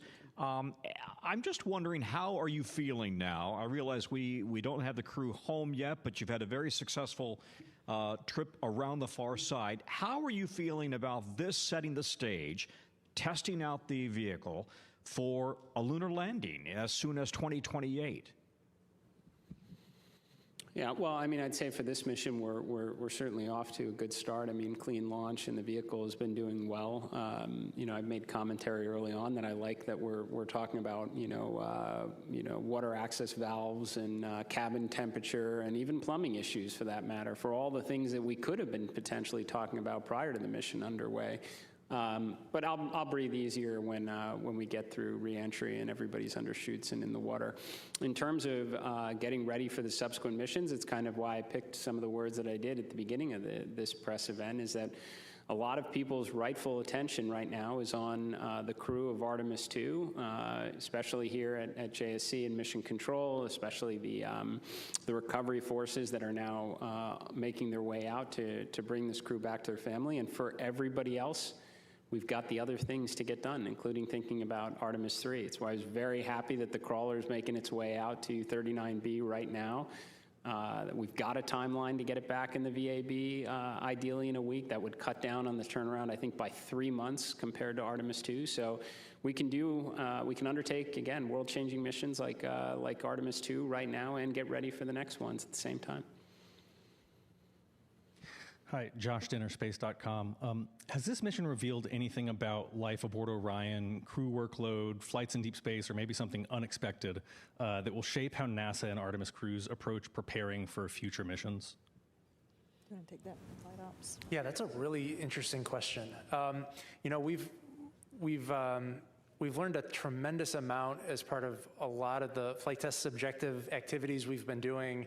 I think we have a couple of problems that we still need to work out, but Orion has shown itself to be a very capable capsule for beyond Earth orbit space travel. And I think the things like, as the administrator talked about, the things that we're going to have to improve upon for Artemis III are relatively small and incremental in nature, as opposed to wholesale redesigns of spacecraft subsystems. So overall, I'm extremely pleased with the performance of the spacecraft and how it's served as a campsite for our 4 crew members.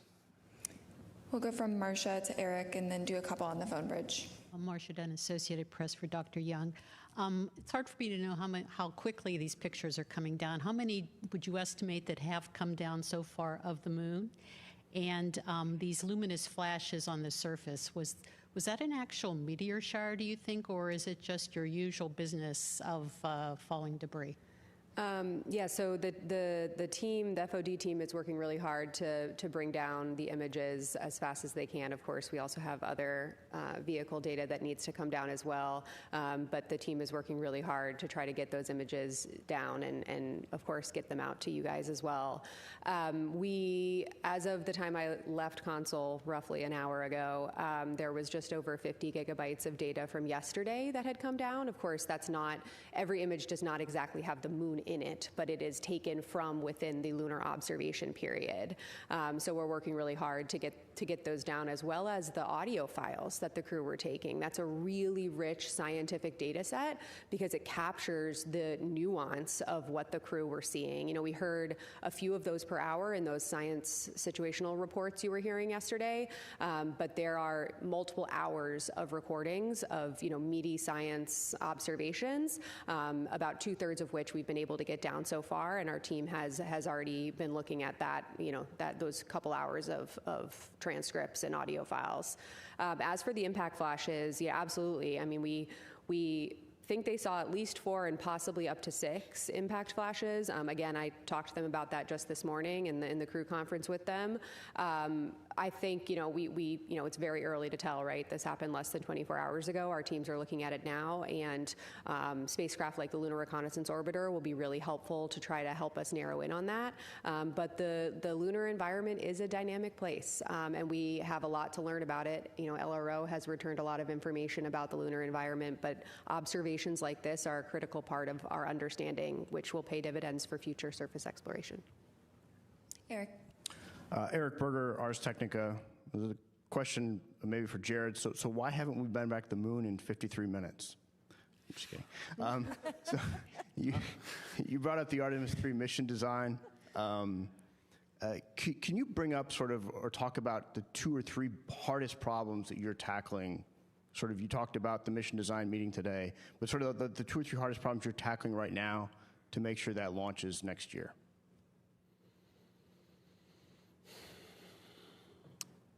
Yeah. So I don't want to get too far out in front of a mission that's underway right now. I would just say that there are a lot of things based on the information we have available today, from feedback from our vendors, that we know are achievable. And I think one of the questions probably will just be what the initial orbit will be for Artemis III. Is it going to be LEO or HEO? And I think that we're all going to have some sense of which one, and there's pros and cons for each of them for sure. We're all going to be able to have some sense about which path we'll likely go down based on launch cadence of our 2 HLS providers, both of which have launches coming up, I would say, in the next month or less right now. So a big key to our strategy, not just to return to the moon, but to stay and to build a base, is going to be rapid reusability of heavy lift launch vehicles. So the more they get experience doing that, the more options that are available for us for Artemis III. But I'd say right now, we certainly have a good plan for that mission. Will help us buy down a lot of risk in advance of a landing for Artemis IV in 28. Jeff Faust with Space News. Hi, Jeff Faust with Space News. Question for Dr. Young. Now that you are going to get all of these images and verbal descriptions and annotations, what's the plan for the science team in the days and weeks ahead to go through all of that data and see how they address the 10 science objectives that you laid out for this mission? Thank you. Oh my goodness, what a good question. We have a lot of data to get through. Like I said, it has already started. We had teams working overnight, you know, after the crew went to sleep, as soon as we started getting data down. You know, I will reiterate that we will be getting all mission data relevant to lunar science archived and made publicly available within 6 months post-splashdown. So these are all of the images of the moon, these audio files, and even the annotations. But in the meantime, over those next 6 months, we're also going to be preparing 2 reports that we also owe to be publicly released within 6 months post-mission. One is a science operations report that describes, you know, how our team was structured to integrate with flight operations to accomplish our objectives. But relevant to your question, the second one is a post-mission preliminary lunar science report. And so we are going to be going objective by objective with those 10 lunar science objectives you referenced, looking across this entire, you know, really rich, robust, but very large data set, and really trying to understand what data we got relevant to each objective, but set up the community for success so that they can access those data and help us answer these fundamental driving science questions. You know, the lunar science team for this mission, it was our charter to develop the objectives and to maximize the science value out of this mission. We'll be doing an initial assessment over 6 months, and then we're really eager to see what the community is able to do with these data. We'll move to Ken Chang with the New York Times. Thank you. So I have some questions about the optical communications. How was the performance like? How many gigabytes was sent? What was the data rate? How does that compare with what was expected? And how does it compare with the usual way of sending data back? And it seems like it's been almost operational already and not just a test. Thank you. Yeah, I think the question was relative to some of the data rates for the optical communication system. I'll just give you a stat from overnight that we heard from Console. We got 20 gigabytes down in a little more than 45 minutes. That's orders of magnitude more than we get via our S-band telemetry system. So optical comm has been working really well, and hopefully we can take what we learned on Artemis II and expand its operational capability and its implementation for future missions. And now we will move to Lauren Grush with Bloomberg.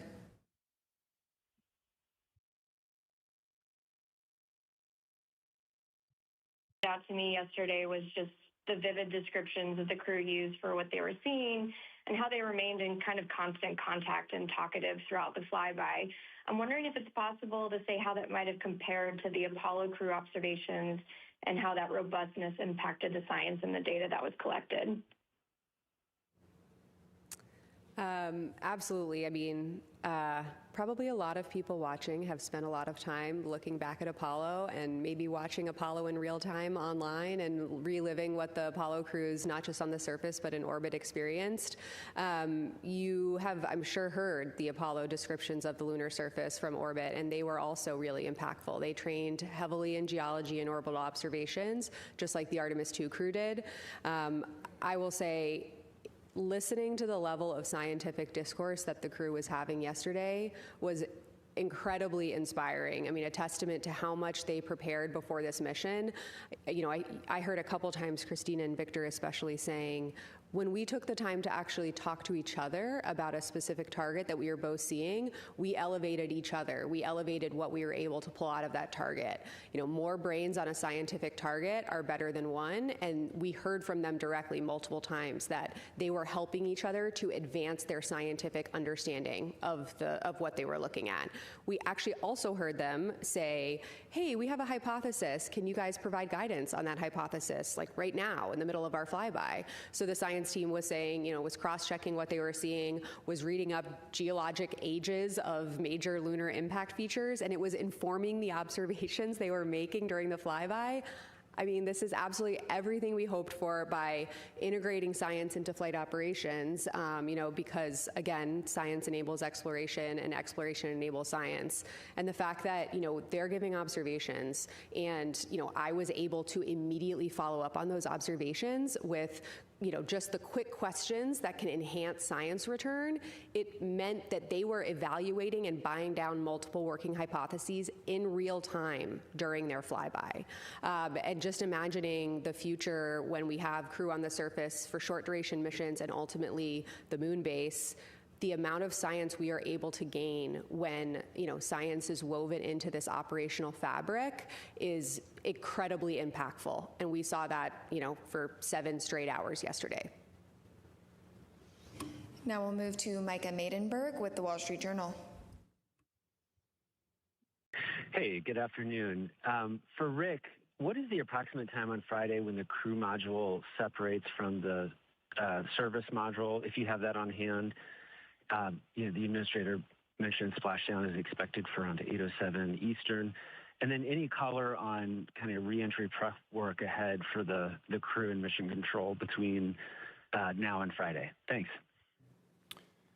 Sure, I'll start with some of the times. The crew module and service module separation is going to occur about 20 minutes before entry interface. So that separation will be at 7:33 p.m. Eastern time.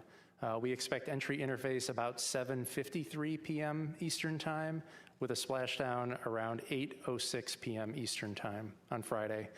As for the preparations that the ground and the astronauts are doing today to prepare for entry, or today and future days, a lot of it is all of the science equipment and cameras and tablets and reference material that got unstowed in support of the flyby. Well, we have to put that all away. We have to pack up our suitcases and get ready to come home. And that takes time, and so we are laying out a plan to make sure that the crew gets everything packed away in time to get their suits on and get in their seats to perform that final trajectory correction maneuver on splashdown day and come home. We'll move back in the room to Joey and then on to Will. Thanks. Joey Rilla with Reuters. I just had another quick toilet question. Do you have any idea as to why the venting is not happening as fast as you hope it is, and what other hardware on the spacecraft might that implicate, or what other problems might that cause? Yeah, so the engineering team is going to go through a full fault tree to identify all of the potential causes of the blockage. Initially, you may have recalled that we thought it might be icing up at the nozzle at the outer mold line of the spacecraft. We have pretty high confidence that it's not an icing condition. We've put the spacecraft in a sun-focused attitude to bake off any ice. We've activated heaters along the lines internal to the spacecraft, and we still see a blockage. And so the latest theory is related to some of the chemistry that goes into ensuring that the wastewater doesn't develop any biofilms. And there may be something going on with a chemical reaction where there's some debris that's generated as part of that reaction, and it's getting clogged in a filter. But again, we don't have root cause, and once we get the spacecraft back into the processing facility in Florida, we'll be able to get access to all the components and do a real detailed fault tree to identify the root cause. Hi, Will Robinson-Smith with Spaceflight Now. Thank you all for taking the time. Going back to Dr. Young's point about the intersection of science and exploration, to both Dr. Young and to Dr. Glaze, given the number of believed to be impact flashes that the crew observed during just a relatively brief amount of time, I wonder how these observations and the ones made previously by LRO will factor into creating the conditions for a moon base that can allow the astronauts to stay safe, given the probability that they may experience a micrometeoroid impact at that site. Thank you. Can I say anything? Well, I do think that the data that we're collecting with these observations, and as you noted, the LRO data that we're continuously collecting, we have been for quite a while, all of that is being fed into our plans and making sure that we understand what all of the variety of risks are.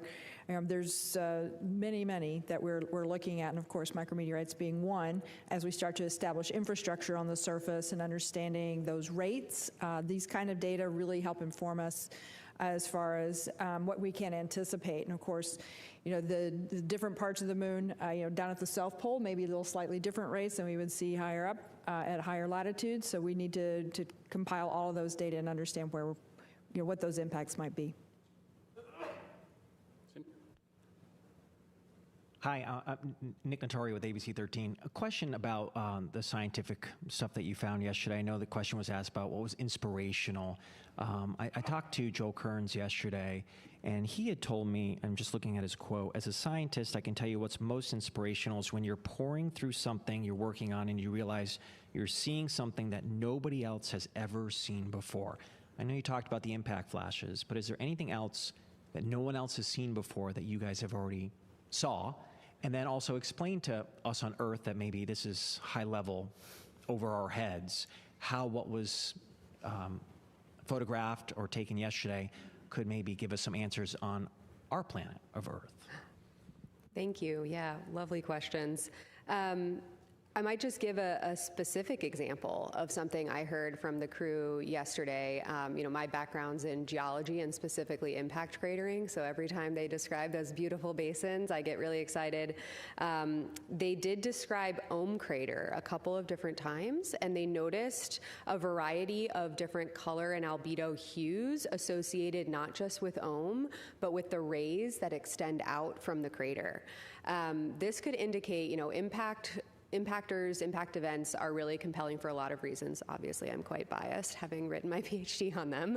But they can excavate material from great depths below the surface, which means they're kind of like a geologist cheat code, right? Where you can't get all the way down there by yourself, but when an impact has brought up that material for you, it can actually perform that excavation, and we just need to send the crew to the right spots on the surface, and they can actually look at depths far below the surface. And I bring that up here to say that what the crew observed around OHM yesterday was they actually noticed color and albedo hues coming out in those rays, and they noticed that they were distinct and different and evolved along the ray systems, which could potentially lead us to believe that that crater excavated from distinct depths below the surface of the moon. So it's those kinds of nuanced observations that can ultimately inform future landed missions, future crewed missions, to understand where can we go to maximize the scientific value.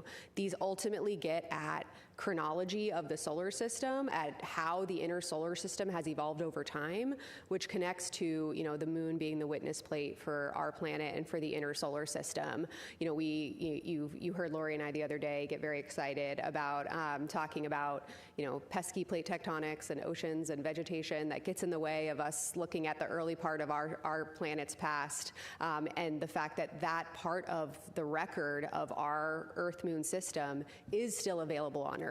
Well, where it's available is the highlands, the far side highlands, and the South Pole. Specifically, the South Pole has the South Pole Aitken Basin, which is my personal favorite lunar and planetary science objective. It's the oldest basin in the solar system. If we can get the right age constraints on that basin, it can help us anchor the chronology for the entire solar system. And so crew observing things like they did with OHM, where they can say, with my eyes, I can see this distinction, which can ultimately tell us that future observations of high priority landing sites could tell us something similar.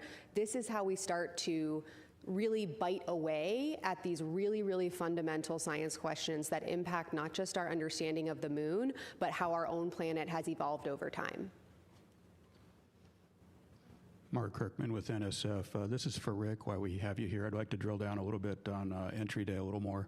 Sounds like weather in the primary recovery zone is looking favorable, but can you walk through, as we approach EI and pass EI, what redes capability you have, what kind of cross range and downrange capability you have, when you committed to that landing zone? And also, with this thermally benign entry you're going to fly, do you still expect to exceed Apollo 10's speed record? I know you don't care about that stuff, but we do. That's all right. You can still keep asking the questions, and we'll go follow up, and we'll find the answers. I do not have the answer offhand about the Apollo 10 speed record, so we'll have to get that back to you tomorrow. And tomorrow, I'm actually going to provide a lot of detail about the sequence of events for entry, as I'm the entry flight director for Friday evening splashdown. But with respect to your particular question about entry interface, we can select a new landing site as late as entry interface. We would prefer to not do that. We like to give ourselves a little bit of margin, but we can adjust the latitude and longitude of the site, and the spacecraft will fly to those coordinates so long as we get that command up before entry interface. So we're going to make a decision far in advance of entry interface to know where the splashdown site will be, because our top priority is to ensure that when Integrity and her crew of 4 splash down, that we have the recovery forces right nearby to help get them out and get them back to the recovery ship. So we have about a 475 nautical mile range. I can't do that conversion.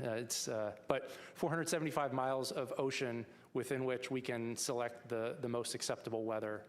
And as you said, weather near San Diego looks favorable, so I'm optimistic that we'll be able to land close to the shore.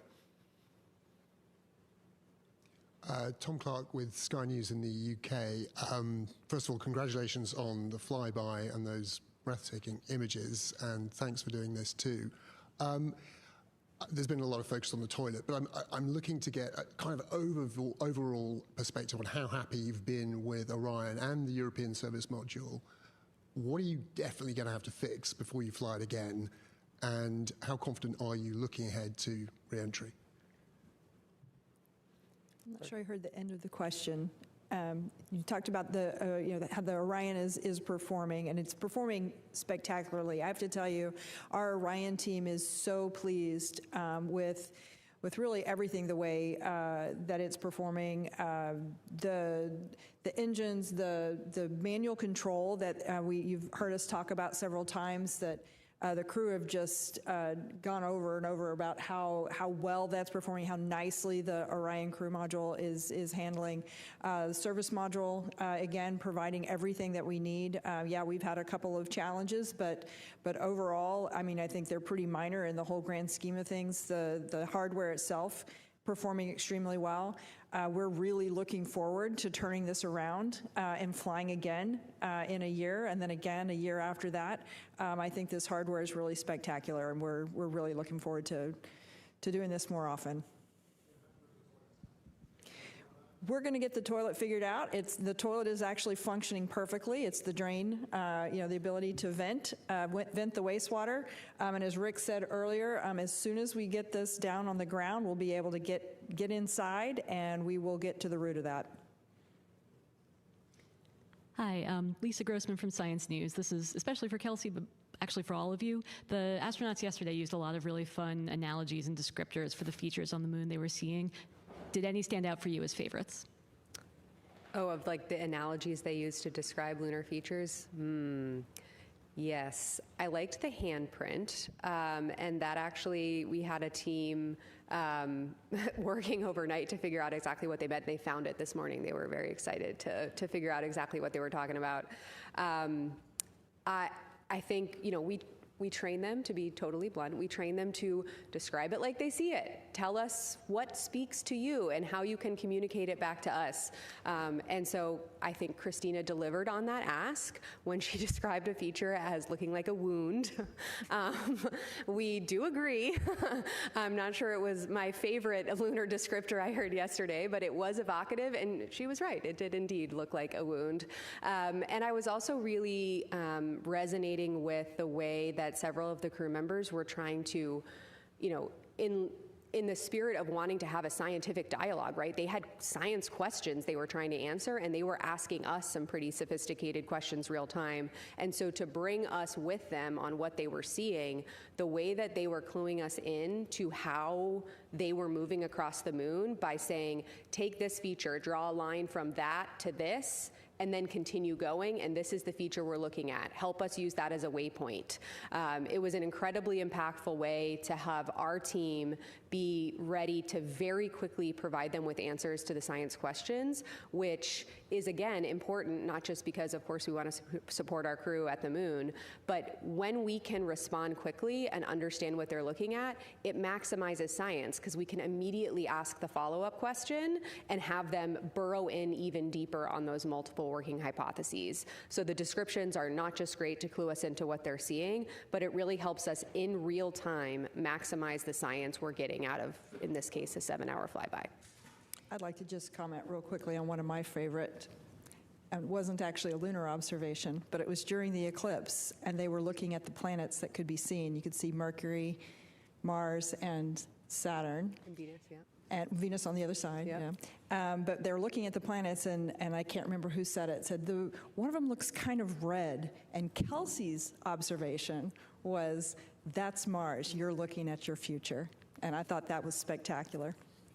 Thanks. We only have time for a couple more questions, so I'll pass it over to you, Jonathan, and then we'll do one more. Thank you. Jonathan Seri with Fox News. I would love to know about the logistics that went into the ship-to-ship call. If you could explain in layman's terms, how did it work out? And perhaps more importantly, what was the symbolic impact of that call? So the logistics, we have done a number of public affairs events on integrity throughout the mission. We do them multiple times a week on the space station, and everything goes through Houston. So the data comes through the Deep Space Network, through the Jet Propulsion Laboratory over to Houston. We have audio and video technicians here in Mission Control who can reconfigure the routes for the data and send it to the appropriate destination. We do public affairs events down from the ISS through the tracking and data relay satellite system, and so that's something we do all the time. It's just a matter of connecting the two wires. And so logistics were really quite easy despite the distances. Yeah, maybe I could add too. I was in the flight control room this morning for that call, and something I observed that I didn't anticipate. You know, of course, we're expecting the crew joy at talking and connecting to each other, but looking around the room at the other flight controllers, and actually the viewing gallery was open for other FOD employees to observe. You know, this is a team sport. You know, so many people, thousands of people work to enable this, and seeing the joy on everybody's faces as these two missions flying at the same time had this moment of connection is going to stay with me as a moment of inspiration from this mission. Yeah, and I would just add, I mean, in terms of being symbolic, it is certainly a step in the right direction.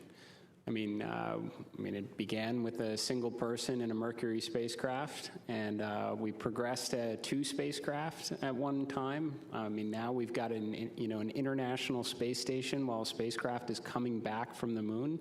This is progress. We talk a lot about, what is an interesting KPI, the number of people living and working in space. We want to see that number grow. So hopefully in the not too distant future, we've got communication going on between our moon base, their colleagues that are orbiting above them in a lander, relaying back maybe to other colleagues on an international or future commercial space station.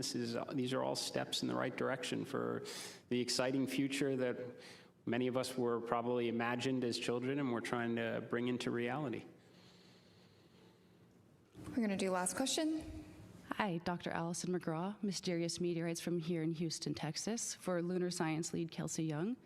Are there going to be any science data available of perhaps the color data for the impact flashes or trajectory directions they came from? I asked the crew about that this morning. Any color? How long did they last? Where were they? And Reed and Jeremy, as I was talking to them, had their crew tablets out and they were making annotations and sketches on what they saw. You know, they did just report this morning in our conversation that they didn't observe any color to them and that they were very, very brief, but they did provide sketches on whereabout they saw them. And so again, like I said, we're going to use the Lunar Reconnaissance Orbiter to try to, track to those features and try to identify what they saw. Trajectory is going to be hard, but Lunar Reconnaissance Orbiter data can help us pull that out. What we really wanted to do before the crew, splashed down and got distracted with all of the things they're going to be doing here was capture that nuance before it got overcome by a lot of other mission events. So we were able to capture a lot more detail this morning in my conversation with them, and the LRO team is off to the races. Great. With that, thank you for joining us today for our mission status briefing. We will have another briefing tomorrow. Until then, you can continue to follow along with the mission 24/7 on NASA's YouTube channel, and we will leave you with these beautiful images captured by Integrity.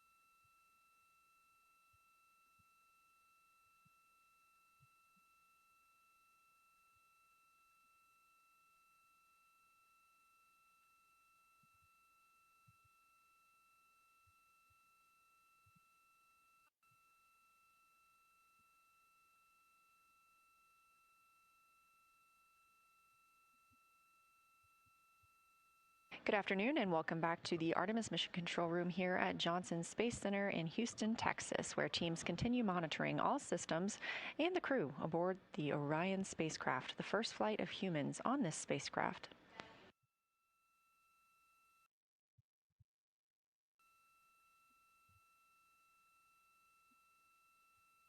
The crew is having a little bit of a quieter day today. They woke up at 10:35 a.m. Central Time this morning, got into their post-sleep period, and then got to talk to the International Space Station crew.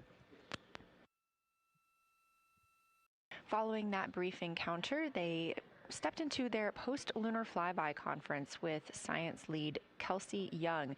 You just saw her in our mission status briefing.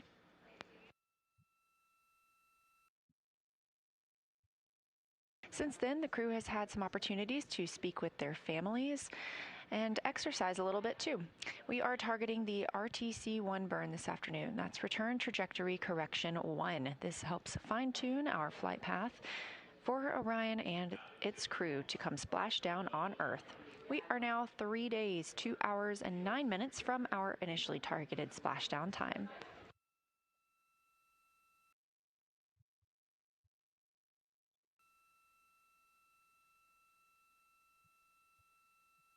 You're looking at a visualization of the spacecraft. Now 48,670 miles from the moon and 228,090 miles from Earth, continuing to grow closer. You can keep up with this data at any time by visiting nasa.gov/track-Artemis. Coming up shortly, we expect the crew to have their intermediate burn targeting conference.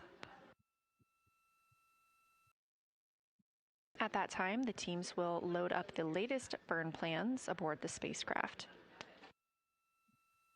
The burn we're expecting this afternoon will be small, especially in comparison to the translunar injection burn that put us on this trajectory. These trajectory correction burns are using the RCS, or Reaction Control System, thrusters on the spacecraft. Much smaller thrusters with much less power than the OMS, or Orbital Maneuvering System, engine that we used to propel us around the moon and bring us back home. This is a live view from the spacecraft looking at the service module. That large nozzle is the OMS engine. We do not intend to use it again during the mission, having completed that translunar injection burn.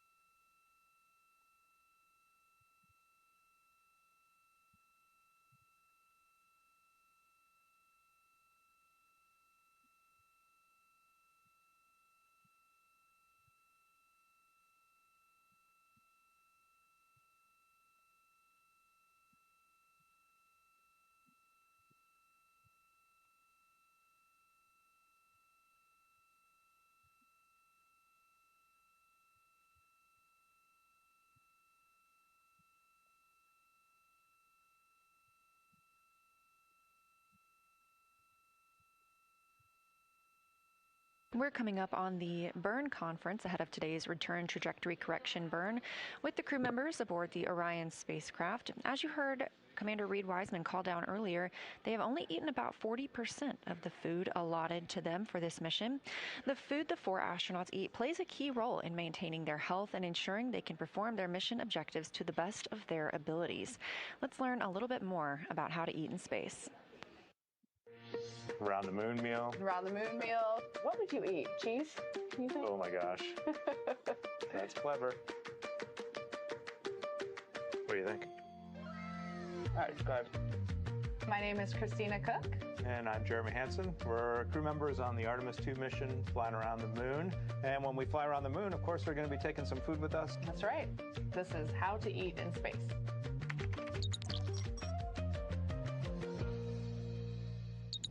Here we are in what we call our food lab at NASA Johnson Space Center. We come in here quite often to sample space food.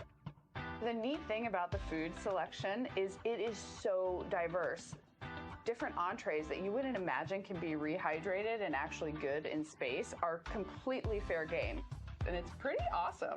We came in for Artemis to do this. We got about halfway through the first session and we're like, we're not really sure we're going to have time on board to warm this stuff up. We talked a lot about day one. It's a long day. It's hours before we even leave the launch pad on our way to space. And then when we get to space, we have a lot of important events that day. We just did a sim yesterday where lunch is scheduled. It's midday meal. Yeah, midday meal for all 4 of us. And so those would be great moments, I think, in our mission to have prep some food and sit down or float as a crew and just have a joint meal. For sure. I think that'd be fun. My name is Shulei Wu. I'm the food system manager for ISS and Artemis. The food lab at Johnson Space Center, that's where we make and package most of the space food, and also where we will be making all the food for the Artemis missions. Food is a big part for our crew members. They provide the nutrition, the calorie, micronutrient for crew members, but also boosting crew morale. It's very important. There is always a lot of steps, very strict steps for us to follow to making sure the food we provide are consistent and meet all the food safety, nutritional requirements, and most important, also need to taste good. The other strategy is always promote the variety because everybody's food preference can be very different. Therefore, the more variety we can have, the better to meet the needs of the astronaut group. They bring out these little tiny samples of each food, and you're like, oh my gosh, I thought we were having lunch. And then by the end, there's so many space foods, and every time you leave, you're like, I am so full. I'm so full, I'm in pain. And you just rate them like, I love this, I don't want to eat it, I'd eat it if you tell me I need it. Because what the food lab does is they take all your preferences, but they're also like good parents and they're like, you need a well-balanced diet. Exactly. They were like, no, you can't have mac and cheese every day, Christina. Sorry.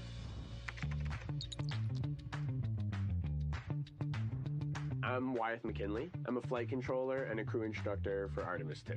We're here at the Space Vehicle Mock-Up Facility at Johnson Space Center.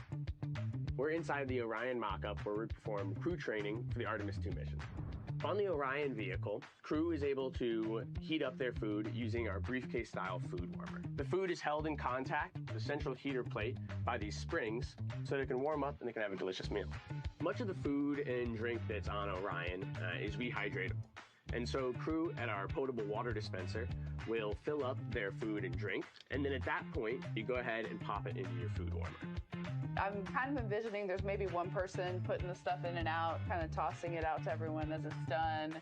Or maybe if we're not scheduled together, you're just on your own over there, popping some things in. Or maybe just in your 2 minutes of free time between things, you're kind of getting it ready so it has time to warm up. We'll see. Eating together really resonates with me. I think it's just a human thing to break bread together and to enjoy that necessary thing you have to do, the thing you should be grateful for. And so doing that as a group, as a family, has always been meaningful for me. Absolutely. It represents togetherness and something a little out of the ordinary. You don't necessarily get to have those meals with everybody in your life, but if you are sharing a meal, especially if you're sharing breakfast, lunch, and dinner with a group of people, that means something. It's like a camping trip.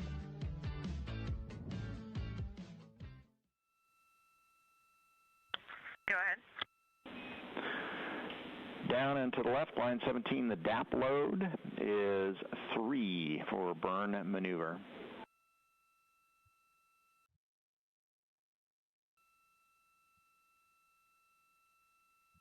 Go ahead. In the guidance solutions section, the delta V tote now 1.4 feet per second. The TGO is unchanged at 15 seconds.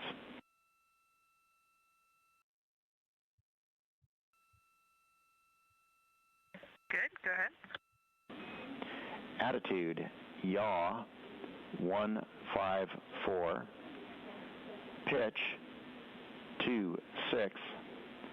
Roll, 287.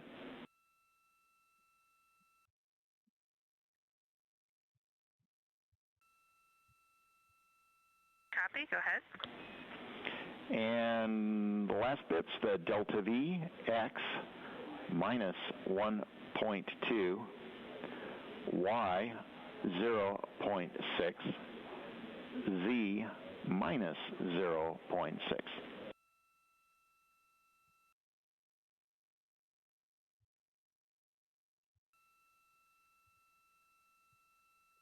We copy all. Thanks for that clear read up, and we see that our next step is to run two-level targeter. We concur, we'll be watching, and just a reminder that we're not pressurizing the tanks before this burn, so we're going to do it in blowdown.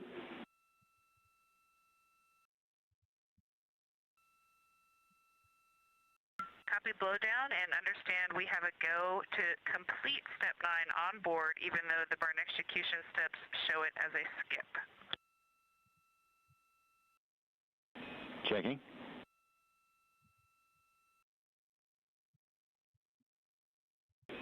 Oh, good catch, Christina. We missed that. That should not say skip. We do want you to do step 9 for intermediate targeting.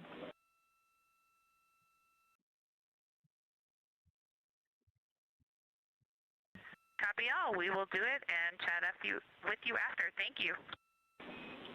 Roger.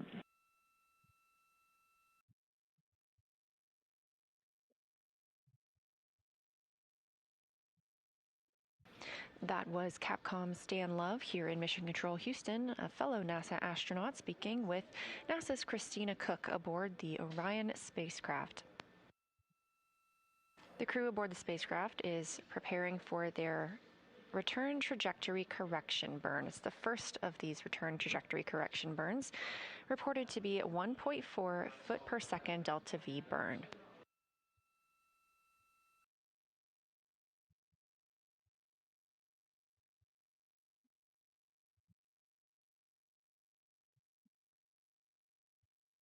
Again, we are expecting that return trajectory correction burn tonight around 7:03 p.m. Central Time.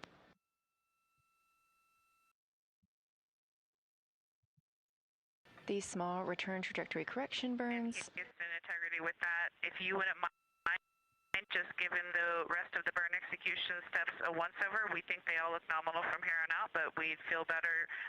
Let us know if you see any other deltas. Thank you. We will run an additional check and call if we find any other problems.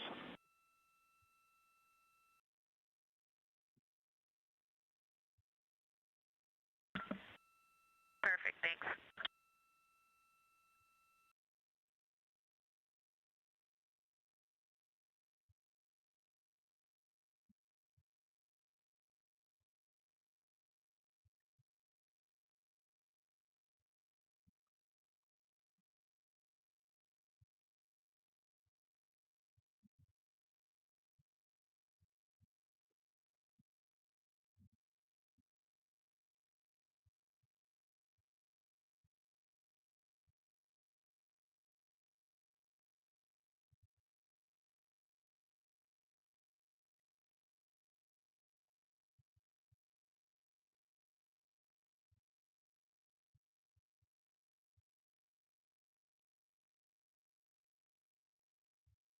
Such a fantastic view coming from a solar array camera on Orion, looking back at all of us here on Earth.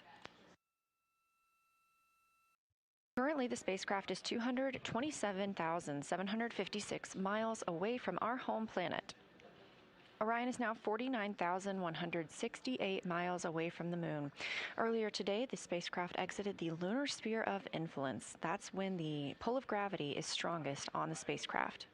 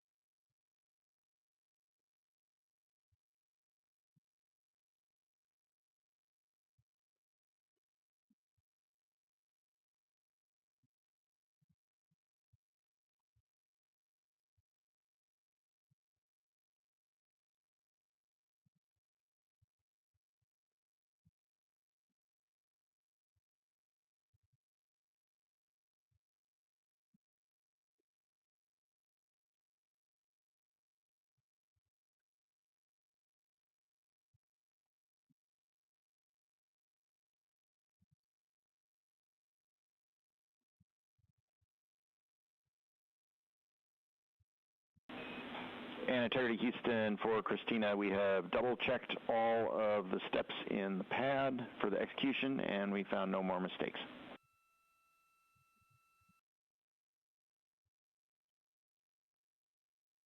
You guys rock. Thanks. And Christina, while we've got you, we have increased the fan speed, and we're wondering if you want us to keep it at this level for the next exercise session.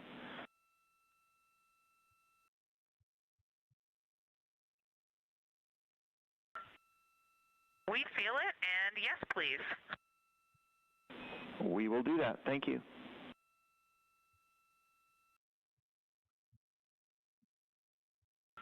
Thank you for that.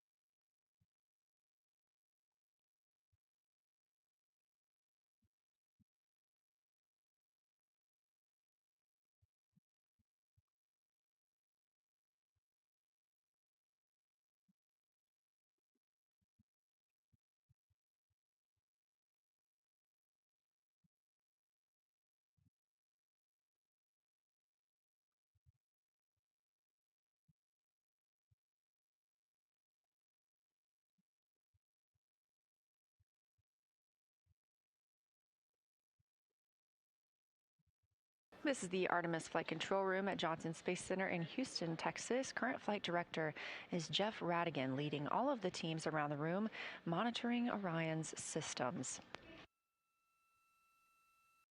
This is Flight Day 7, following launch on April 1st of Orion atop the Space Launch System spacecraft at Kennedy Space Center in Florida.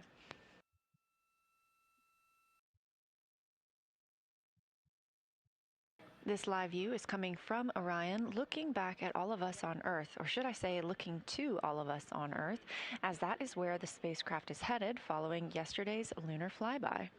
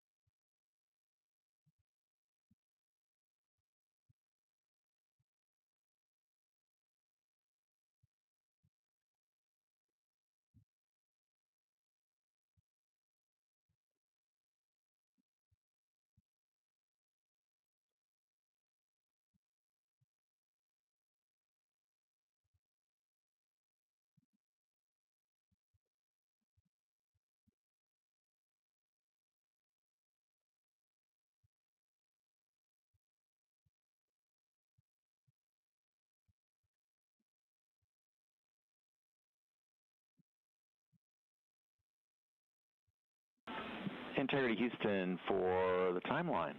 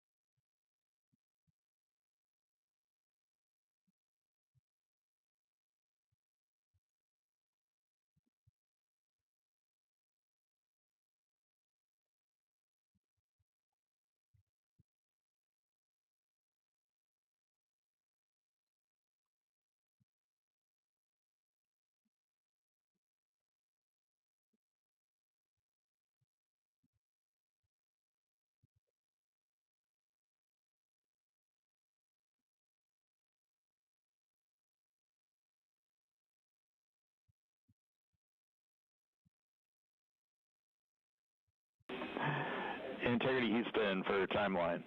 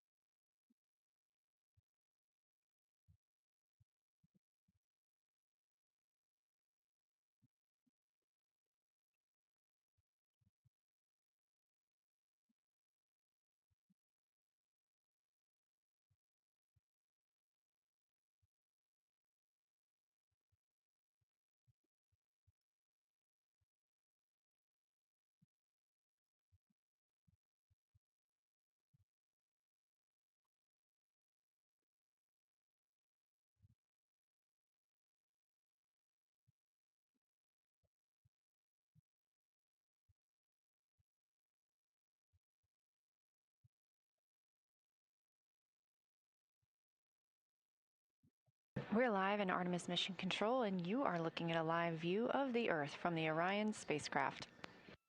We are now 5 days, 23 hours, and 39 minutes into the Artemis II mission, the first flight of humans aboard Orion. The crew aboard the spacecraft has been working on the targeting plan for the upcoming RTC-1 burn. That's Return Trajectory Correction 1, a fine-tuning maneuver to keep us on a straight and narrow path on the way to the Pacific Ocean.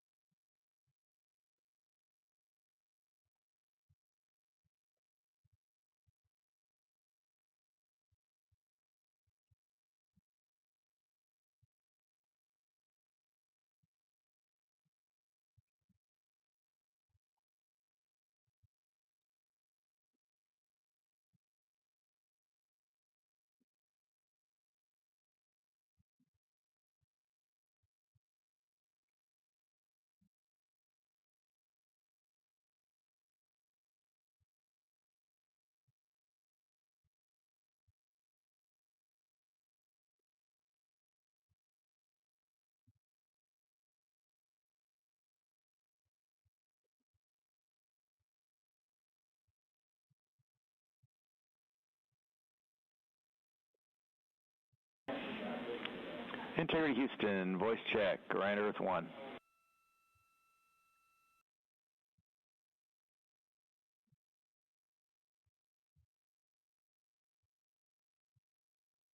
We have you loud and clear, Stan. We have you the same. Did you hear 2 earlier calls for a timeline about 3 minutes ago?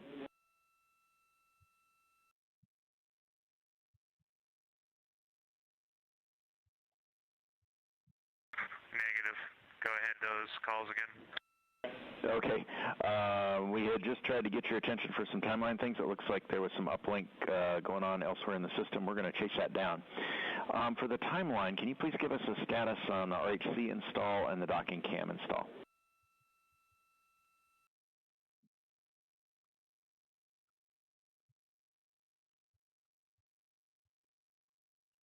Yeah, we're just processing the docking cam install right this moment. Probably be another 2 minutes before it's up. And we're assuming we need to disregard that.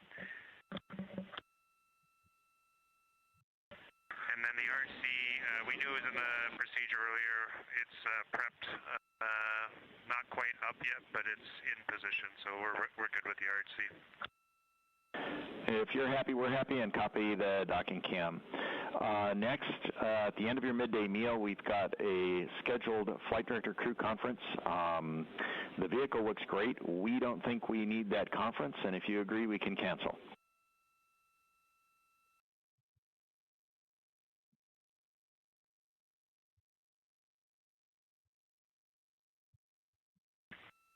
Okay, crew's good up here. We can go ahead and cancel that. All right, and finally, we saw your intermediate targeting complete successfully, and solution looks good from here.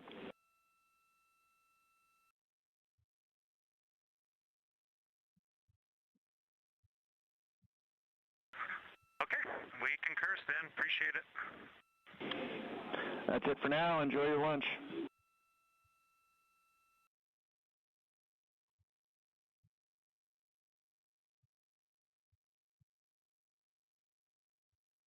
We most certainly will enjoy this very rare lunch out in deep space.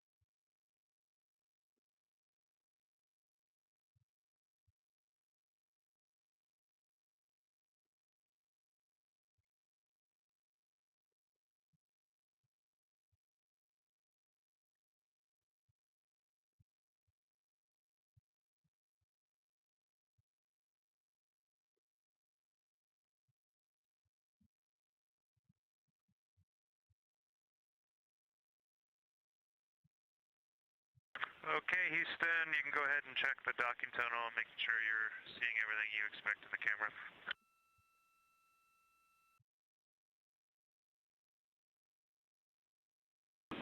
Copy, we'll take a look.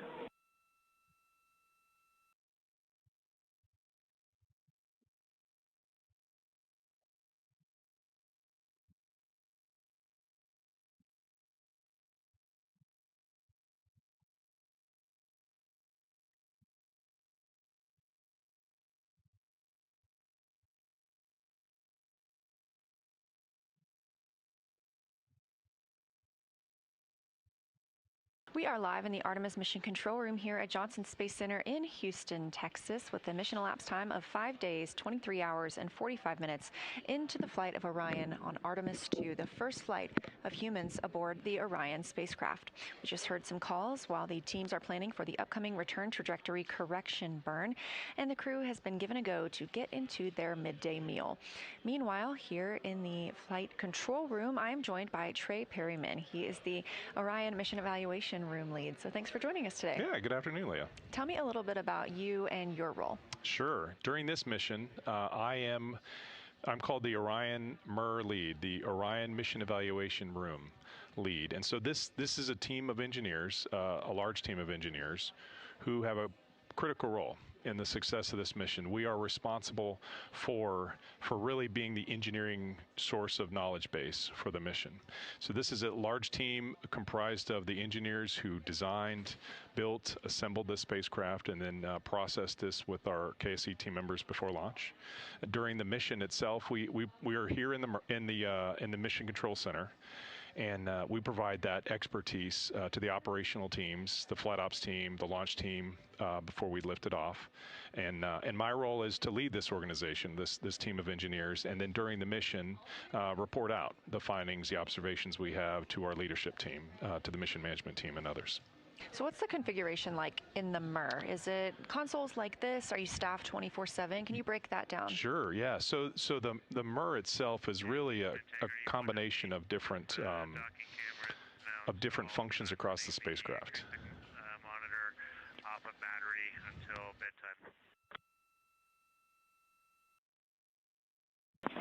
copy acoustic monitor on batteries, and we have checked and are getting good data from the docking camera. Thanks for that work.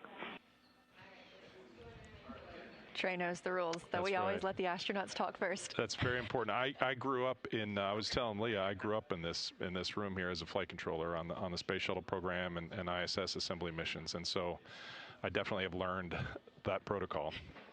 So bear with me as I explain this. But up in the MER, this is a collection of focus areas. So we have different, we call them consoles, just like we have in the flight control room here. And these are really representatives of different engineering functions or expertise. And so we have a console, for example, for the power system, for the propulsion systems, flight software, guidance, navigation, control. And so these people are all, they come together in this one place, and they're comprised of different organizations. So NASA, the ESA, the European Space Agency, and our contractors, Lockheed Martin and the Airbus company. So we have a blended team of engineers who participated in the development of this spacecraft and now its execution. Well, tell me a little bit about how the MER works with this front room, because I hear calls, on these back loops about checking with the MER on something. So how does what the team does there inform what the team is doing here? Yeah, that's an excellent question. In the Artemis program, we are really a combination of many teams. And so the operations team, the flight control team here, and then the Orion MER are different teams, and they play a unique and separate role. So the operations team, just to start there, is responsible to execute the mission. And so they fly the spacecraft, they send commands, they work with the astronauts and plan their day and plan the activities on the spacecraft. For the MER team, we're really focused on truly the engineering depth of knowledge. And so we are following the vehicle systems, monitoring the performance of components, of integrated systems together, the whole spacecraft itself, really to understand how the vehicle is performing, understand it against what we were expecting pre-flight, and then to help when there are anomalous conditions. So sometimes there are things that have gone wrong, as others may have noted here for this mission, it's the MER's role to help the ops team through that. So the operators here in the control center will respond to an issue. It'll be the MER's role to find resolution of that issue over time. So they're unique roles, and we talk and compatible, and so we talk with one another through the mission. So our flight controllers here and the MER consoles talk regularly, every day, all through the shifts, about what's going on in the spacecraft components. And then our team upstairs is led by MER managers, so they're responsible for one shift to the next in the MER. This MER supports round the clock, and just as the flight director does in this room. And so our MER managers and the flight directors coordinate as required. Well, let's talk about preparation a little bit. So I know that we participate in sims here in the flight control team. How does the MER prepare for a mission like this? Right, very similarly. So the MER team, we're different than flight controllers. And so where the flight controllers, this is their bread and butter, operations is what they do primarily. The engineers in the MER are also very good because they draw upon their day job of designing and understanding, really qualifying the system, testing, evaluating, improving. And so for the MER team, our training really begins with what we do outside of the mission, pre-flight, ahead of time, and in understanding this vehicle, defining what the vehicle will need to do during the missions. And so when it came to really put I think your question is really about how do we actually specifically prepare for this mission. We began in January of last year, and we formed the team and identified who would be on the team, and then participated in dozens of simulations with the launch team out at KSC, and then also here at mini sims with the flight ops team. And so exercising team communication within our own MER team, and also communicating with the flight controllers, communicating with the launch control team. A lot of the simulations we do stress scenarios, which are useful for learning about the systems, but also learning how do we communicate, how do we resolve in a timely manner, how do we understand the condition of the vehicle and make sure that it is ready to continue to fly and successfully return the crew home. Fantastic. Well, let's talk a little bit about yesterday. So we had Lunar Flyby Day. Yes. What was the energy like in the mission evaluation room? It was a fun day. So, and a day, I think, full of emotions. I think for many who witnessed yesterday, probably around the world, we all shared similar emotions and feelings about the gravity and the momentous occasion that was. you know, when Jeremy was calling down and spoke about those craters, and naming those two specific craters, I don't think there was a dry eye in the room. I mean, silence. So most of the team upstairs, like here, are wearing headsets, but we had a lot of extra visitors. So we had speakers on, but you can just hear very clearly Jeremy coming through the speakers we had up there. Very impactful. And then as we approached Paralone, the altitude of closest approach to the lunar surface, lots of excitement. I mean, immense joy as we led up to the Earth set before we went into that eclipse period and loss of signal period. Before launch, the crew members came out and visited the MER and talked with us and gave us patches, those double-sided patches that they decided, where one side is a picture of the Earth with the moon in the distance, and then the other side is different with the moon and close up, and then the Earth in the distance. So we did what they had asked us to do, and so at the moment of Paralune, we all had a little ceremony of or activity of flipping the patches, and so immense joy, excitement. It was pretty fun. And then as we knew we would get signal back as Orion continued to fly on the other side of the moon, and we knew we would get comm back with the Earth, intense focus. Really wanted to make sure, what is that vehicle looking like once we got comm back with them. It sounds like we were going through some similar things in both of these rooms. I'm sure. When the craters were named, it was a moment of silence in here as well. It was very, very touching. And we also have those double-sided patches, and we got to show those yesterday on the broadcast, and we had our own moment of getting to turn those around. So it was a very fun day here as well, and I'm glad to hear that you had that in the MER too. So now that we're through Lunar Flyby, we're officially on the journey home.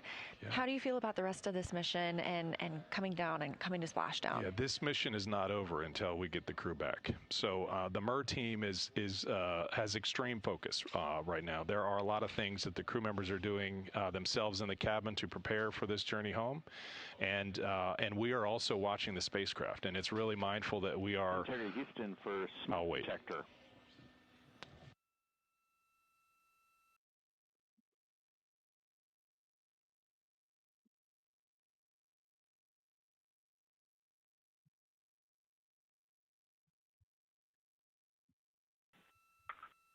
I'm looking at it right now, and it looks good. Stan, what's up? It is showing us a bunch of noise and spikes. We're wondering if something is bumping against it.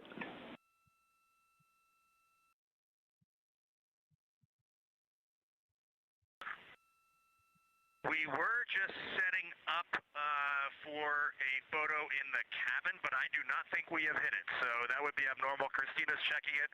There is one charging cable near it that she's re-anchoring now, but nothing is really in the way of that thing. All right, copy, Reed. Actually, that's a helpful report. We might have been getting some interference with that cable. We'll keep an eye on it.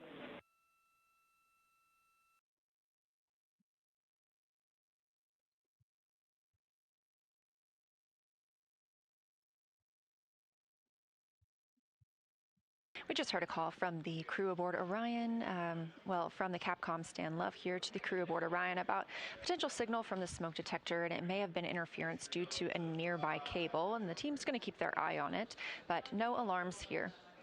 Trey, we were talking about the journey home now that... And integrity, we are no longer seeing that noise on the smoke detector, so we're suspecting interference from that cable.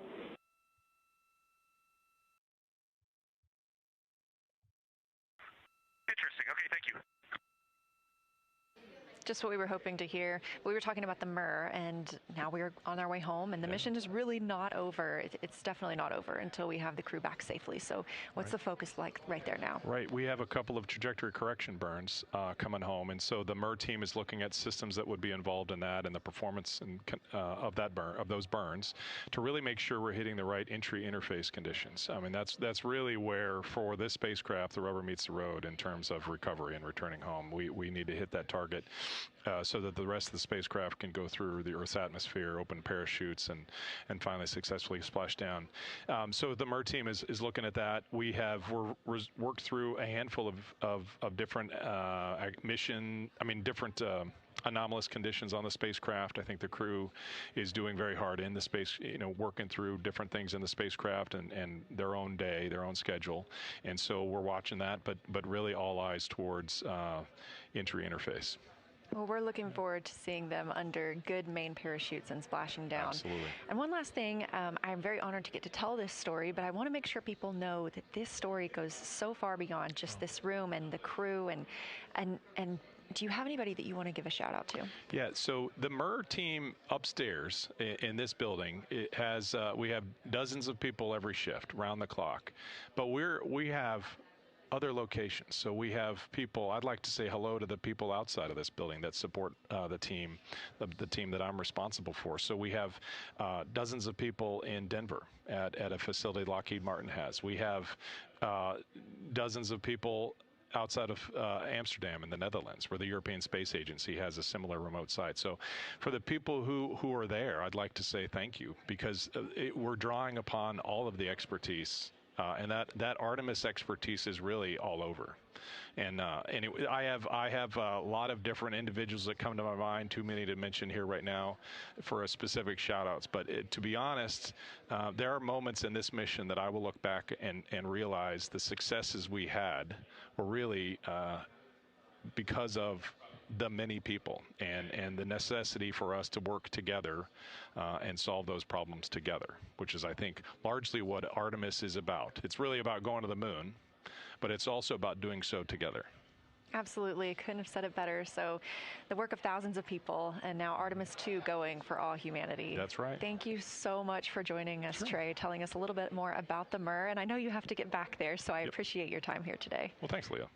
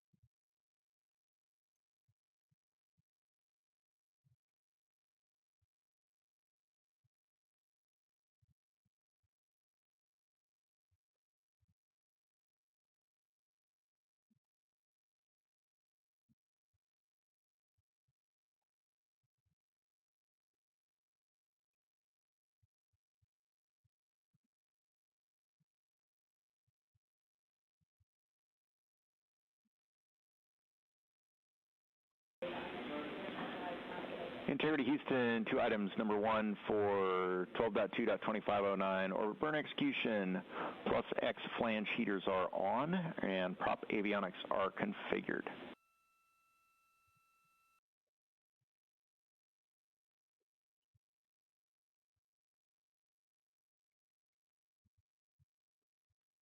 Okay, we copy, Stan. And unfortunately, we have seen the spikes return in the signal from the smoke detector. Can you check that the cable is still not near it, and also tell us what cable it was? If that was EMI off of that cable, we definitely need to document this.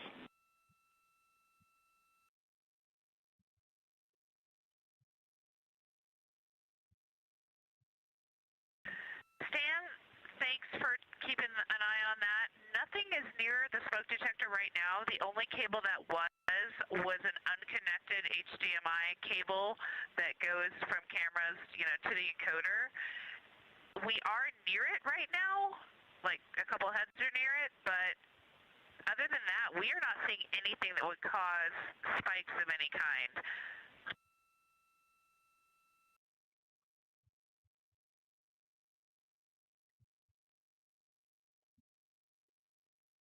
All right, copy. Thanks for that information. We're still scratching our heads down here.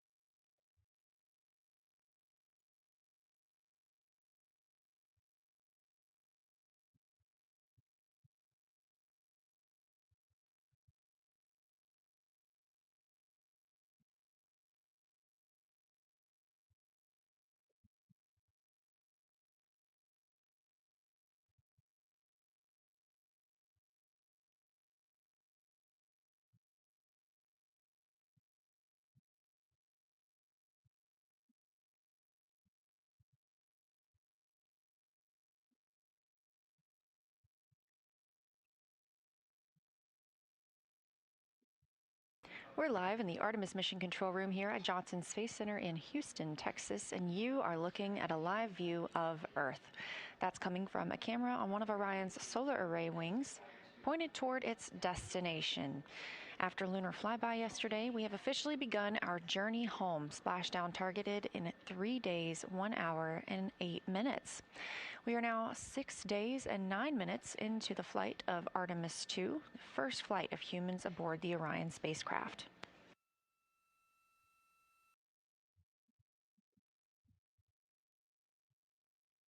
We heard some calls earlier about potential noise or pings on the smoke detector. There are no alarms going off, obviously, on the smoke detector, and the crew sees nothing out of the norm aboard the spacecraft, so teams on the ground are trying to figure out where that interference might be coming from.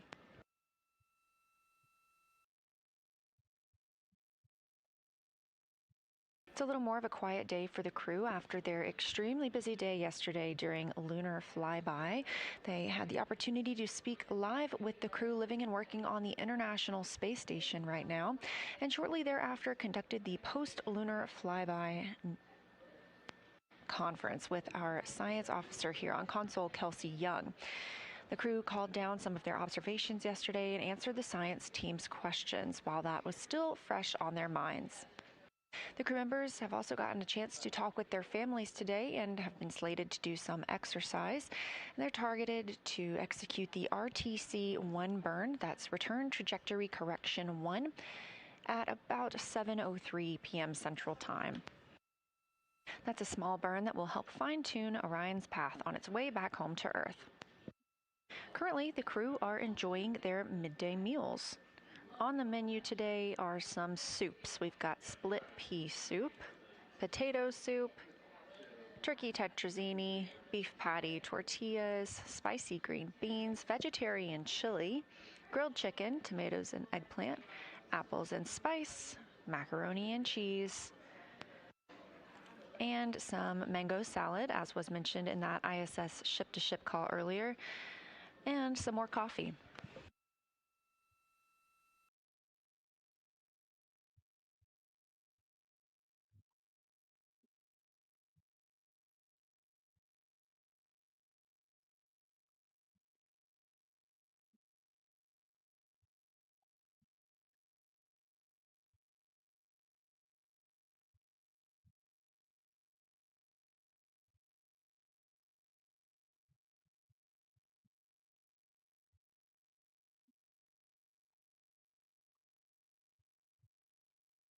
Speaking of coffee, there are 43 cups of coffee on the spacecraft to help power the Artemis II crew. I mentioned tortillas as well. There are 58 tortillas on the spacecraft. Tortillas are often used in place of bread when we're talking about Orion or the International Space Station.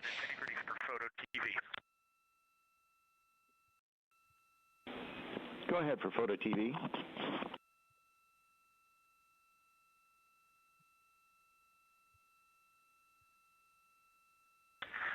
Hey, Stan, on PCD2, we threw about 10 images in there in imagery for downlink for Photo TV subfolder. If Photo TV could take a look and hopefully give us a thumbs up, and if not, give us feedback, that would be appreciated.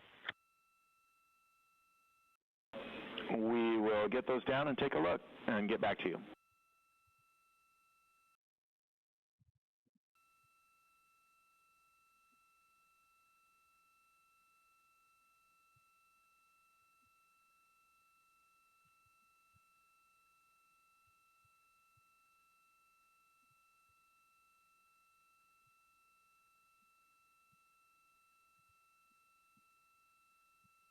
That call from Commander Reed Wiseman down to Capcom Stan Love here in Mission Control Houston about some photos that they are sending down. We continue to get photos from the crew aboard Orion, and you can see all the latest ones on NASA social media. That is at NASA or at NASA Artemis, and you can also find those at images.nasa.gov.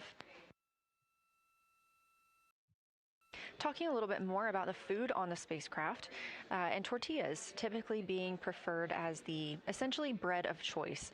Bread has a lot of crumbs, and when in space, those can float pretty much anywhere and get into the Eclipse, the environmental control and life support systems. And you do not want anything clogging up your fans for those life support systems, so tortillas are often the preferred, essentially bread of choice.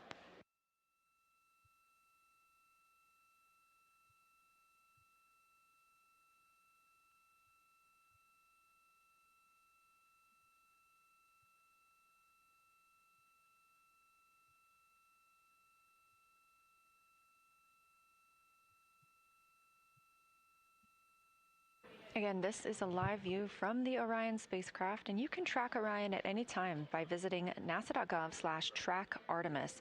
That's our ARROW website, which stands for Artemis Real-Time Orbit website. It's a very useful tool telling you exactly how far Orion is away from Earth and the Moon.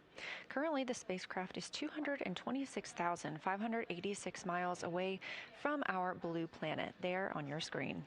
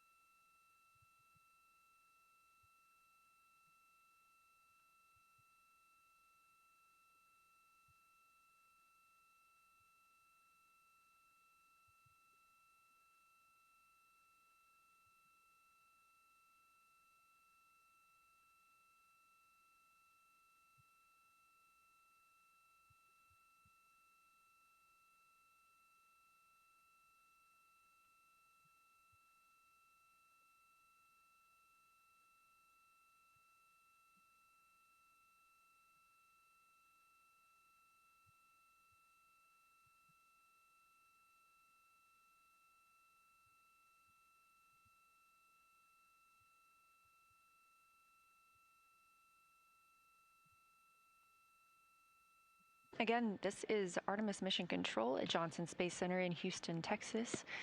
We are monitoring the flight of Orion, the first flight of humans aboard the spacecraft. You will see the Earth on your screen, and it will continue to grow bigger and bigger as we get closer to our return, now 3 days and 58 minutes away. Our splashdown was determined by the translunar injection burn that happened all the way back on flight day 2. We don't have a separate deorbit burn. That translunar injection burn set us up for a free return trajectory, harnessing the moon's gravity and Earth's gravitational pull to bring us back for that splashdown.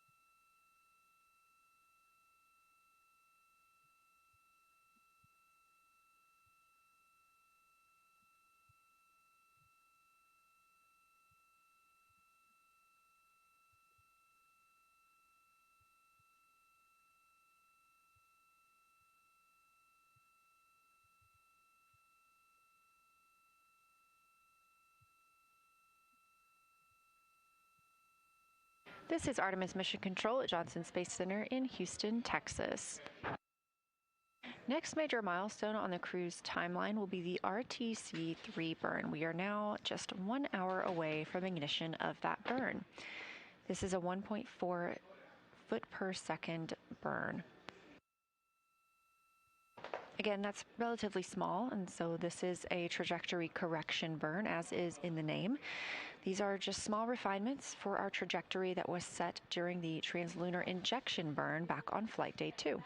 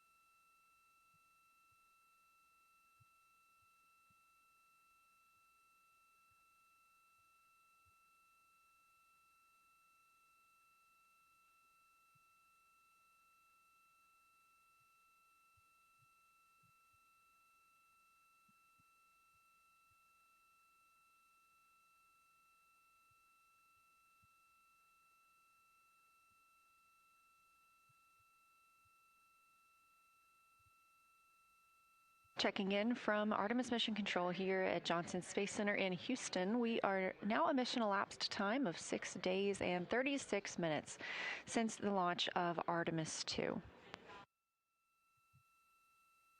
Our crew members, Reed Wiseman, Victor Glover, Christina Cook, and Jeremy Hansen, are living and working aboard the spacecraft as the first crew to fly aboard Orion.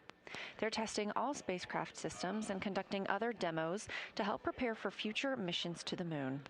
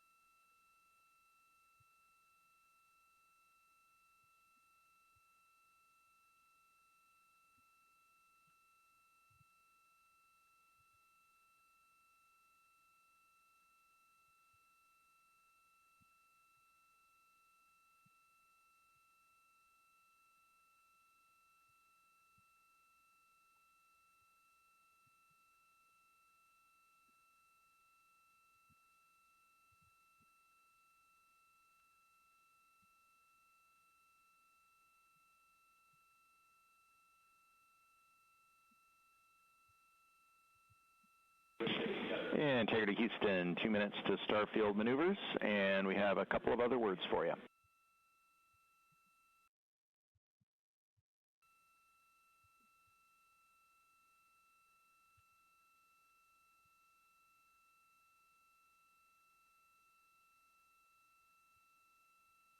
Copy, starfield stand. Go ahead, your words. All right, late call SM prop helium ISO valves are configured. The aux branch 1 will remain closed. There is no change to the burn plan or to the pad. However, right after the burn, we're going to change the active burn plan to the plan in slot 4, which is nominal PLS RTC last.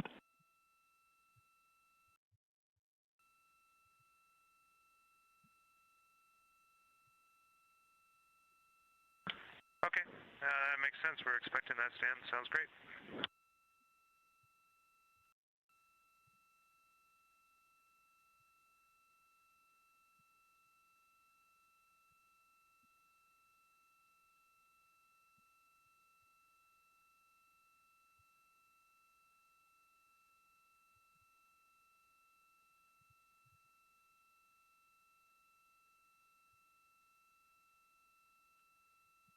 Welcome back. We are still here. They are in space. And Stan, while we have you, there's a new photo in PAO for downlink on PCD2. Copy. We'll go look for the photo on PCD2.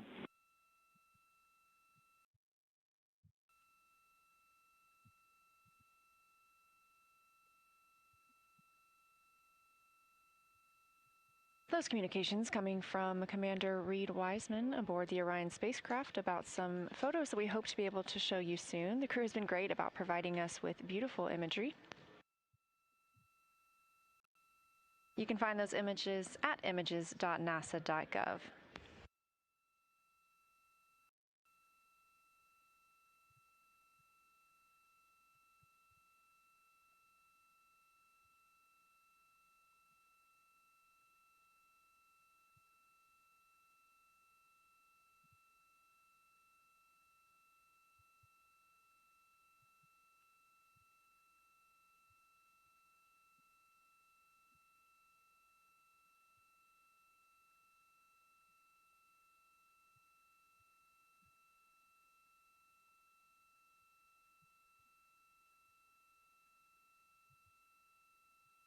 And we are standing by for the return trajectory correction 1 burn, now just 43 minutes away.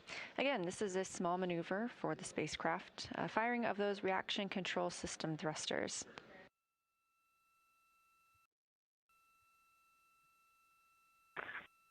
Houston Integrity, are we okay for secondary purge line?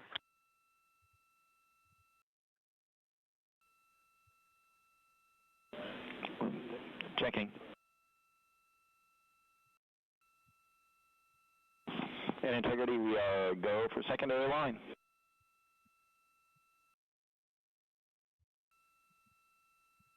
Great, thank you.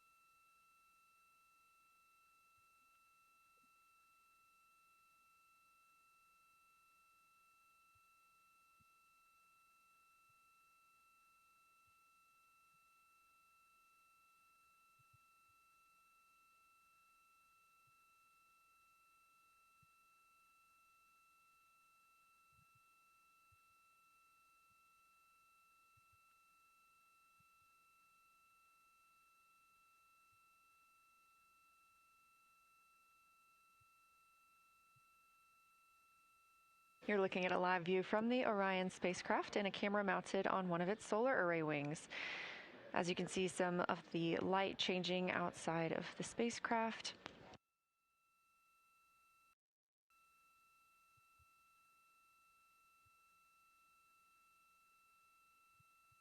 These cameras are exactly what we used to observe lunar flyby yesterday, and of course we got some beautiful images down from the crew inside the Orion spacecraft.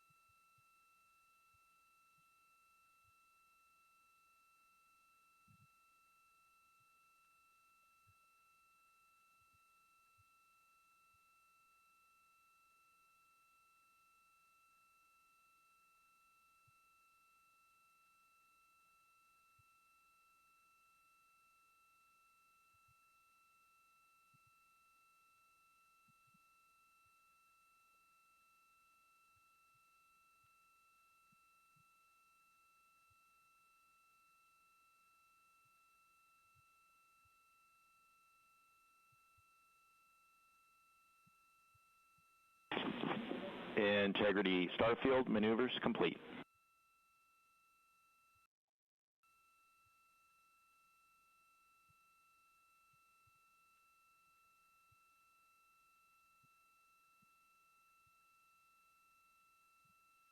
We copy, Stan. Thank you.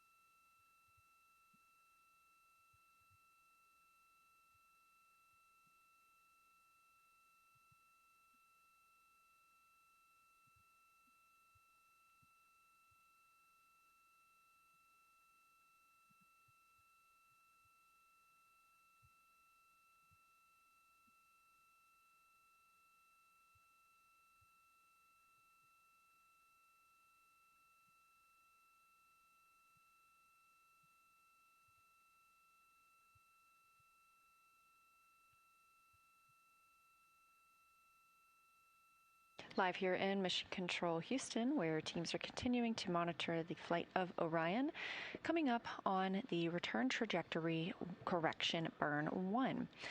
This is, again, a very short burn. It'll be 1.4 feet per second. And that's coming up in about 31 minutes. Before then, the team here on the ground will have a final burn conference with the crew.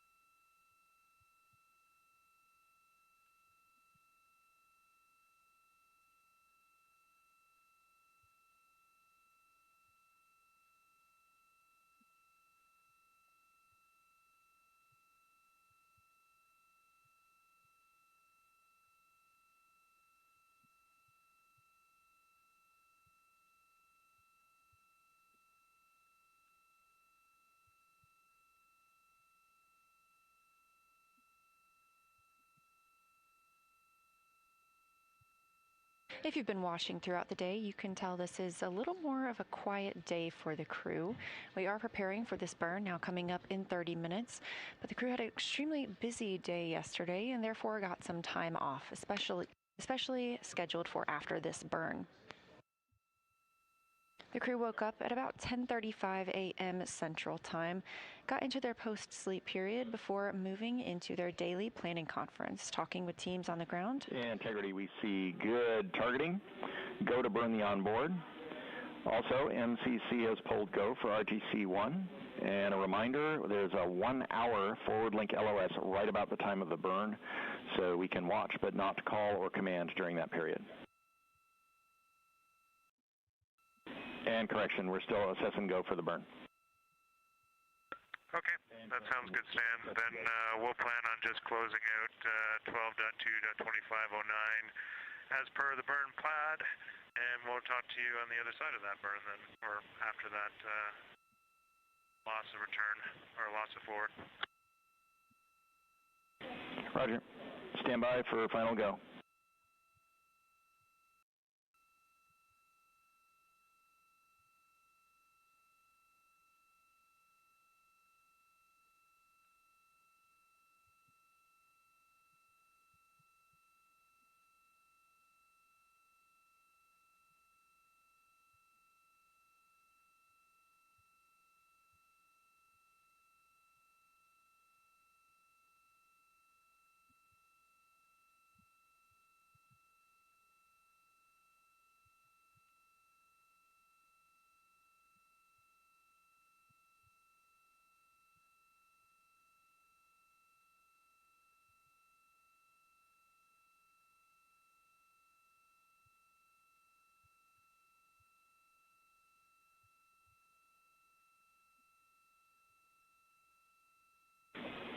And integrity, MCC is go for the burn.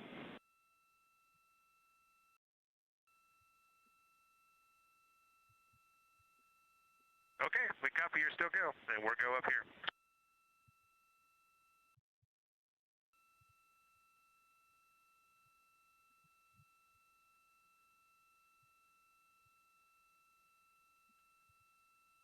Recapping a little bit of those communications between Capcom's Stan Love and the crew aboard the Orion spacecraft, specifically Canadian Space Agency astronaut Jeremy Hansen.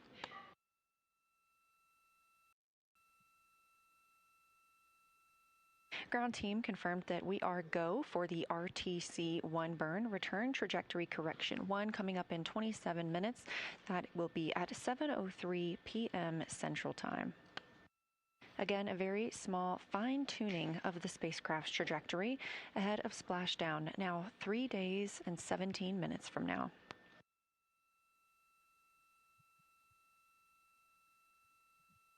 You also heard Stan Love call about a forward link LOS. That's a loss of signal, and that means that the teams here on the ground won't be able to send signals or communications to Orion or the crew.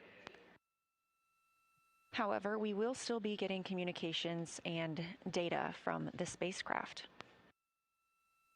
We occasionally have these loss of signal periods. Yesterday we had our biggest milestone loss of signal, which was to fly the Orion spacecraft behind the moon when they were unreachable from Earth for 40 minutes.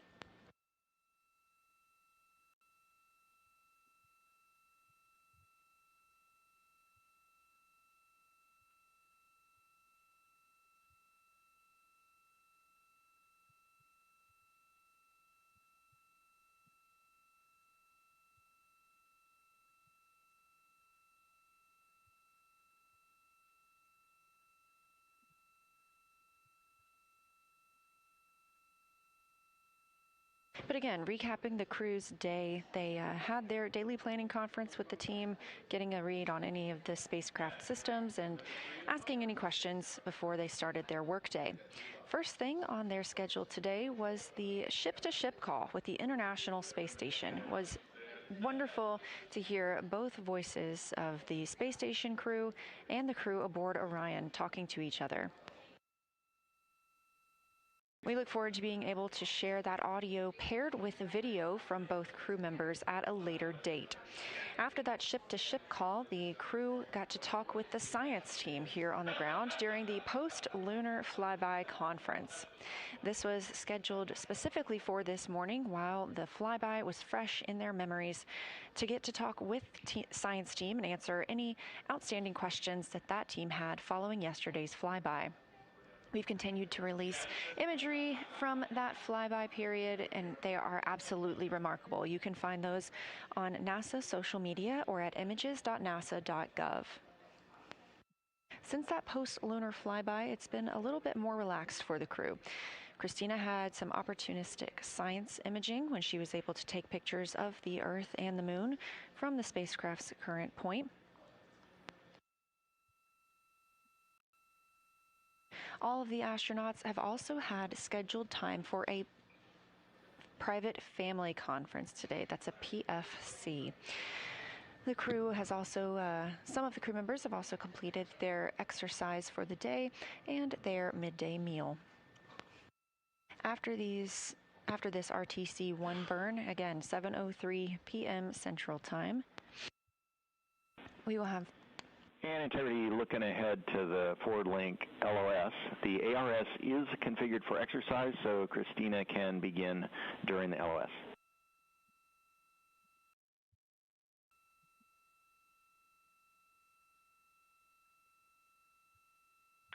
Okay, we understand that, and she will follow the procedure and say facades before she starts. Thank you. Great words.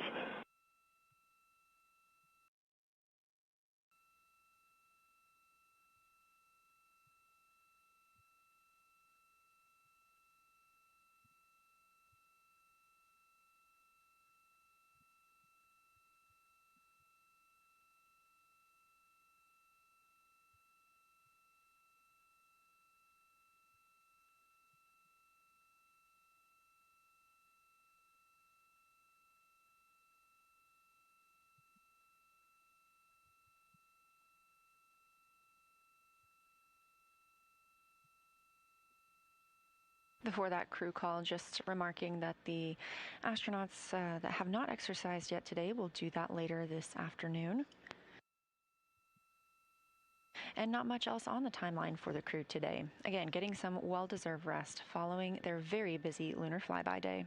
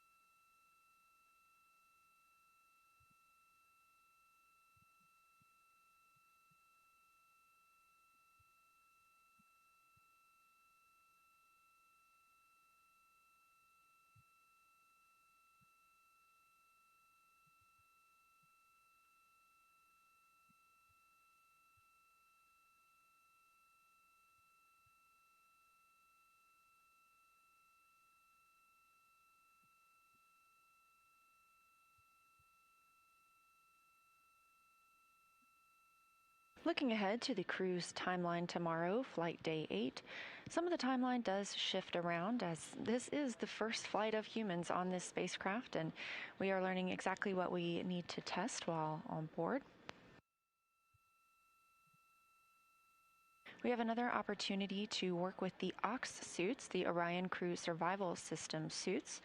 We had the crew suit up in those just a couple of days ago, and obviously this is a major part of the mission because the crew launches in these suits as well as splashes down in them. So figuring out how to put them on and take them off in space, especially in the event of any sort of a cabin depressurization in which these suits would become essentially a private spacecraft, allowing the crew to have a breathing environment for 6 days. It's very important to us to best understand how these suits work in that environment. The crew will also have their scheduled exercise tomorrow, and we are tracking a potential manual piloting demonstration. We saw this just a couple of days ago when a couple of the crew members were able to manually control the spacecraft, continuing to teach us about how Orion flies in space.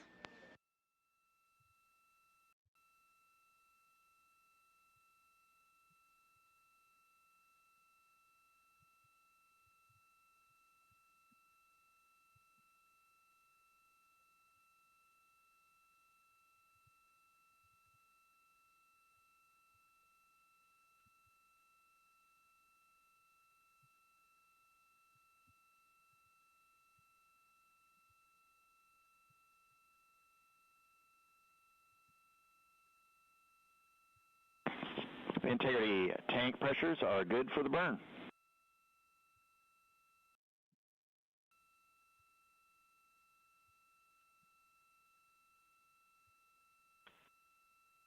Integrity copies.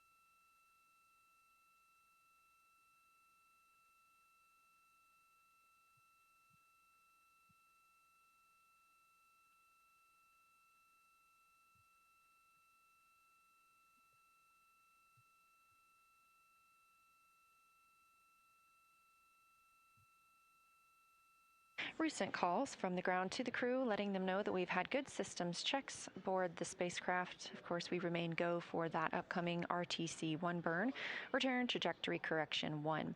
These are such small burns that sometimes they are canceled. We did see that on the way out. These were called outbound trajectory correction burns before we got to the moon, and we canceled the first 2 of those. They were just deemed unnecessary due to the current trajectory aboard Orion. We also see that sometimes when our crew members are flying to the International Space Station, the trajectory will be precise enough that they can forego some of those burns. However, we did opt into the last outbound trajectory correction burn, and we're opting into this return burn as well. On them by the thrusters can damage them. So we are targeting that burn in 16 minutes, but ahead of that, this Artemis II mission is a new opportunity to study the moon, but teams are also conducting other scientific experiments, including on the crew themselves. Here's a little more about the science of the mission. Artemis II is our return of humans to the moon, flying around the moon on board Orion.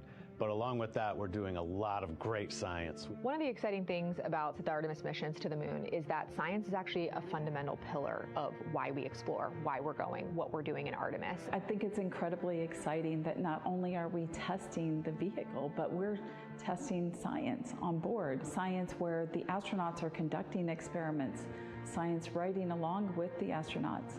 We have astronauts looking outside the window and really observing the lunar surface. It will help us understand the deep space environment. It will help us understand how that environment affects our astronauts, our systems, and life in general.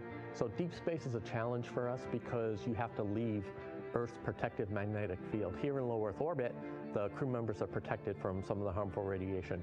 Going to the moon, they'll no longer be protected, so they'll have a higher radiation exposure. Much like Artemis I, we have so many radiation sensors and detectors that are inside the capsule so that we can fully understand and appreciate the radiation environment for protecting our astronauts. In my hand here, I'm holding a tissue chip model. This is the exact design that is going to be flying alongside the astronauts.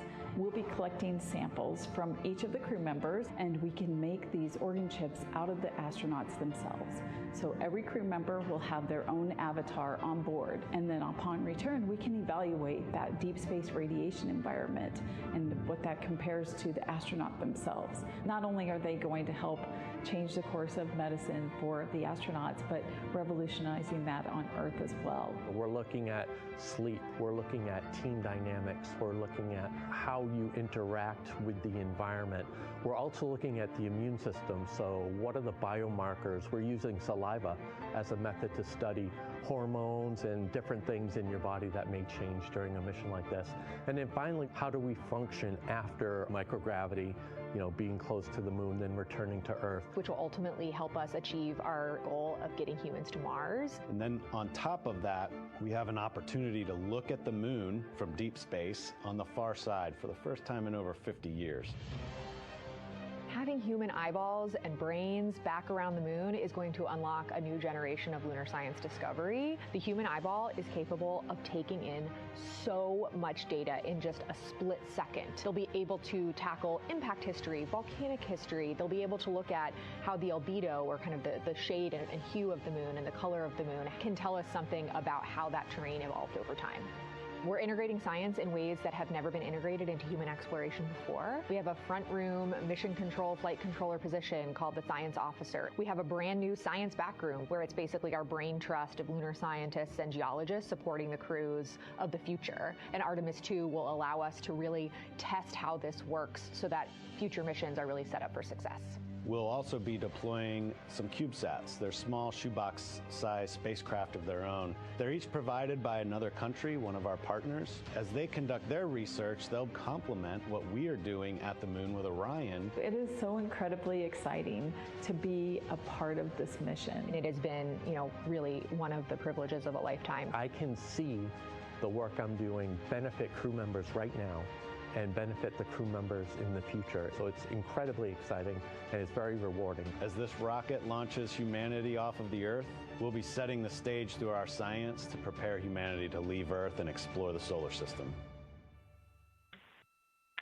Understood, Stan.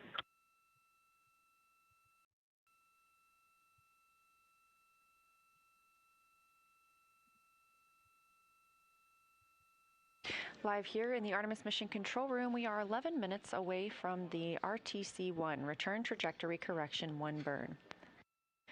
We did hear some cautions from the crew systems about a propulsion system issue. The team is discussing whether or not this is an optocoupler issue or something in the prop system. 30 seconds to maneuver.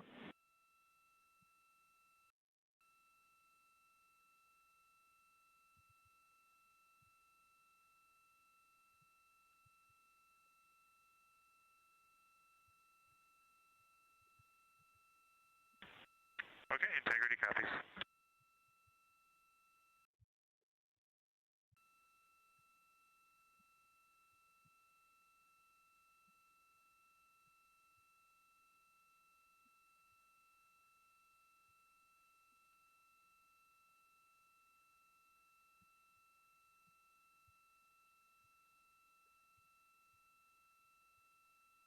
Currently, the Orion spacecraft is maneuvering to its burn attitude.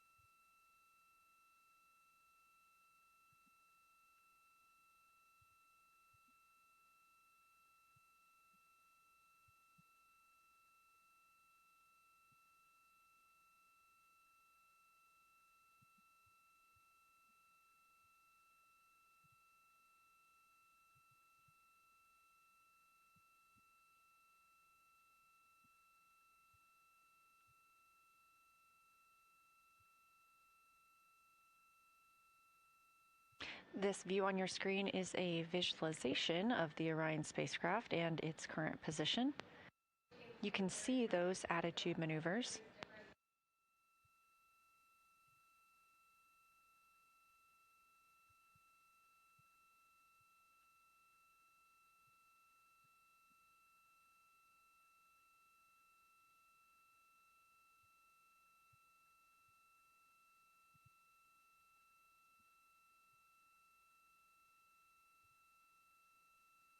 Team here reporting that we are in attitude for the burn, now 8 minutes away.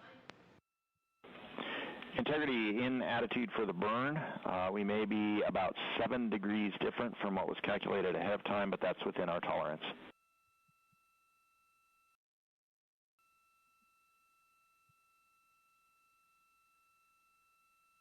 Okay, copy.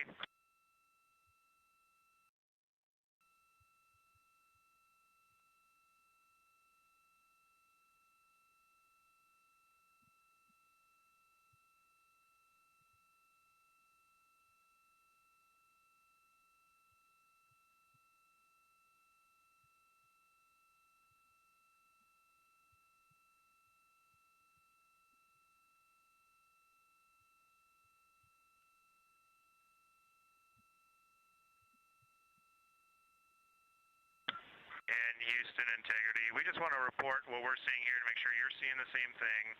So ox helium isolation valve 1 was closed and inhibited prior to the caution and warning. And then it seemed that when ox helium isolation 2 closed and fuel helium isolation valve 1 closed and were inhibited, that is when the caution and warning started.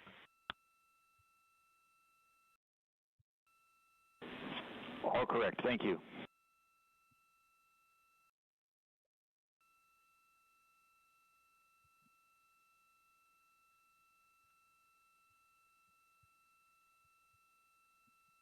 And Integrity, we had a branch swap. We thought we had inhibited the fitter. Evidently not. We're still evaluating.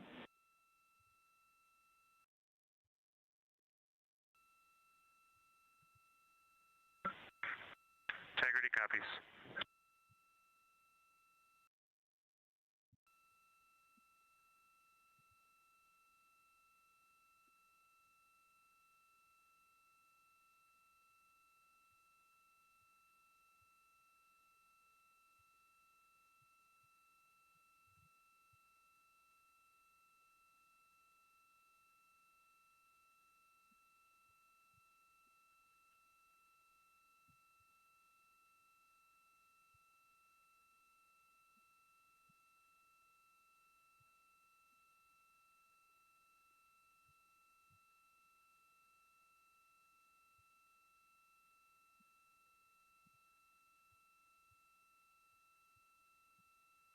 We are now 5 minutes, 28 seconds from the return trajectory correction 1 burn.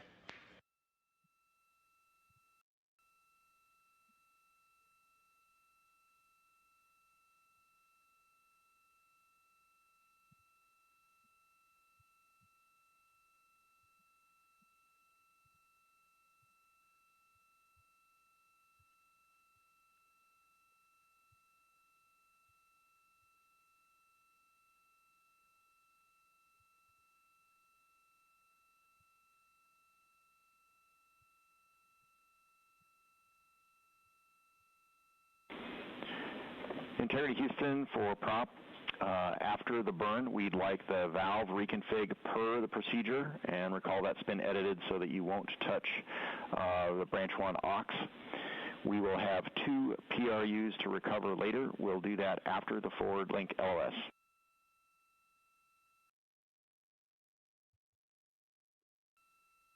Okay, understood.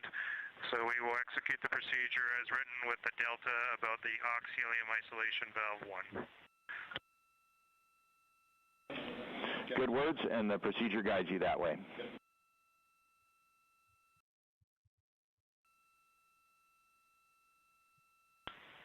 Thank you, Stan.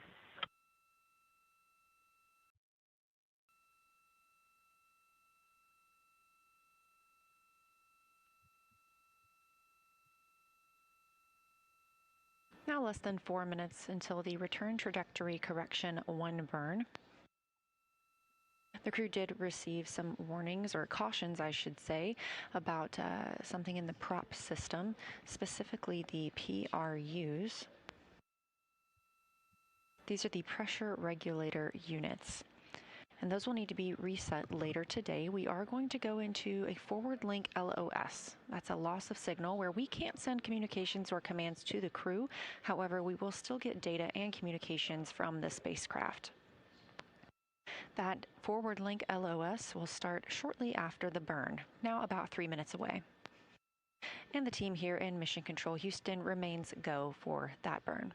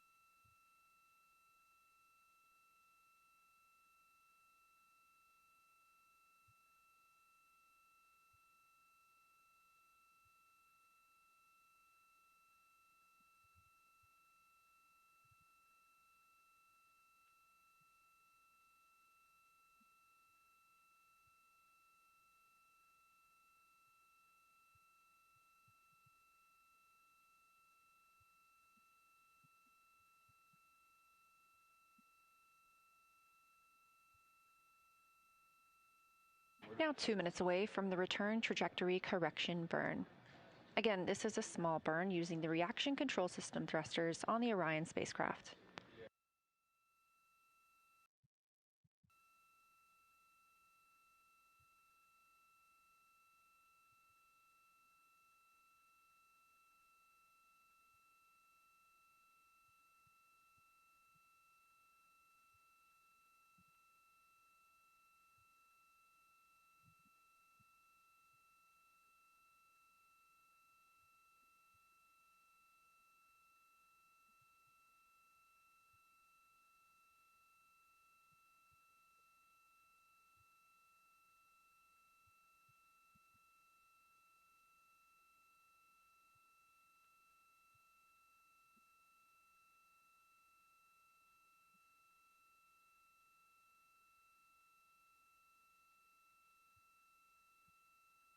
One minute away from the return trajectory correction burn.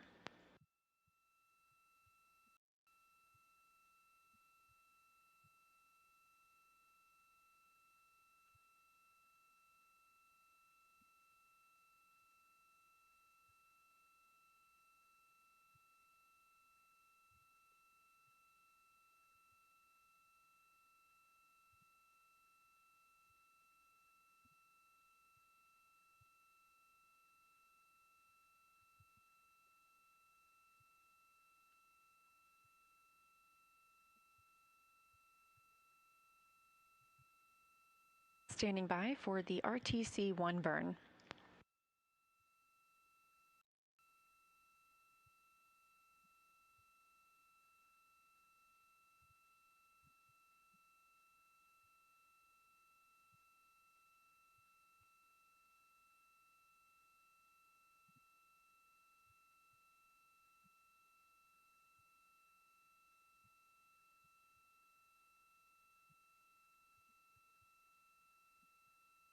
We have ignition and 4 good engines and good control.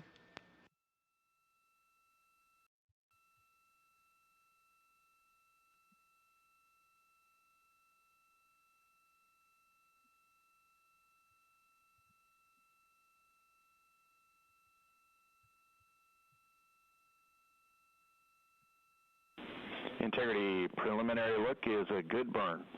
Still assessing. 40 seconds to LOS.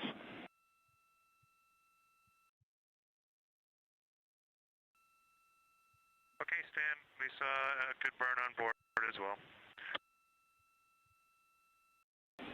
Roger.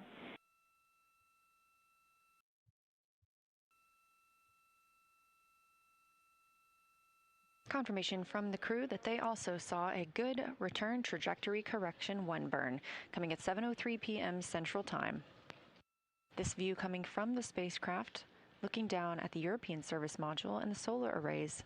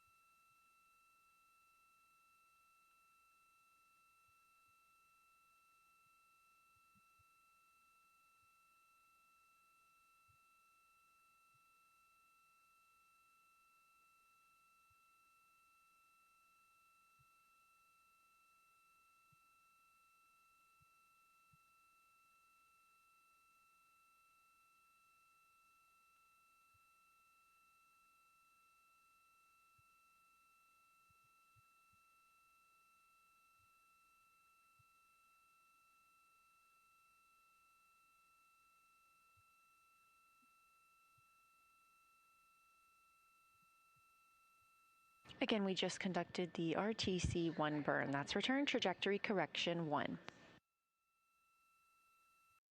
That came right on time at 7:03 p.m. Central Time, and then we entered a forward link LOS, or loss of signal.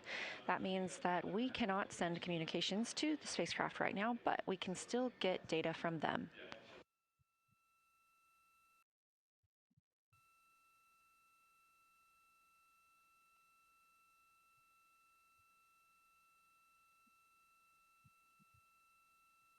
Again, a very quiet day for the rest of the day for this crew. They will have some opportunity to exercise. There will be another private family conference. And that's about it before the crew steps into their private medical conference, or PMC, before they get to sleep tonight. We schedule these private medical conferences occasionally throughout a flight so we can have them check in with the teams here on the ground and report how they are feeling while in space.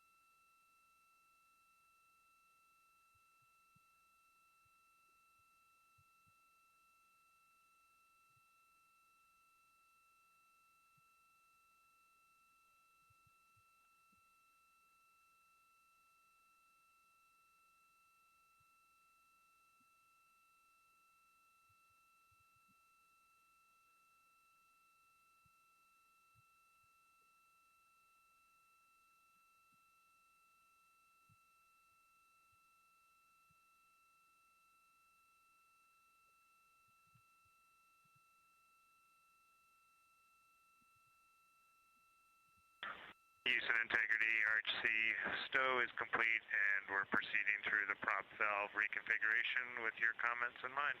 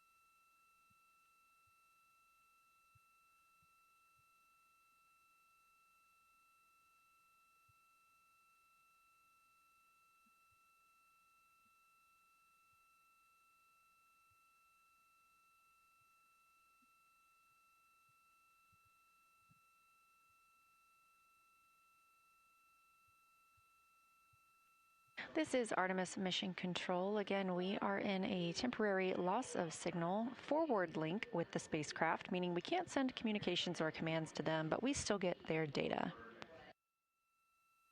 As you can see, we are now over 53,680 miles away from the moon. We are here as part of the Orbit 1 shift, and that's about 10,000 miles farther than we were upon arrival earlier today.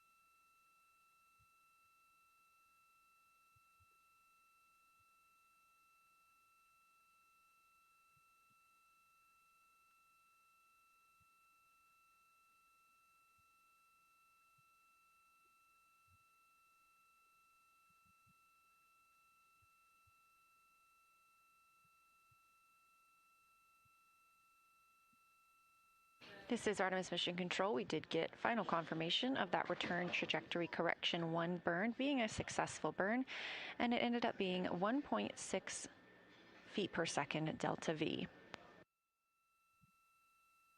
We are in a forward link LOS, or loss of signal, and the crew aboard the Orion spacecraft is, Christina Cook specifically, is going to get into some exercise. Again, this is a quiet day for the crew as they had a very busy day yesterday and have some busy days coming up as well.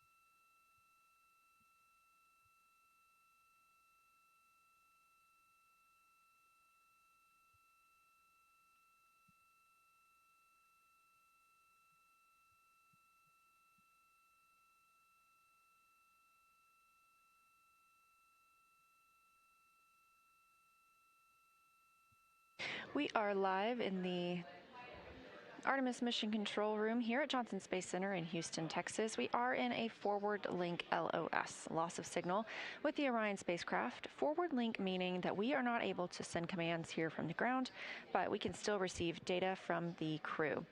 We are using the Deep Space Network for this mission, being that we are so far from the Earth, and these LOSs, or loss of signal periods, are tracked. We're currently 54,082 miles away from the moon. That's almost 50,000 more miles than our closest approach yesterday during the lunar flyby.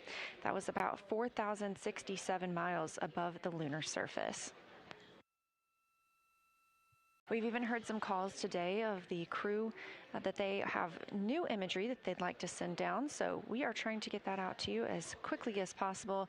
You can find it on images.nasa.gov or on NASA and NASA Artemis on social media. If you are loving this mission and you want to know more about the work that happens here at Johnson Space Center or across the agency, NASA has a suite of podcasts for you to enjoy. Houston, we have a podcast. It's recorded here at Johnson and has over 400 episodes with scientists, engineers, astronauts, and more, all about various parts of human spaceflight. We even have recent episodes with this Artemis II crew. You can visit nasa.gov/podcasts to check that out.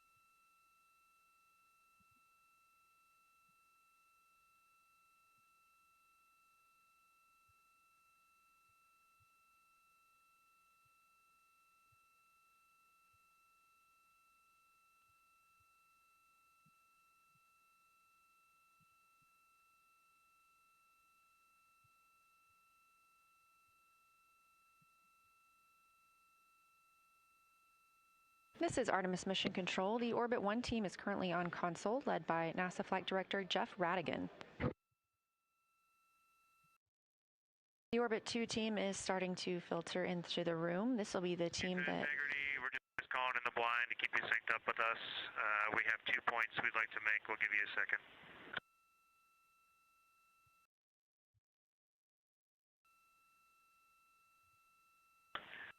All right, the first point in 12.2.2509, when we got to the prop reconfiguration, as you are seeing, our ox helium isolation valve 2 and our fuel helium isolation valve 1 are inhibited, and so we left those closed, and of course ox helium isolation valve 1 is also closed.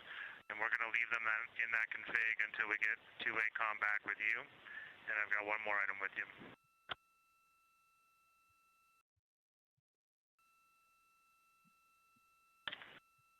All right, and the second item is we've talked it over as a crew, and based on the recommendations in the daily summary, if we did end up in an off-nominal situation where we absolutely needed prop, we would go ahead and open ox helium isolation valve 1. That's all we got for you. We'll talk to you when you have both forward and return.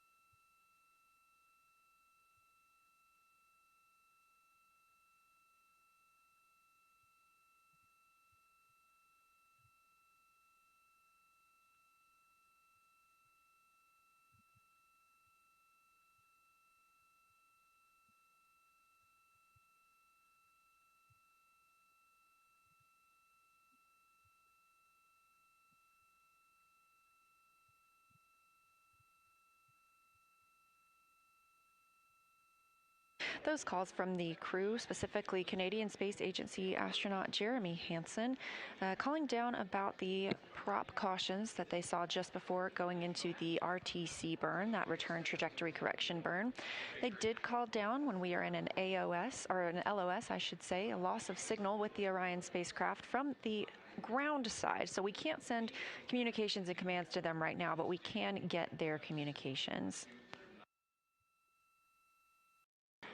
Those prop cautions popped up just before the RTC-1 burn, about 15 minutes prior to that burn, and the team considered us still go at that time. The spacecraft is in a good configuration, and teams here on the ground are working through procedures for how to clean up those cautions.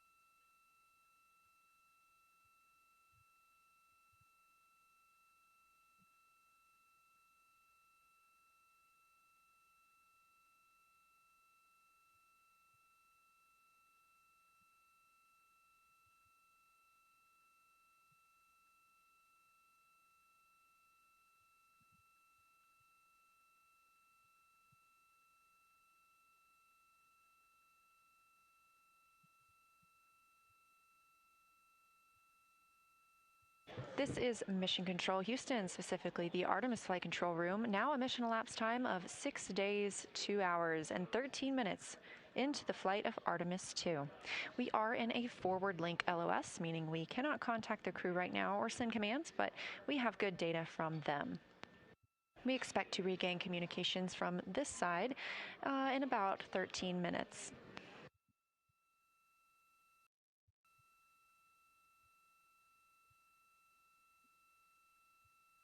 We were monitoring some prop cautions for the spacecraft that the crew received just before the RTC-1 burn.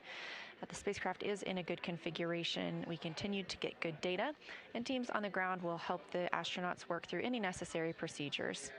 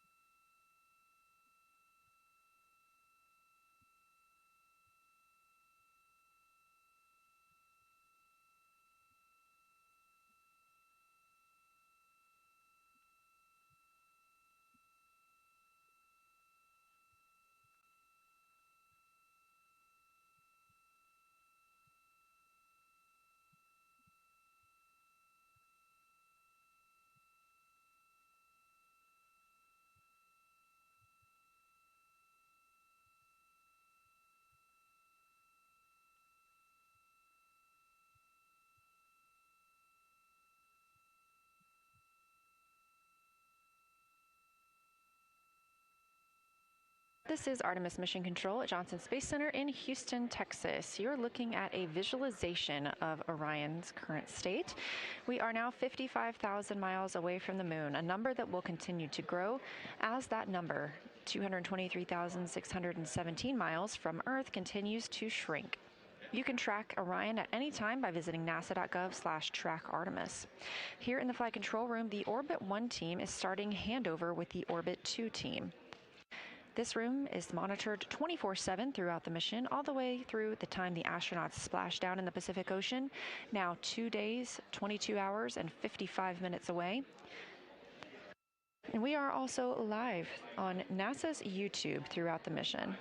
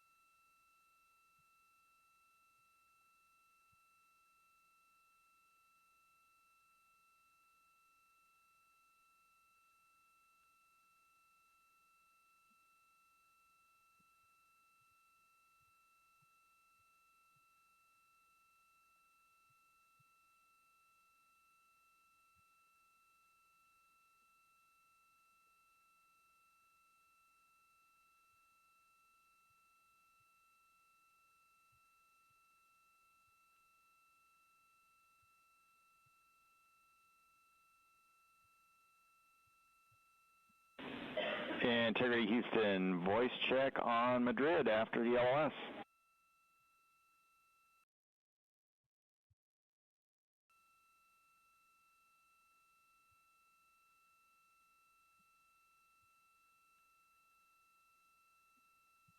We're with you, Stan.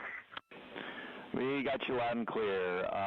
During the forward LOS, we copied your call for the RHC stow. Jeremy, we copied your call about the prop valves in 12.2.2509, and your plan that if you needed prop, you would open NOx helium mass valve 1, and we were good with both of those conclusions. And we have more software words when you're ready.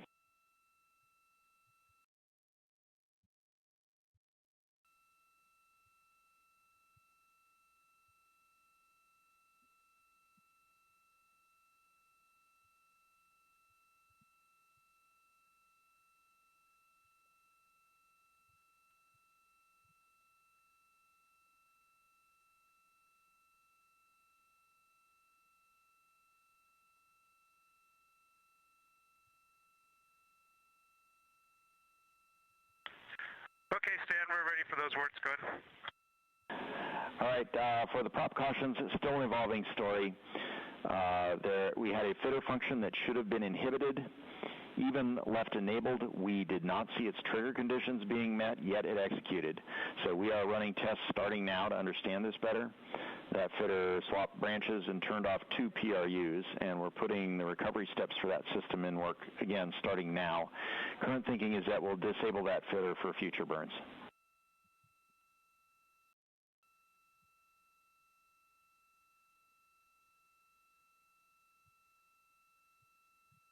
Okay, that is understood, Stan. Also, we saw unexpected software commanding to the OMS engine after the burn. Flight software checks which burn type you are doing before the burn and not after. And when the software does its engine check, if the OME actuators are on, it assumes you're doing an OMS burn and will command a post-burn gimbal check. So today the actuators were on for the TVC motion checks we were doing earlier in the day. So despite doing an RCS burn, we got a post-burn gimbal check.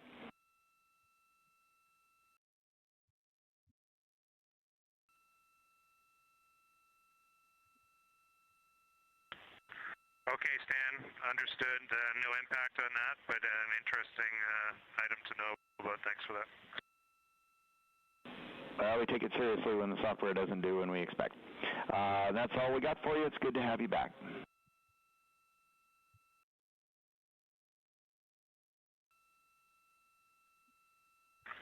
Okay, and then what configuration do you plan to put the valves in at this point? Jeremy, we're going to run procedure 30.52.2200, 30.52.2200 from the ground. That will put us into the valve config that we're seeking, and you can follow along in that procedure if you like.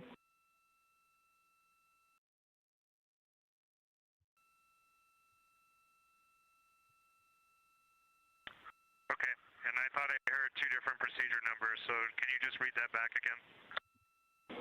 30.52.2200.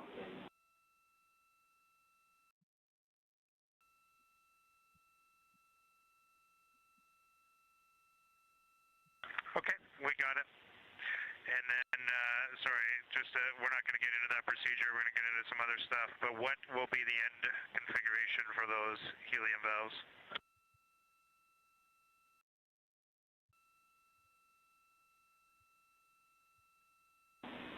Jeremy, we're going to end with aux helium branch 1 closed, all other helium branch open.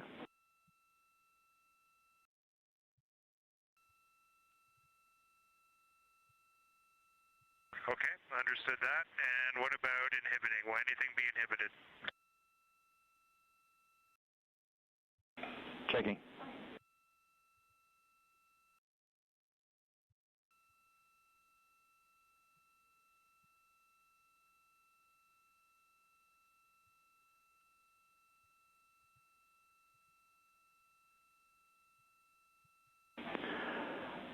Jeremy, all 4 helium isols will be enabled, but only Ox-Helium 1 will be closed.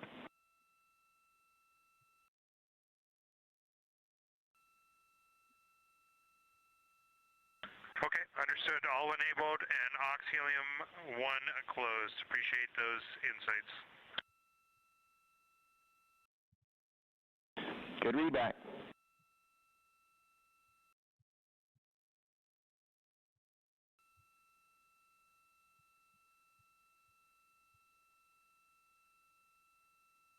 And Houston, just one other detail. We want to make sure it got down accurately communicated to you prior to the burn.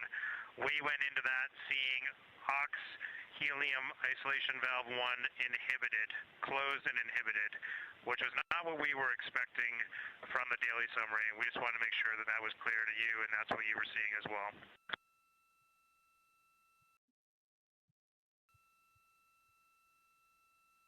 Yeah, sorry, Jeremy. We inhibited that valve from the ground earlier, and we should have told you about it.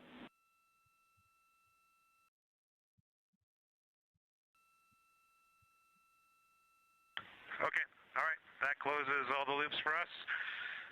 We're doing good up here. Everything feels great, and we're just working through our timeline. Appreciate it. Our pleasure. And FYI, we're doing team handover to Orbit 2 as we speak.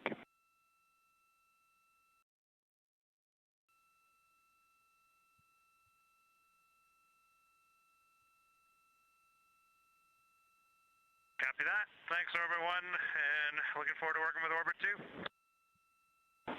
Here, one more question for you. We're 18 minutes out from an attitude maneuver and wondering what the exercise plan is.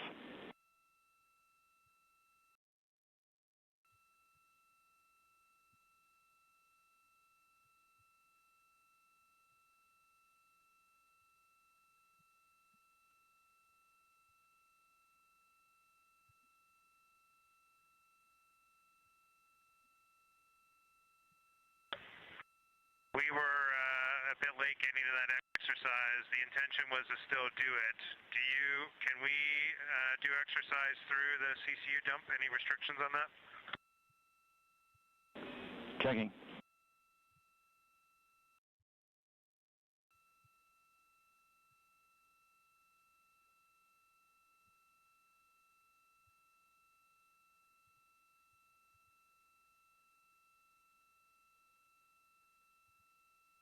And while you're checking that, Stan, if you guys could just safely raise for us from the ground, we'd appreciate it.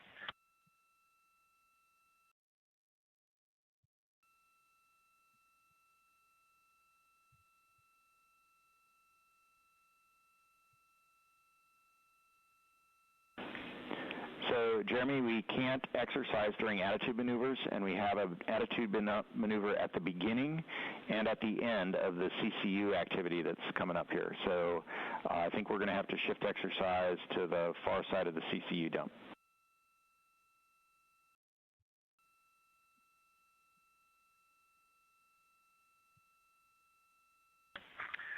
Right, okay, that makes sense. All right, we will sync you up on what the plan is. We may start exercise before the CCU dump if you're okay with that, and then cease it prior to your maneuvers, if that works for you.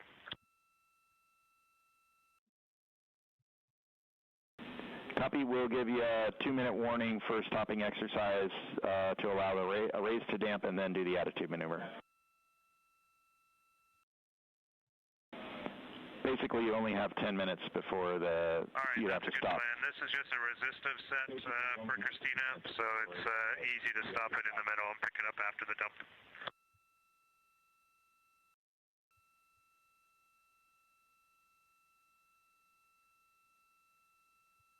Okay. And Jeremy, we'd like you to not try to start exercise before the CCU dump. We'll pick it up on the other side, please.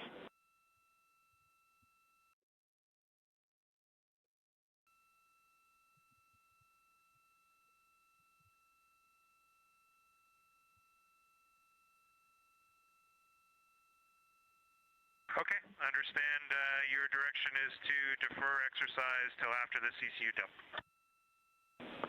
Yes, thank you.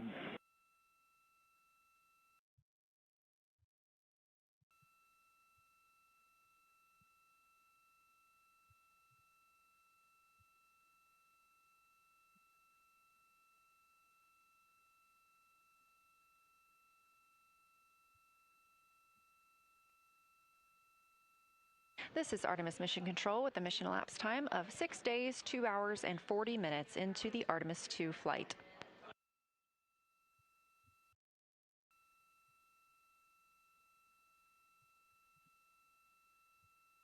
We have regained forward link LOS, or forward link contact with the crew, I should say, meaning we can now send communications and commands to the Orion spacecraft.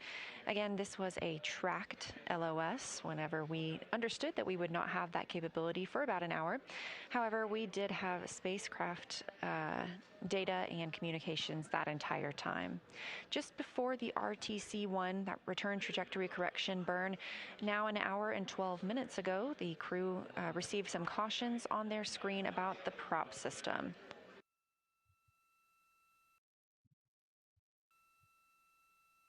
The conversation from Capcom Stan Love here in Mission Control Houston to the crew, explaining some of those cautions and why they received them, and that they are putting recovery steps for that system in work.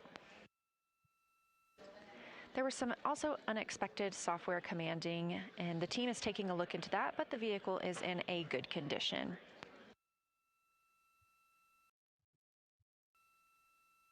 You also heard the Capcom and crew walking through a little bit of the rest of the day. Again, it's been a pretty quiet day for the crew as they were very busy yesterday during Lunar flyby. Now for the rest of the day, they will get into some exercise. A crew member will get the chance to speak with their family.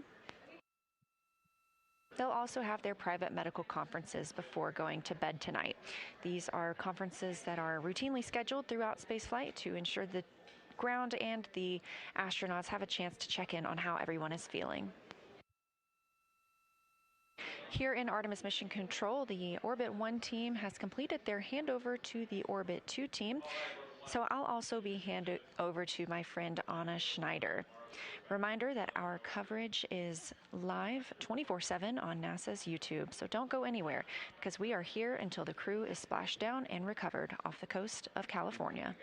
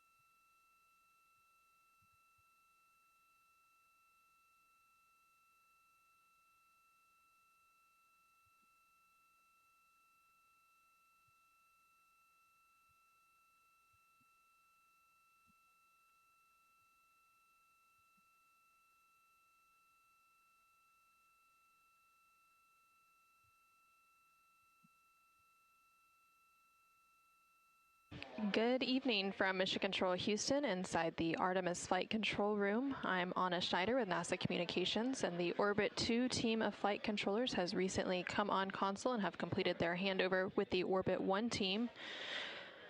The Orbit 2 team tonight will be led by Flight Director Fiona Ankoviak, and the Capcom or capsule communicator will be Tess Caswell.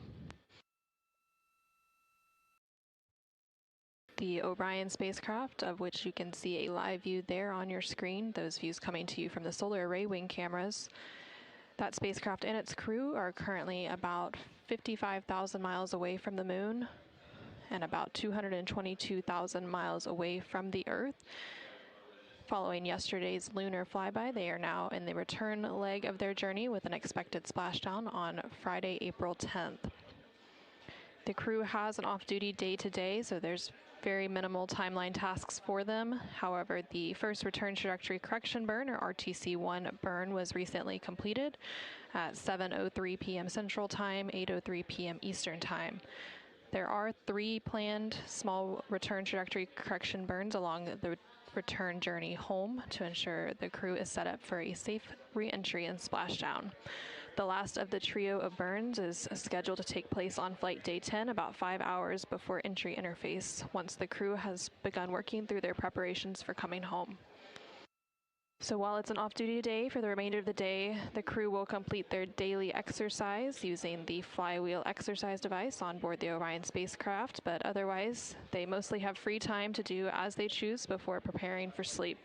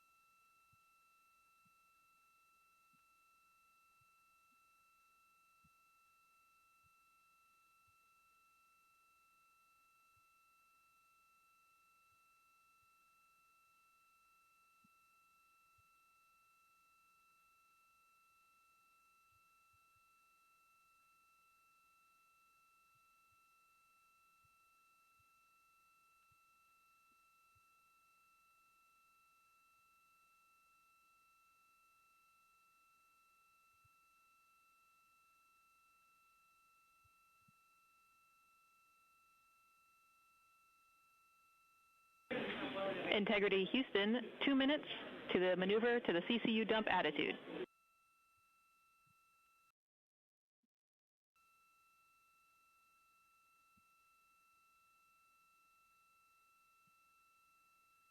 Integrity copies. And Ike, while I've got you, we have 2 requests for you on this activity.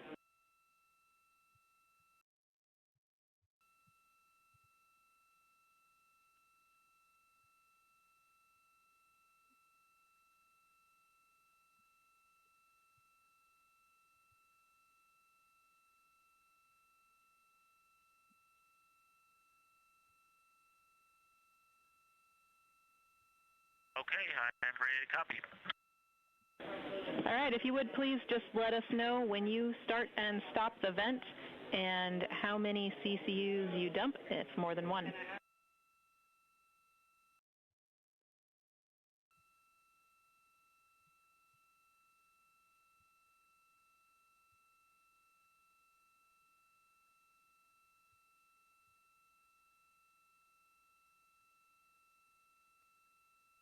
Okay, I will let you know. I plan to dump 2 CCUs, and I will let you know when I start and when I stop. And just confirm through the maneuver, though, we are still go for CCU dumps until then.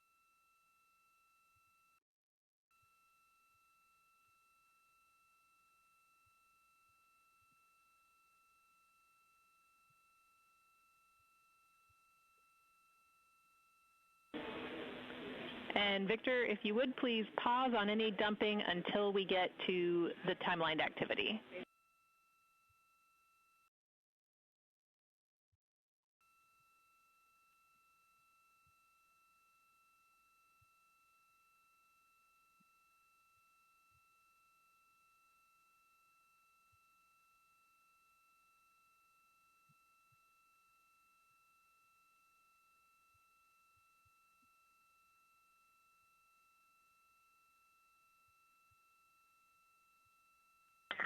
Okay, we copy. We have paused secondary line dumping. Thank you.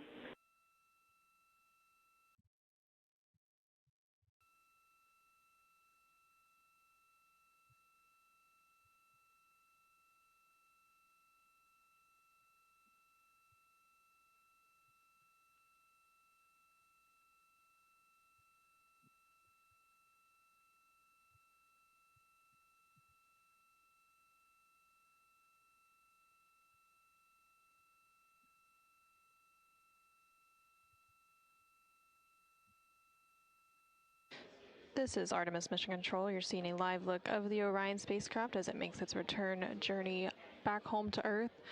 You just heard some communication between the crew, namely NASA astronaut Victor Glover and the Capcom or capsule communicator here in Mission Control Houston, which for Orbit 2 is Tess Caswell. And they were discussing an upcoming CCU dump. CCU stands for collapsible contingency urinals, and they typically vent that liquid overboard each day. So they are in the process of preparing for that upcoming vent overboard.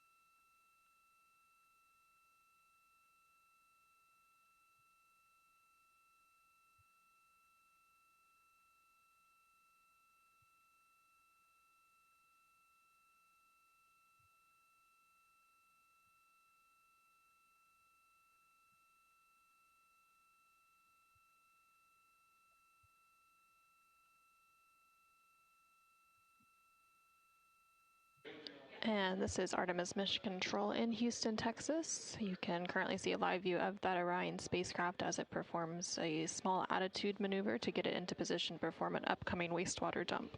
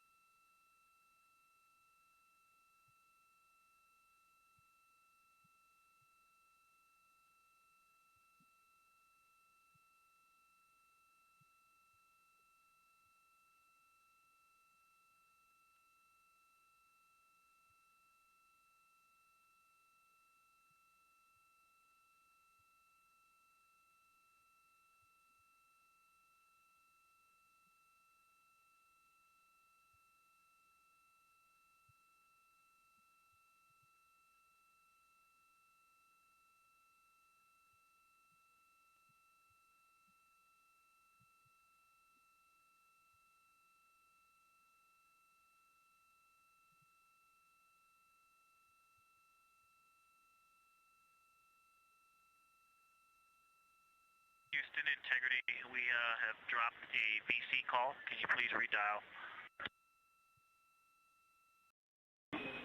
In work.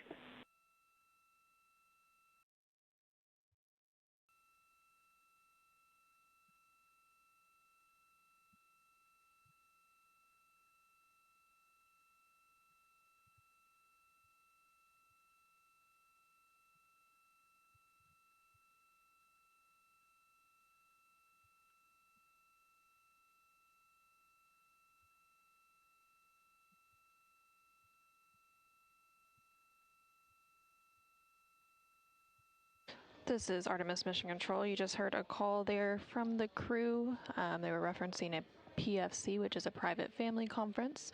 The flight control position here in Mission Control that is responsible for coordinating and setting those up, specifically the connection from the ground to the crew, is the BME position, which is the biomedical engineer.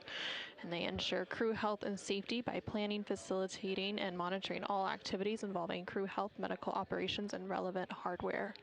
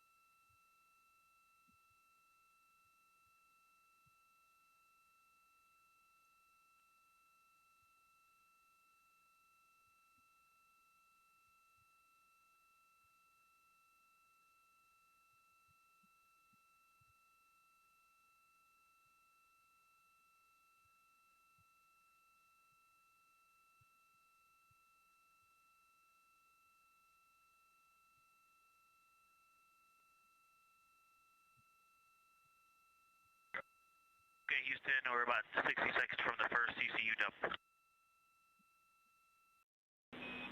Copy.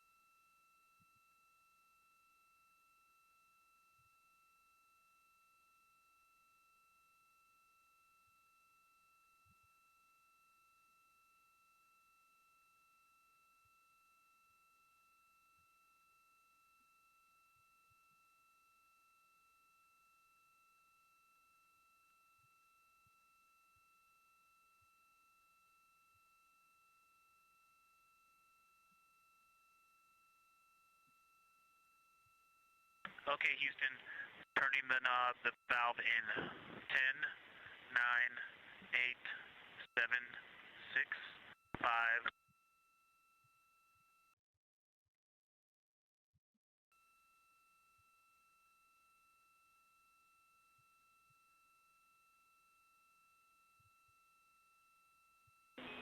Houston copies. Vent started.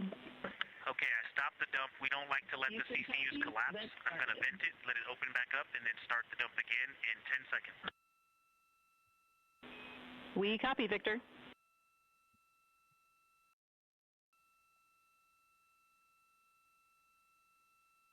Vent is open.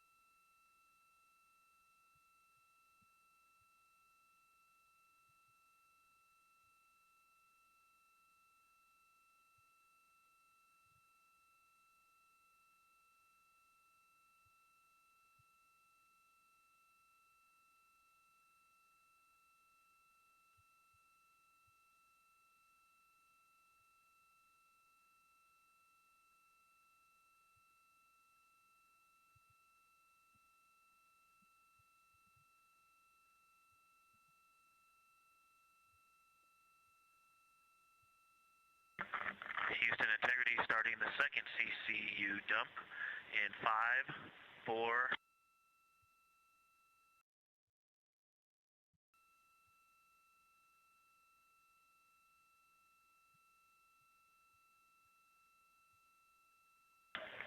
Valve closed, venting and dumping the rest of the second CCU in 10 seconds. We copy.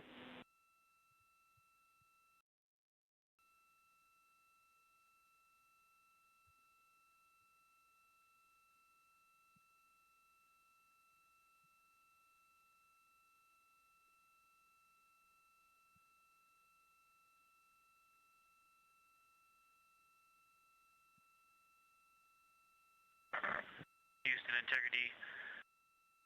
That is the filled CCU dumps complete. I can actually provide another one for you in about 2 minutes if you want, and actually I would love to do that if that's an option.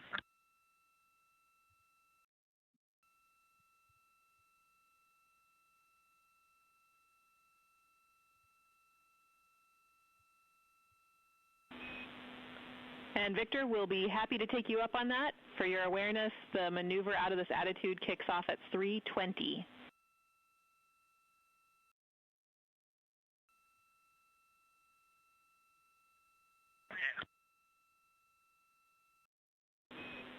And to be perfectly clear, that's when we would want the dump to be complete.